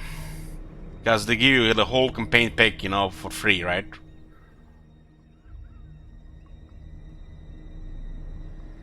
Well, this one is pretty unique and it's wood elves, and there's definitely a little bit effort into it, unlike like stuff like Azak, Clan Rictus and shit like that. All 3 factions seem to be pretty amazing that they added to the game. The Sister of Twilight, I mean the Heralds of Ariel, the Wargrove of Woe, and the Clan Molder. All 3 are very good. I'm just excited a little bit more because the Wood Elves, I had a huge bundle in Wood Elves back in Warhammer 1. Just kinda lost interest playing them in Warhammer 2 because they didn't really fit the Warhammer 2 world, maybe until now. But time will tell. We'll have to see, you know, after a few campaigns.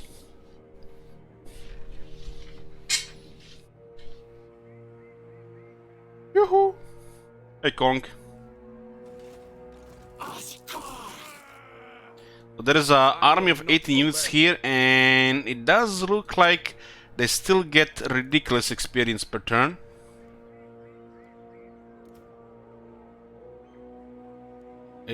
Probably still 500 per turn, right? Let's see, the Crossbowman is at the end, it requires 1100. Let's see.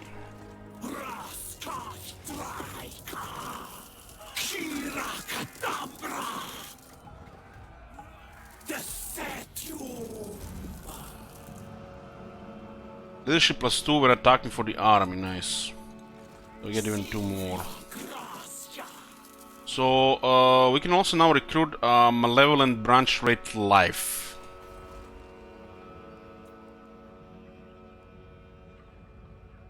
It gives the army plus 10% chance. Thank God it says own army and not Lord's army.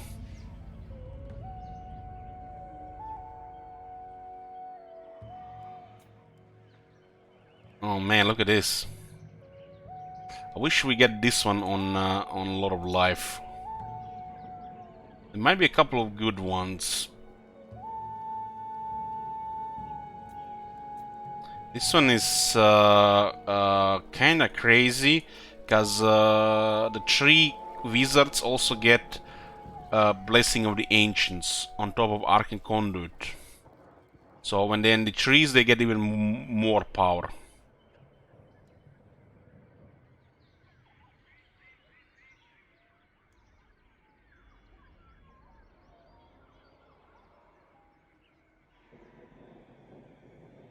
Annoyance of Netlings. So it's a constant hex around the branch rate that lowers the enemy attack and damage 10%. And 5 attack. It's also 40 meter radius. It's like having one of those better chest abilities, armor abilities. So wherever this thing moves, units will do less damage and have less attack, which is very helpful for a Drat, Streak, and even Treeman because we're doing a melee army. This thing does want to fight in melee as well. I guess it's no cluster of radiance, but it's still very good. Makes it better to support the rest of the army.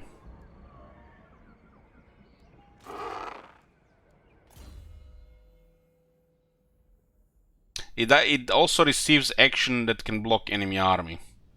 Or actually, it has block army, but additional 15%, what?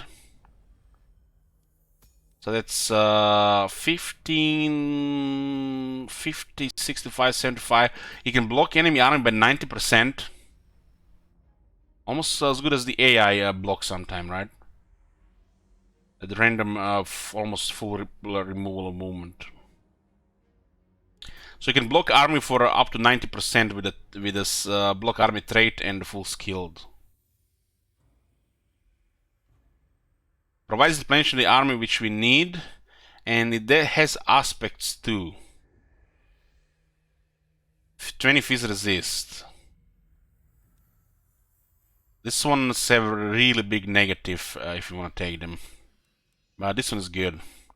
I'll trade 20 armor for 15 physical resistance, way better against armor piercing. Heck, even regular stuff. Plus 6 leadership during forest battles for hero army. Melee attack plus 5 during forest battles. Hero army. The whole army. It used to be 15% ward save for the whole army in the forest battles. I guess they removed that.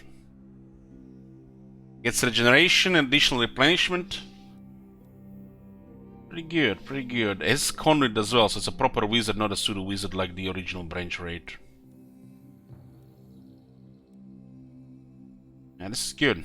This is good. Good stats. It'll get actually fighter stats with these skills as well. Just it takes a lot of skills to make the branch raid really good, but it gets there. Much better magic on the malevolent branch, and maybe they reworked other branches as well.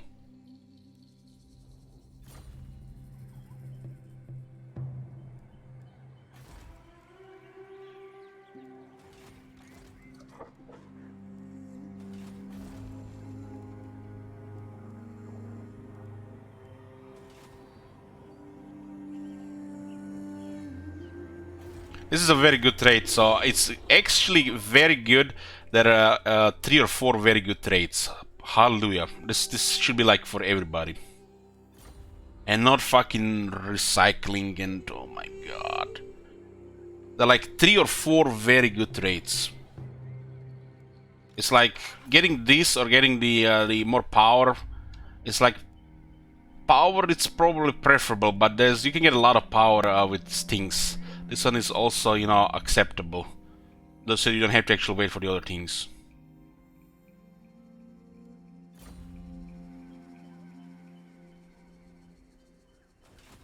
They should really make a system where every turn there is new guys here for recruitment. Or something like that, it will increase quality of life. We'll get more growth here, right? Yeah.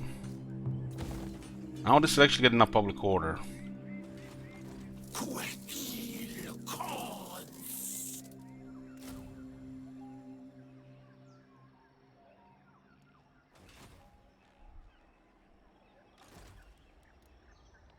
Still no special units available, turn 8.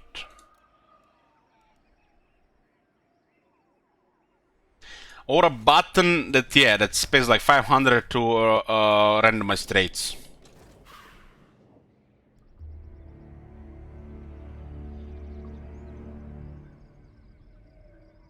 Yeah, Draika can buff her special units. The characters have Dark Heart, the Draika and the Malevolent Ancient Reman. This is a strong, like a very strong battle skill. On top of that, she has a unique one that gives them also Frenzy.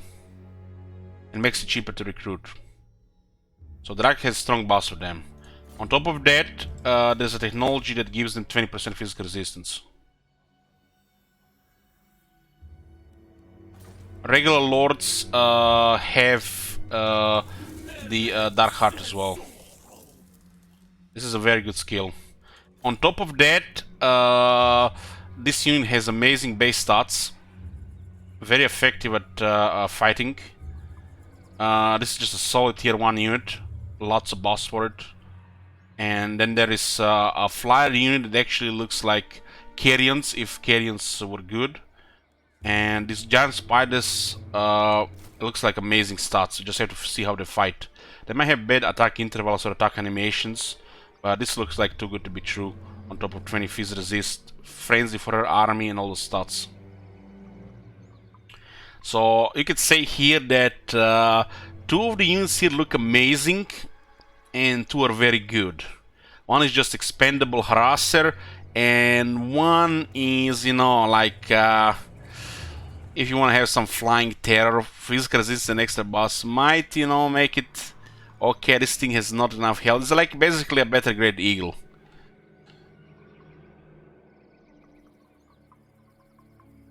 All these units are usable, but 2 of them look amazing.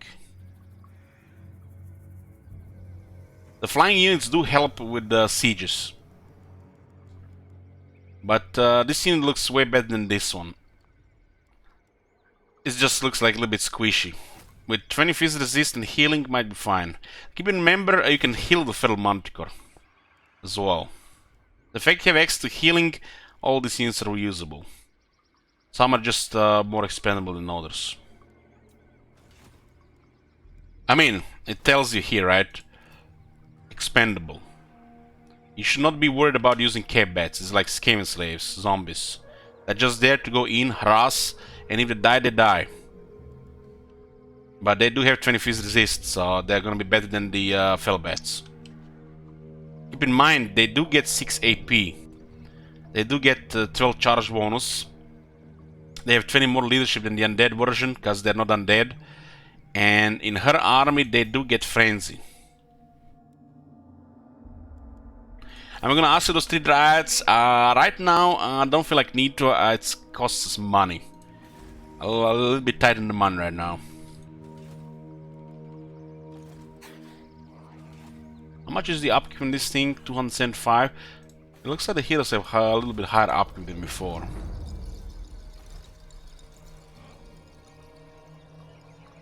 Swiftly, treading silently.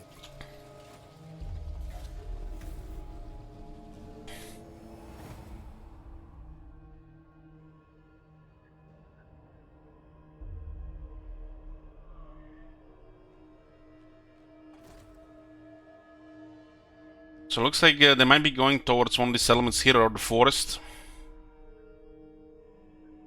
They might be just out of the range.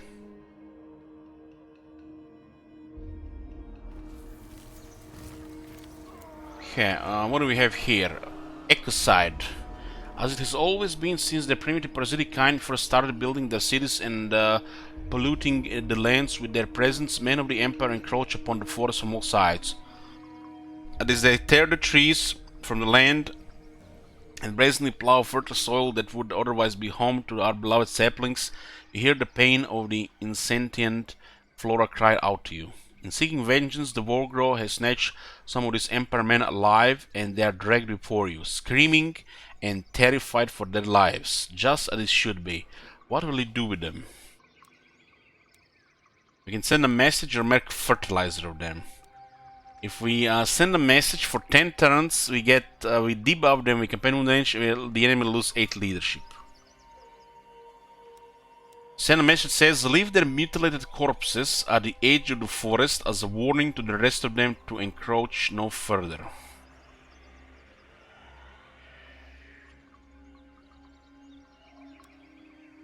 Make fertilizer of them. Bury them alive so they may experience an agonizing death and let new trees take root from their rotting corpses.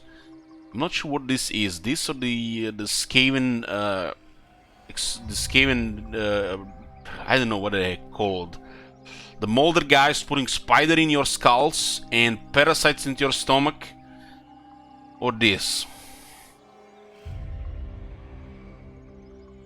The Empire wish to commit ecocide to subsist. The forest shall spill their blood to do the same.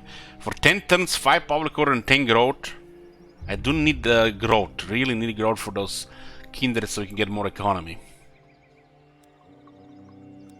It's actually 10 turns is amazing wins, like that's not 3, 4, 5, 6 turns, but 10 turns.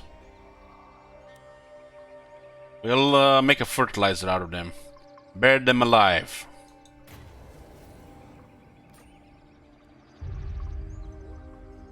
Yeah, we had this penalty for 10 turns as well. They're just out of range, huh? And they probably have the forest in range, huh?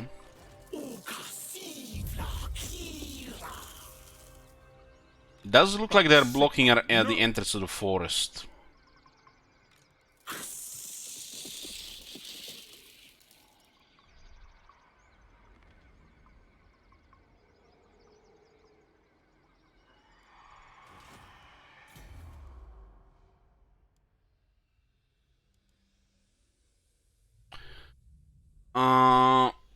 If you recruit a Beast Lord man, you can have a stronger special units than in Draka army because you can point him to the office for buffs and Lord of the Beast Lord to get all the buffs.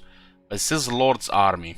Lord's army, Lord's army, Lord's army, Lord's army, Lord's army. It's not all the units.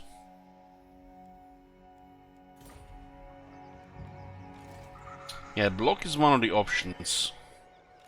They're just out of range here, and they can attack any of these settlements.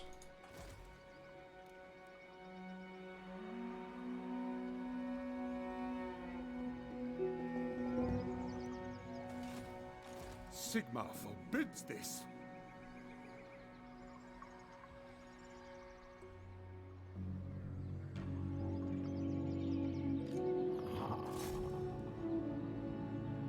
If we block here, I think they still reach the settlement here. We might just limit their options so they attack Griffin Wood for sure. Defender of Athelloren. If we compare malevolent units with their normal counterparts, well, we don't have the normal ones, but it looks like the malevolent ones have frenzy. And that's the main difference, the frenzy.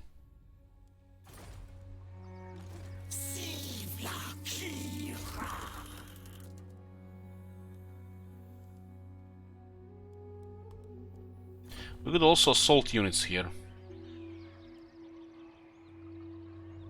I'll ignore that. What? Did they just... Yeah, they got 500 experience, so they still get 500 experience per turn.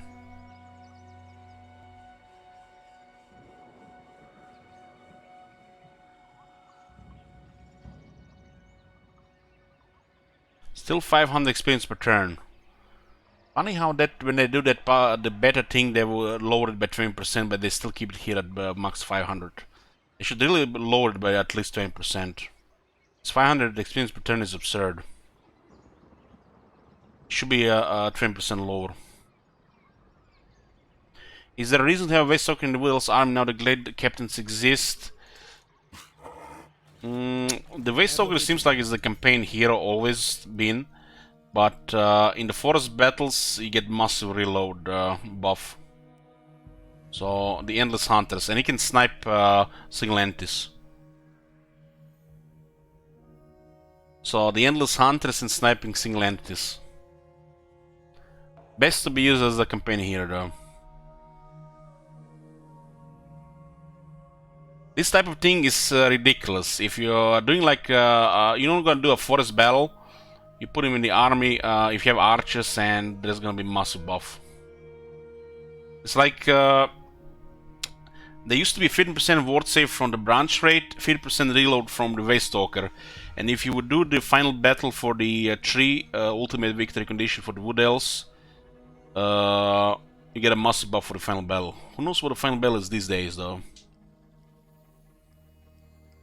This is just best to use a campaign map so you have a scout, which can also assault units, assassinate, and assault garrison.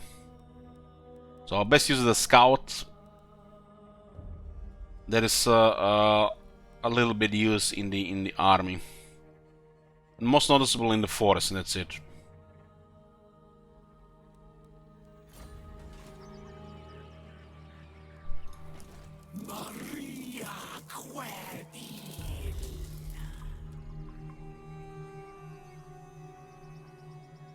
Good night, Alan. Protector of the forest. Thank you, Jeff. Oh my god. Have you seen that shit? Holy shit. It does look like they go around a pretty good movement. Kinda hard to say what is the movement here unless we can have our lore to investigate. This one is 4 turns away. We can't really spend money right now on recruiting extra lore just to check stuff like that. I have a 49% chance to block. Diplomacy options. You are not welcome, so I won't pretend otherwise. The now standard spit stuff. out your proposal. Yes. All right. Yes? Kislev has went to war with the Gormarni tribe in Varg. Nice. Absolutely not. I think they're gonna attack one of these 2 settlements.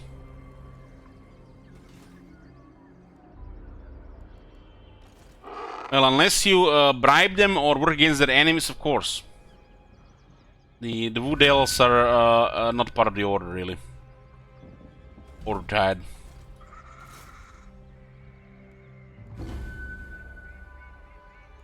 What is it even the aversion here? 10? 10? Okay, you have 10 aversion.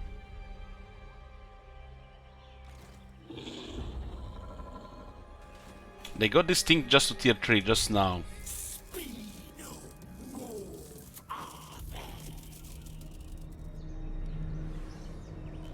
So it looks like they wanted to attack one of these.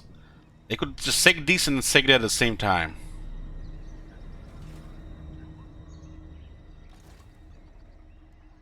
So we could assault here, block here, or we can just ignore them and let them try to attack whatever he wants here while we go for Behafen.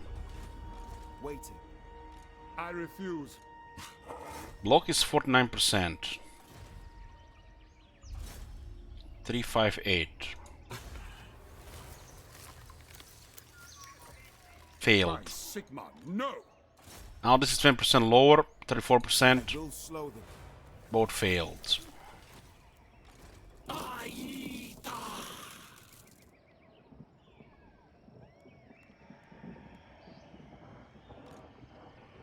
There is this thing here as well, yeah. Not likely. If we go in the field, they might just attack Draika instead. Or they could just go be aggressive and go for the capital.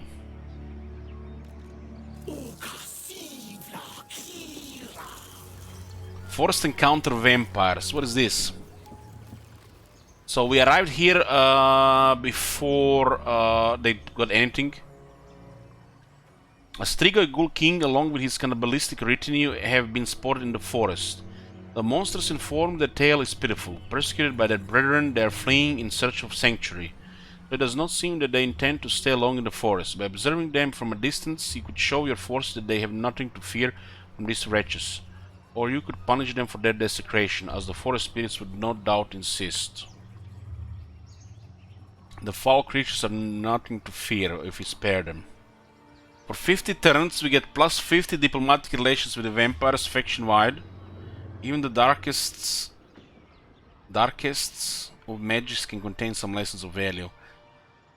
An attribute, we get immune to psychology when fighting against vampire counts, vampire costs, and tomb kings, all armies. Yeah, gotta love that immune psychology. Even for our units cause fear. Unhappy 3 spirits. 3 spirits. Spirits of the forest are less than impressed at your lenience towards these outlanders and are enveloped in disapproval. Minus 10 leadership for all dryads, streaky and treemen, all armies. Minus 10 growth all opponents, minus 5 power quarter, all opponents 5 turns. And we get forest health, griffin rule plus 10. If we attack them, you will face a foe in battle. I guess they just have a couple of them. Minus 20 diplomatic relations with vampires, which is not really a big deal. They'll be busy with other stuff. Vampirism is anathema. All things that live and cannot be tolerated. And we get abundant growth. Plus 5 public order all provinces, plus 10 growth all provinces. We only have this bonus for another, what, 9 turns. The roused 3 spirits now lend their aid to perpetuate the 4 sacred cycles of life and death. We get 10 leadership for these units.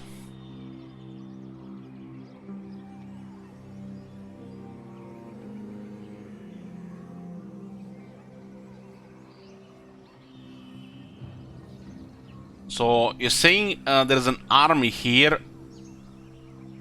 A couple is a full army last time I did this. You had the event here and you tagged them and there was a full army. I'm not think we should fight on a full army, like I can consider there's a full army right next to us.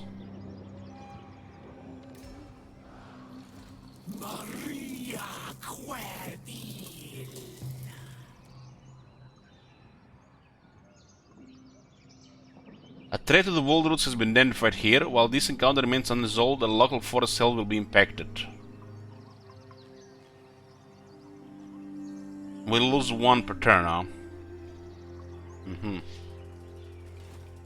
Well, we do have kind of half in range here. Need to attack the Griffin Wood depending on the deployment.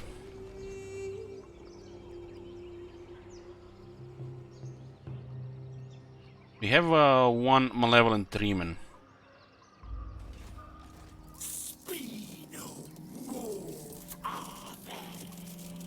Is this a forest? We're in a forest.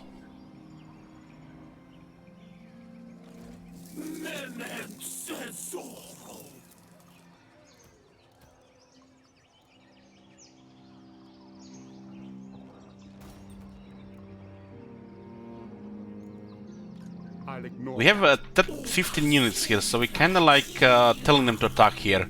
The AI usually does attack the settlement though. I mean, Victor, you have to consider that there's an army right next to us. And fighting an event we have never done before seems like kinda reckless, right? Because who knows what they're gonna be here and we can get attacked by this. And we're already outnumbered against these guys here. I kind of want these guys to attack us, the army.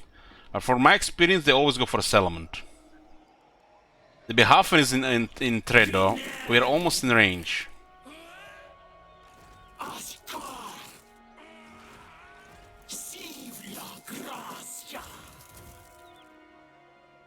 It's a grassland. It's a forest. We should really go for Behafen. Even if Griffin Wood is at risk. Now that we are marching, we're susceptible to massive damage. Massive damage. We'll get 1 more fell bats. Well, I mean cave bats. No. Heck, get more befell. 1 more. We'll get all of them actually. We threaten their capital. They can no longer return to the capital, so might increase the chance of attacking this. But for Kazan, I'm telling you, from my experience, they usually just go for would go out for Griffin Wood. But they might be just whack-a-moling here. But if they lose the capital, they're fucked.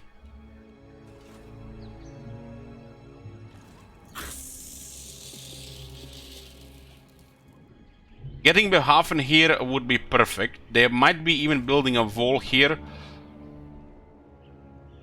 So I think they're gonna attack Griffin Wood or one of these 2 settlements. Whack-a-moling down here for the capital, I'll take it. If they attack Griffin Wood, might be close. Unpredictable. You never know. Absolutely not. They have a lot of shit here.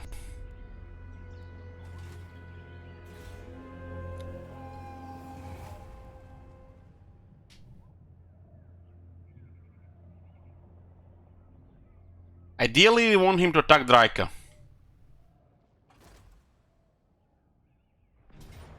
Okay. Here we go. We are in light forest. So since we are marching, we're gonna have to use forest. What?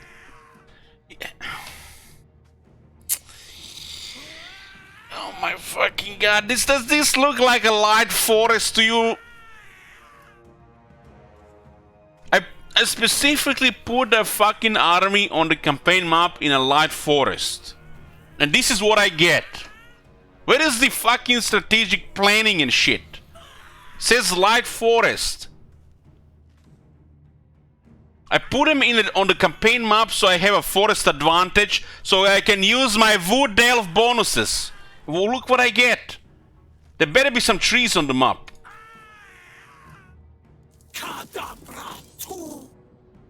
This is not the first time we get this shit.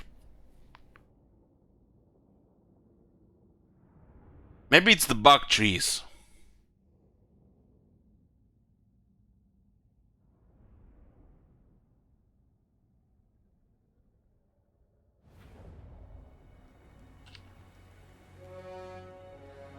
There's literally no trees on this map. This is a light forest, guys. This looks like a grassland. And they just reworked the wood elves. People that like to fight in the trees. And I put my map on a forest and on the campaign map.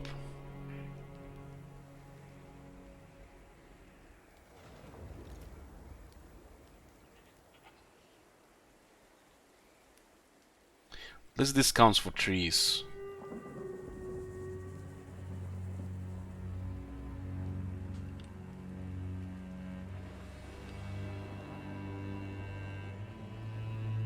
I don't think we're gonna get bonuses here, because the unit cannot fit here. If they cannot hide, I don't think they get a bonus. But it's hard to say because these bonuses are invisible. So they might not even work even if we are in trees. They only work in our heads. Fucking hell, man. It's probably just best to move towards and have a mortar. Our dryads look solid. That should be enough. Create chaos with the bats and go around with the wolves to kill the archers.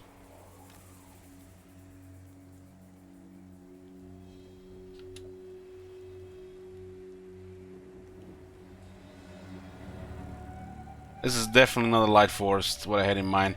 The funny thing is, with the old wood elves, you will get forest bonuses here. You will get ward save, mod ward save, reload time, heck, the whole set of bonuses because you're in a forest.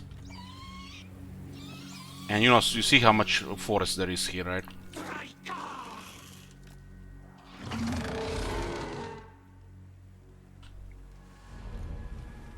We're gonna have to send bats ahead to cause the skirmish there, and then charge the dryads.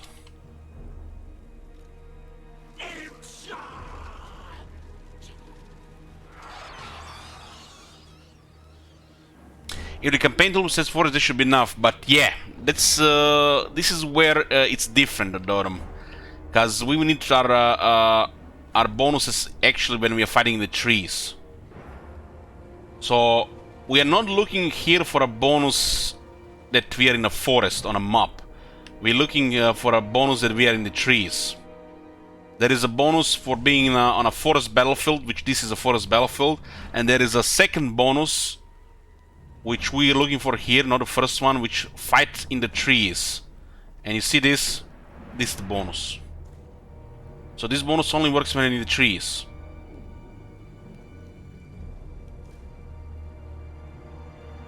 This does not work if the battlefield is categorized as a forest.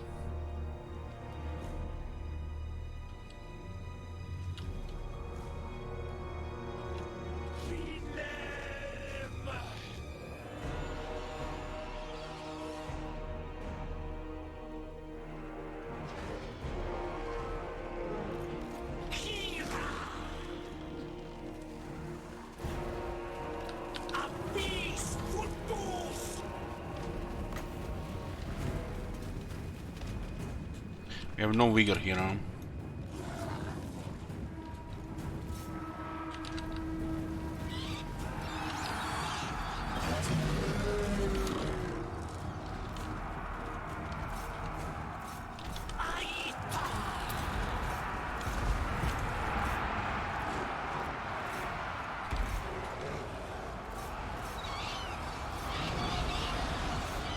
Good thing I got all the extra bats.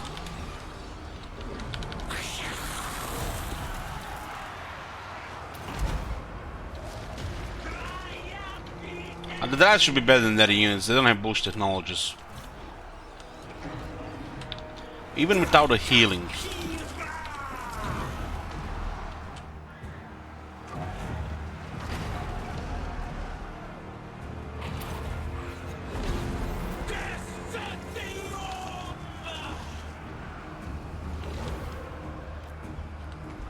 You can see the tired wolves having a little bit of trouble here. But Dryads are doing very good. If they can defeat legendary swordsmen, I'm good with that.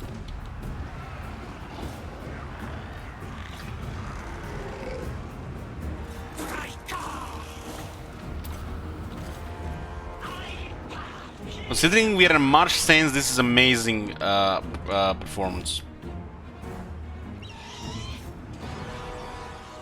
We have an anti-infantry in our Dryad, so they bull swordsmen in a fair fight.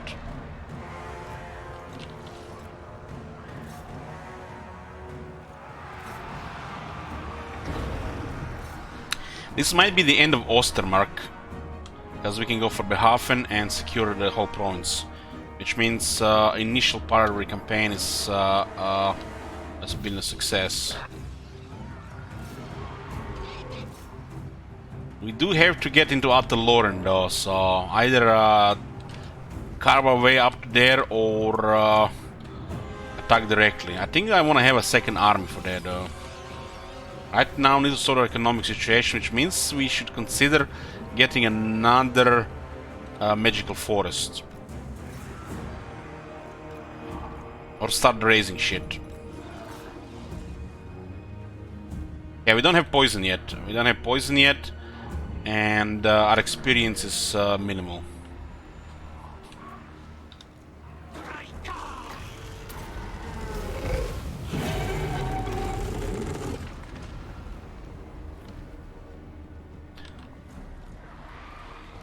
Well, unless we take Ataloren, we can't really unless we take the Oak of Ages, we can't really confederate other elves.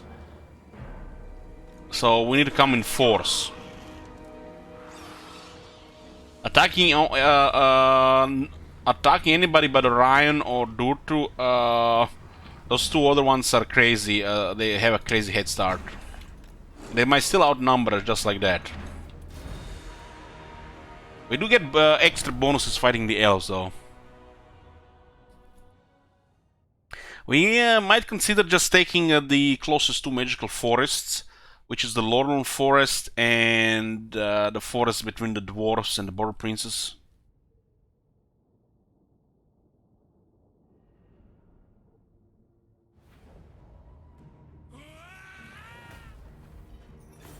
Yeah, this is the break we need to get rid of these guys. This is better than them going for Whack-a-Moling. I'll get this replenishment. They might have popped walls. Yeah. Oh, here we go. Just when about to get an edge, their allies joined the war. They might only have an army targeted Behafen. So if you take Behafen, they're probably just gonna be next to it.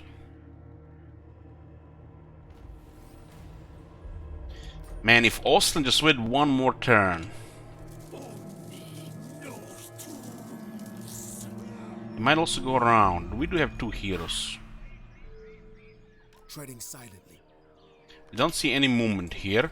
This is still tier 3.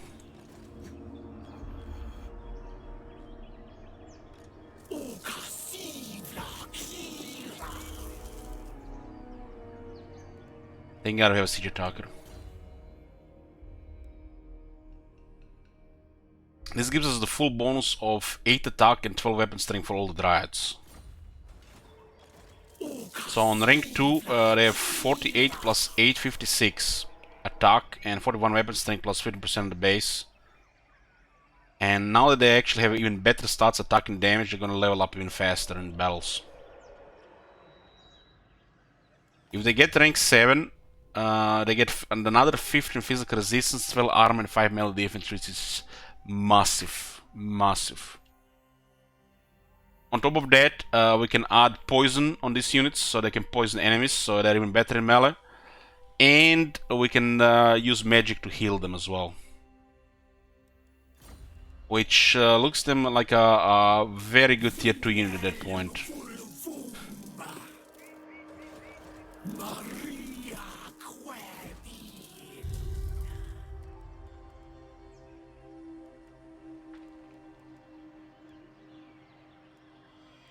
These guys could just go around for the wood, but it's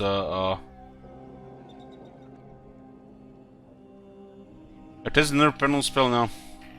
I played Sister Twilight the first 10 turns, these 10 turns, and I don't know how many turns we played with Clan Molder, but we started three campaigns. So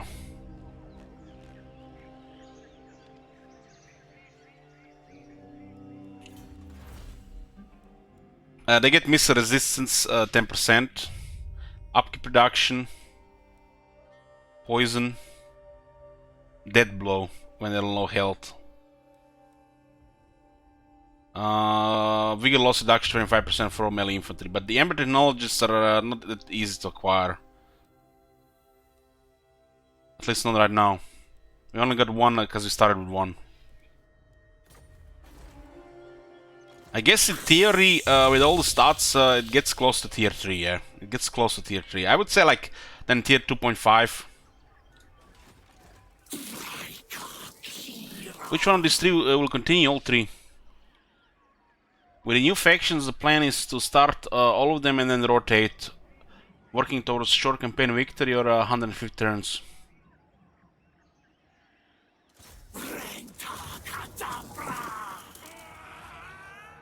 Okay, we'll continue this and save here.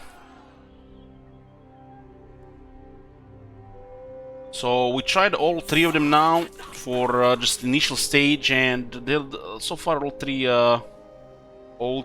been pretty good factions, minus the drama in the Clan Molder campaign that happened earlier today.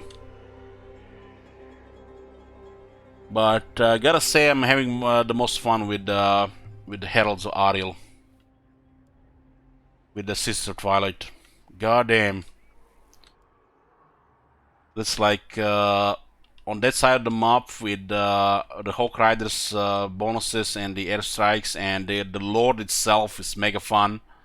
It's like you get more of the same with Draika and Clan Molder Legendary Lord, but the Sister of Twilight, it's fucking gunship. So out of the three, they're all excellent, but Heralds of Ariel, goddamn, and amazing. We're gonna continue, boys, tomorrow, same as today. We're gonna be playing two of them. We'll start with we'll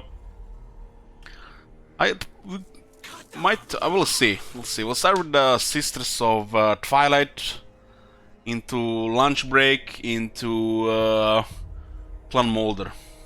I guess we'll play two a day. Maybe one day we play just one of them for the whole stream. But we'll be rotating out and seeing more stuff. We still think initially so far. Like, all these changes, okay, it's gonna take some time in more campaigns to see. But like the all three factions seems very good. Thank you guys for watching. I'll see you tomorrow. Good night.